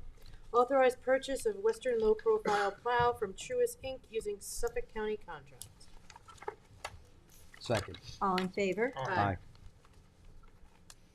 Town Board Resolution 2024-1199, authorized to purchase hydraulic heavy and medium construction equipment from Honda Construction Equipment American Inc. using Sourcewell contract. Second. All in favor? Aye. Town Board Resolution 2024-1200, authorize the supervisor to sign a contract extension for portable toilet rentals with Call Ahead. Second. All That's a in relief. favor? Wow. Does anybody want to co-sponsor? That's a relief. I'll co-sponsor that with him. Did you hear that, Madam Clerk? He's going to co-sponsor. Yes, I heard. I'm so glad I'm not alone on that bill. All Yeah, in we might get favor? stuck in there one day. Aye. Okay. Town Board Resolution 1201 of 2024. This is to authorize the supervisor to sign a letter of intent to become a New York State pro-housing community. I want to table that until the November 26th meeting. Second to table. All in favor? Aye. Town Board Resolution 2024-1202, authorizing the supervisor to sign any and all documents with Nearmap US Inc. Second. All in favor? Aye. I'm so tired, you probably could have sneaked that one through. I know, I was just. Don't tell him that. Town Board Resolution 1203 of 2024, authorize supervisor to sign catering contract for a senior services holiday party. Second. All in favor? Aye. Town Board Resolution 2024-1204, authorizing the supervisor to sign a contract extension for printing of envelopes with Dan Printing. Second. All in favor? Aye. Town Board Resolution 2024-1205, to authorize the supervisor to sign a contract extension with United Metro Energy Corp. For ultra-low diesel fuel. Second. All in favor? Aye. Town Board Resolution 2024-1206, authorize the supervisor to sign a contract extension for printing of decals, posters, tickets, and pads with dynamic printing, concept print, and rainbow printing. Wow. Second. All in favor? Aye.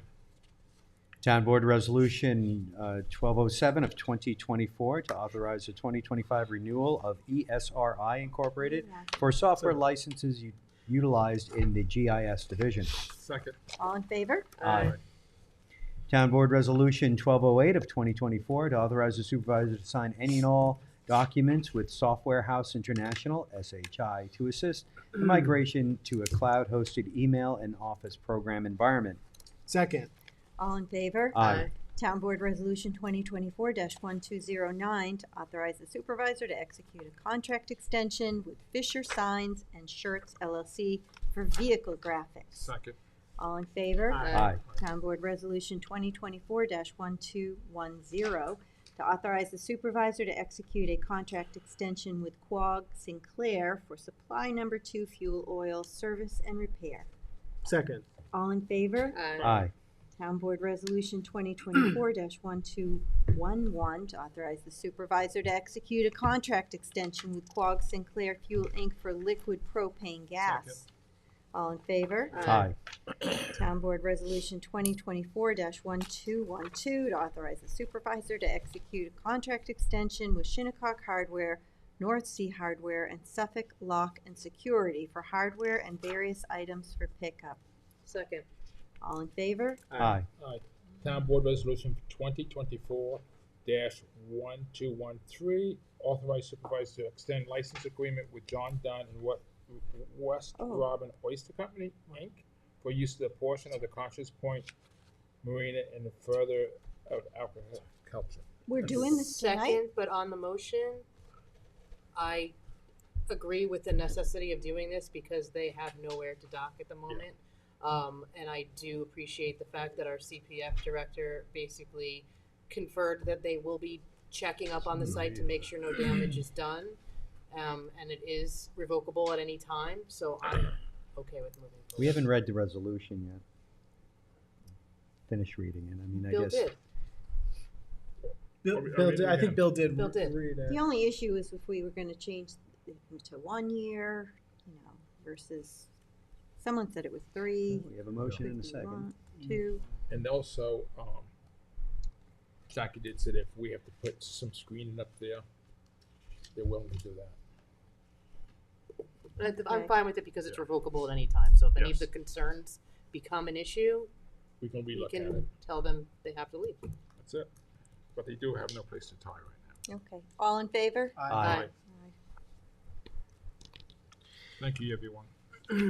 Town Board Resolution 2024-1214, authorizing the supervisor to execute a retainer agreement with Peter D. Johnson, Esquire, to provide tax certiorari I love the way you read. legal proceedings for and on behalf of the tax assessor's office. Second. All in favor? Aye. Town Board Resolution 1215 of 2024, co-sponsored with Councilman Schiavone. Authorize the supervisor to execute an agreement with H2M Architects, Engineers, Land Surveying, and Landscape Architecture, DPC, to provide professional engineering services related to the construction of a test well located at the end of Quail Run in Hampton Bays. Second. All in favor? Aye. Town Board Resolution ID 1216 of 2024, co-sponsored with Councilman Pell and Iacilli. Authorize the supervisor to execute any and all documents with Suffolk County Community College to provide water aerobic classes for members of the town senior center program. Second. All in favor? Aye. Town Board Resolution 1217 of 2024, co-sponsored with Councilman Schiavone. Authorize the supervisor to sign a contract extension with Brian Bistrian for farming at Town Line Road, parcel Town Line Road, Sagaponic, at the tax map as indicated in the resolution. Look at that. Second. You and Councilman Second. Scavone coming together through farming. There you go. Oh, yeah. All in favor? Always. Aye. Aye. Town Board Resolution 2024-1218, co-sponsored with Councilman Scavone, to authorize the supervisor to sign a contract extension with DePierre Enterprises, Inc., doing business as Ricky's Plumbing Supply. Yeah, it's still spelled wrong. And Nugent and Potter for the supply of plumbing supplies to the town. Can we You make that remove that N? correction? The N in Nugent, it should be Nugent. No. Nugent. Only have to have a word if that sense. You see that, Kim? Watch that. I don't know if it's in the body too. I can't see that. As long as we get the porta potty. Town Board Resolution. Oh, did we second that? Who seconded Second. it? All in Second. favor? Aye. Should have tabled it. Hello? 2024-1219. Authorize supervisor to sign a sole source contract with Journal Code LLC for service for the town clerk's office. Second. All in favor? Aye. Town Board Resolution 1220 of 2024, authorize the supervisor to sign agreements for senior services programs. Second. All in favor? Aye. Aye.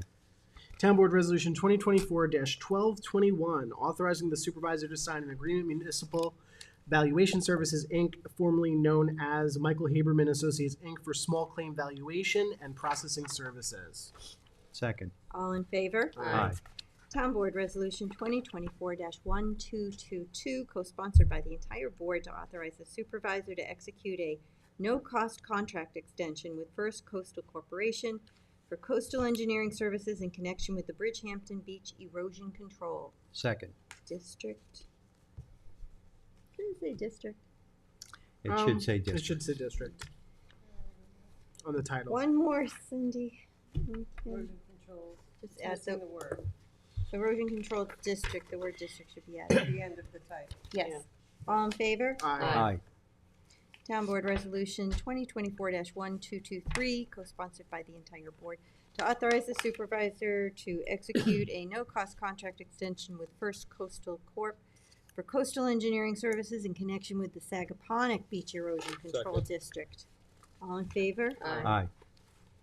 Town Board Resolution 1224 of 2024, co-sponsored with Councilman Pell, to authorize the supervisor to sign an extended contract with the Conic Land Trust from 2022 Community Preservation Water Quality monies to accommodate project, project delays. Second. All in favor? Aye. Town Board Resolution 2024-1225, to authorize the town comptroller to purchase the necessary property, casualty, auto, and liability insurance policies. Second. All in favor? Aye. Town Board Resolution 1226 of 2024, co-sponsored with Councilman Schiavone. Award and authorize supervisor to sign contract with MRJ Industries Limited for Hampton Bays Water District SCADA Contract A, tank gauging and fiber optic cable installation. Second. All in favor? Aye. Town Board Resolution 1227 of 2024, co-sponsored with Councilman Schiavone. Award and authorize supervisor to sign contract with Wire to Water Incorporated for Hampton Bays Water District SCADA Contract B, SCADA system upgrade. Second. All in favor? Aye.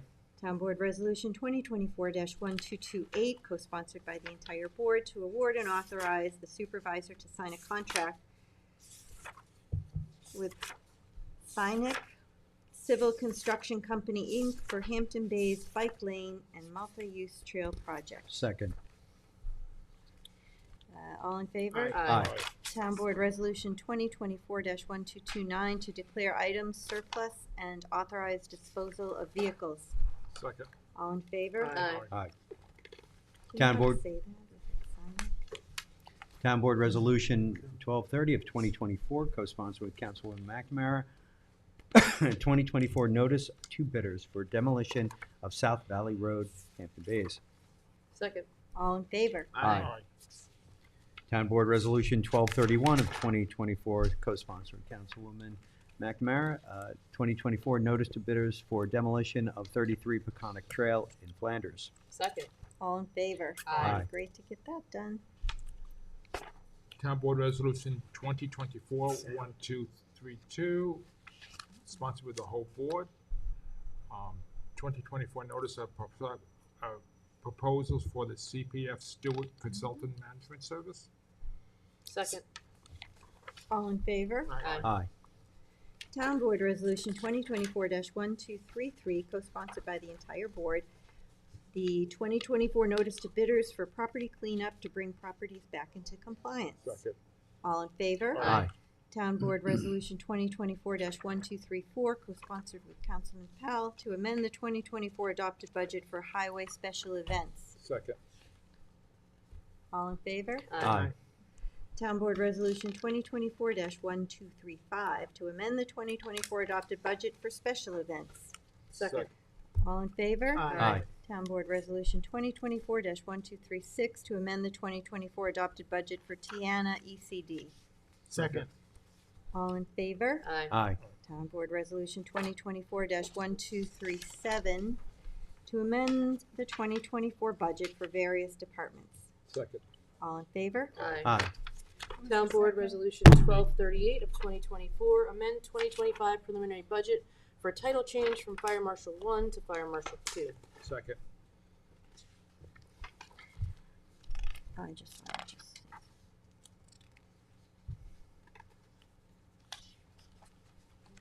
She's just evaluating the bill. Oh, yeah, I just thought it was, they were using the part-time funding. Is that what it still Yeah, it's says? it's budget neutral. They're using some part-time Okay. salary money. All in favor?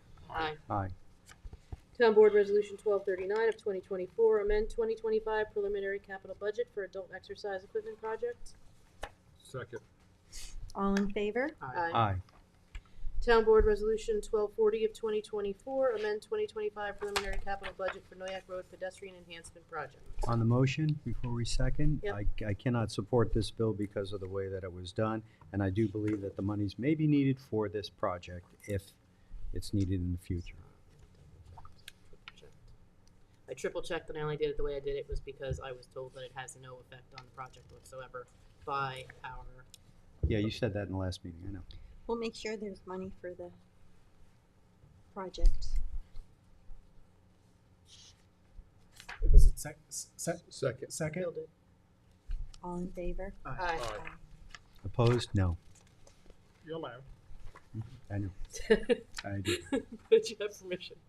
Town Board Resolution 1241 of 2024, appoint members to the Shinnecock Commercial Dock Management Committee. Second.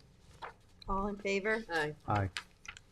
Town Board Resolution 1242 of 2024, resolution of adoption amending Town Code Chapter 312, Vehicles and Traffic. Second. Amending and Sorry. adding parking prohibited in Pause. designated locations regulations on a portion of County Road 80, Montauk Highway, East Quogue. Second.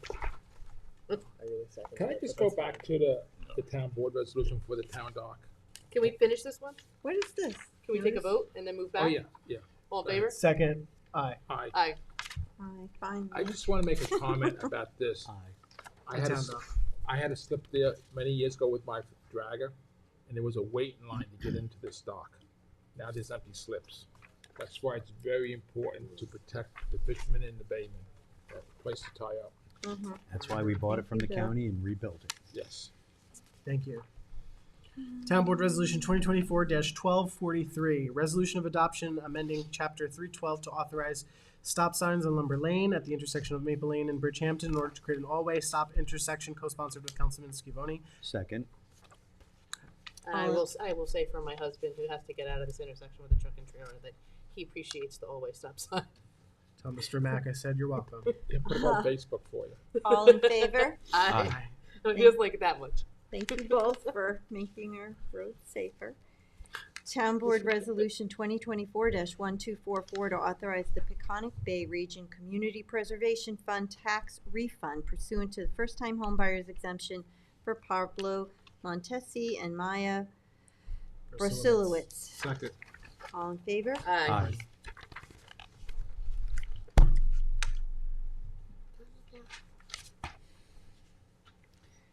Town Board Resolution 1245 of 2024, co-sponsored with Supervisor Moore, to authorize a conveyance of sanitary flow credits to the Southampton Housing Authority for the development of affordable housing at 90 North Sea, Mecox Road in North Sea. Second. All in favor? Aye. Town Board Resolution 1246 of 2024 to accept a reduced performance bond in connection with the subdivision map of Lewis Road, PRD. Second. All in favor? Aye. Town Board Resolution 2024-1247, co-sponsored with Councilman Pell, to appoint Jenna Wolney to Senior Office Assistant in the Town Clerk's Office. Second. All in favor? Aye. Thank you. You're very welcome. Town Board Resolution 2024-1248, to appoint Tony Aquino to the Building Permits Examiner position in Land Management. Second. And this is front desk, Tony. Yes, congratulations, it? Tony. Yes. Congrats, Good. Tony. That's He's a great. great guy. He is. All in favor? Aye. Aye. Town Board Aye. Resolution 2024-1249, to terminate an employee in the Municipal Works Department. Second. All in favor? Aye. Town Board Resolution 2024-1250, co-sponsored by the entire board. A notice of public hearing to consider the acquisition of 528 Pleasure Drive in the hamlet of Flanders, New York, and to amend the CPF management and stewardship plan to include the property. Second. All in favor? Aye. And that'll be held on November 12th. Thank you. Town Board Resolution 2024 dash. What? Oh, nothing. I thought it was on for resolution. I was like, what? Did we No, talk no, about no, it yet? no, no. Town Board Resolution 2024-1251, notice of public hearing to consider local law amending chapter, co-sponsored with Councilman Pell. Notice of public hearing to consider local law amending chapter 150 to enact a leash law for just streets and sidewalks. Second. All in favor? Aye. So that's a public hearing that'll be Mhm. scheduled On November for the 12th. 12th. That's a lot of pages. Yeah, sorry, there's We're on page 85. a lot.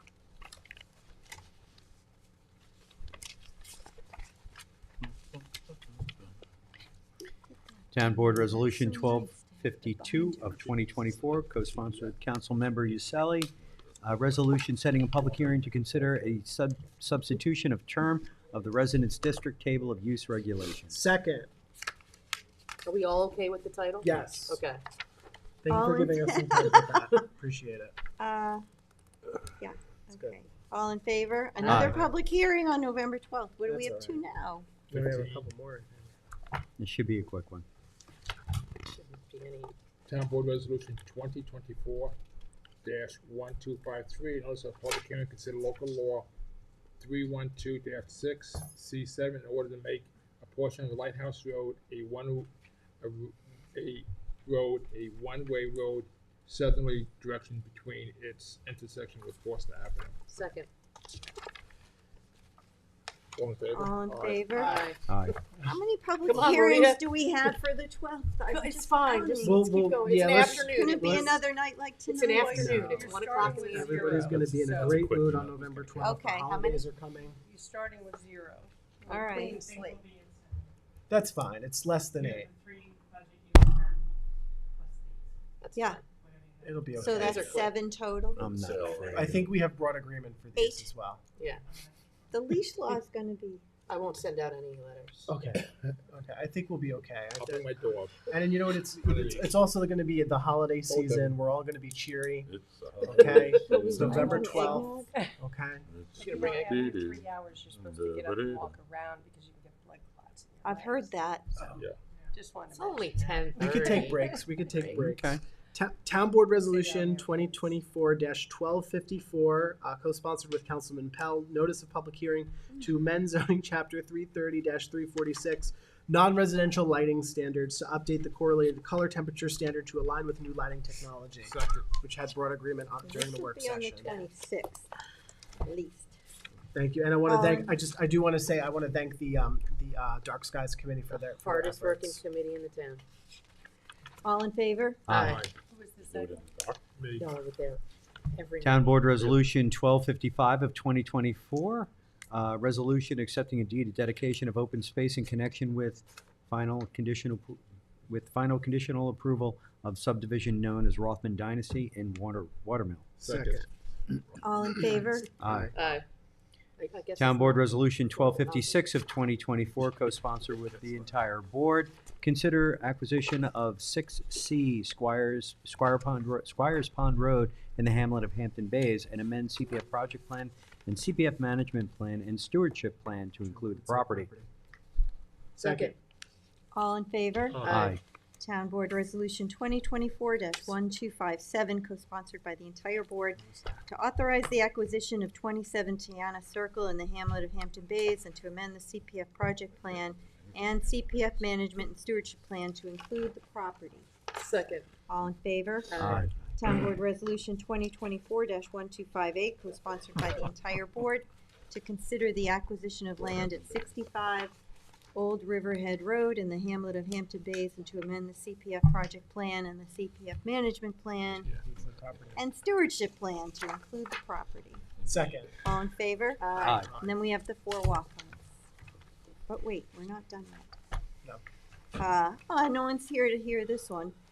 Town Board Resolution, ID number 47877, which is a notice of a public hearing to consider the sale of the 112 Old Riverhead Road, West Hampton Beach, New York, Second. property. Second. Oh, no, that's on November 12th also. And the whole All in- room was here to hear it at the beginning of the meeting when you added it to But the I'm agenda. here, and I'm excited.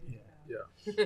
Yes. And we're getting what we paid for it, Yes. which is And- the best news ever. Yes. We need a community center in our area. And next Thursday, Can I co-sponsor the sale of that building that I never liked? yes, we could all co-sponsor it. Oh, let's have the whole board. The whole board. Well, you have to ask. That's fine. Okay, time to time. He I bought support it, so. Okay. And I will vote yes to sell it. Next Thursday, can I tell them? What's happening? Uh-oh. We're going When Bill to- starts something with, can I tell him? Maybe we should wait till after the meeting. I'm not even sure No, what he's gonna say. that we're gonna have the rough drawings of. Oh, right, yeah. The proposed Proposed center. Community center? Yeah, yeah. Very exciting. Oh, that's good. Yeah. And I want For the board to review and comment on. And I just want to commend you, Supervisor. I know you worked hard on this. This was a major effort of yours, especially when you came in and you saw a vision and you pursued it. I just want to Thank commend you. Wait, you It's a didn't go huge out to the relief. community with charrettes like Sunday did? Yeah, 20 years ago I worked on this project, Yes. and unfortunately We the hope we- economy tanked, and so did. We hope to go, if we move how we're moving on the West Hampton Senior and Rec Center, we hope to be able to go at the bid earlier in the year. Yeah, this time around, everybody's gonna see the plans, comment on them. We've been pushing really We did hard. get some input already from the housing, from the youth director and the seniors, from Laura and Tracy. We gotta move Kim's on. packing because Kim up, wants let's to go hurry home. up. Okay, wait, we're not done. All right, Town Board Resolution ID number 47890 to appoint Jadis. Jedi's. No, it's Jada. actually, I only know Jadis. because Jadis. I spoke, no, it's not. I spoke to Ryan, that's the only reason why I know. How do you It's know? Hades. Hades. Second. Maldonado. Hades, Hades. Maldonado, Yeah. to the guard Can we position. peel this back a moment? You need to vote on the first resolution. Oh, All in favor? Aye. aye. Aye. We all sponsored it. And we're I got appointing that Hades part. Maldonado to guard position in public safety. You'll be the new Tony. The new Tony. Second. All in favor? Aye. Aye. Town Board Resolution ID number Well. 47894, which is the warrant number 20. Second. All in favor? Aye. Aye. And Town Board Resolution ID number 47905 to authorize the supervisor to sign a contract with Sarifi for legal education services. Second. All in favor? Aye. Before we adjourn this evening, if I may make just a couple. I know everybody's edging out to drunk. get home, and I get it. You're not hungry? But We don't I know am how to hungry. be devil. I am hungry. I do want to say that I want to just express my gratitude to my fellow board members for tonight's discussion. I understand that it got a little intense in terms of the debate. This is an important topic, and I'm really glad that we all, really touched on what we could, and it really is an honor to serve with all of you and have these discussions with all of you, because what we are trying to do is just make it better for people to live in this town. And in terms of the public, I just want to say, we heard some comments about, our support and appreciation of Hampton Bays. We do support the people of Hampton Bays, but we have to always support the people of the entire town. Yes. And that's something unique about this town. We are an at-large town, so we are all focused on trying to solve a lot of different issues in a lot of different communities, and it's not always the easiest thing, but I want to commend working with everyone here on the board, and including Madam Clerk and your staff. And council. public discourse is good, the debate is good, and I think at the end of the day, we can all shake hands. Yes. Hopefully. Yeah. All right, well, on that note. Or get socked on the way out the door. I move to close the meeting. Second. All in favor? Aye.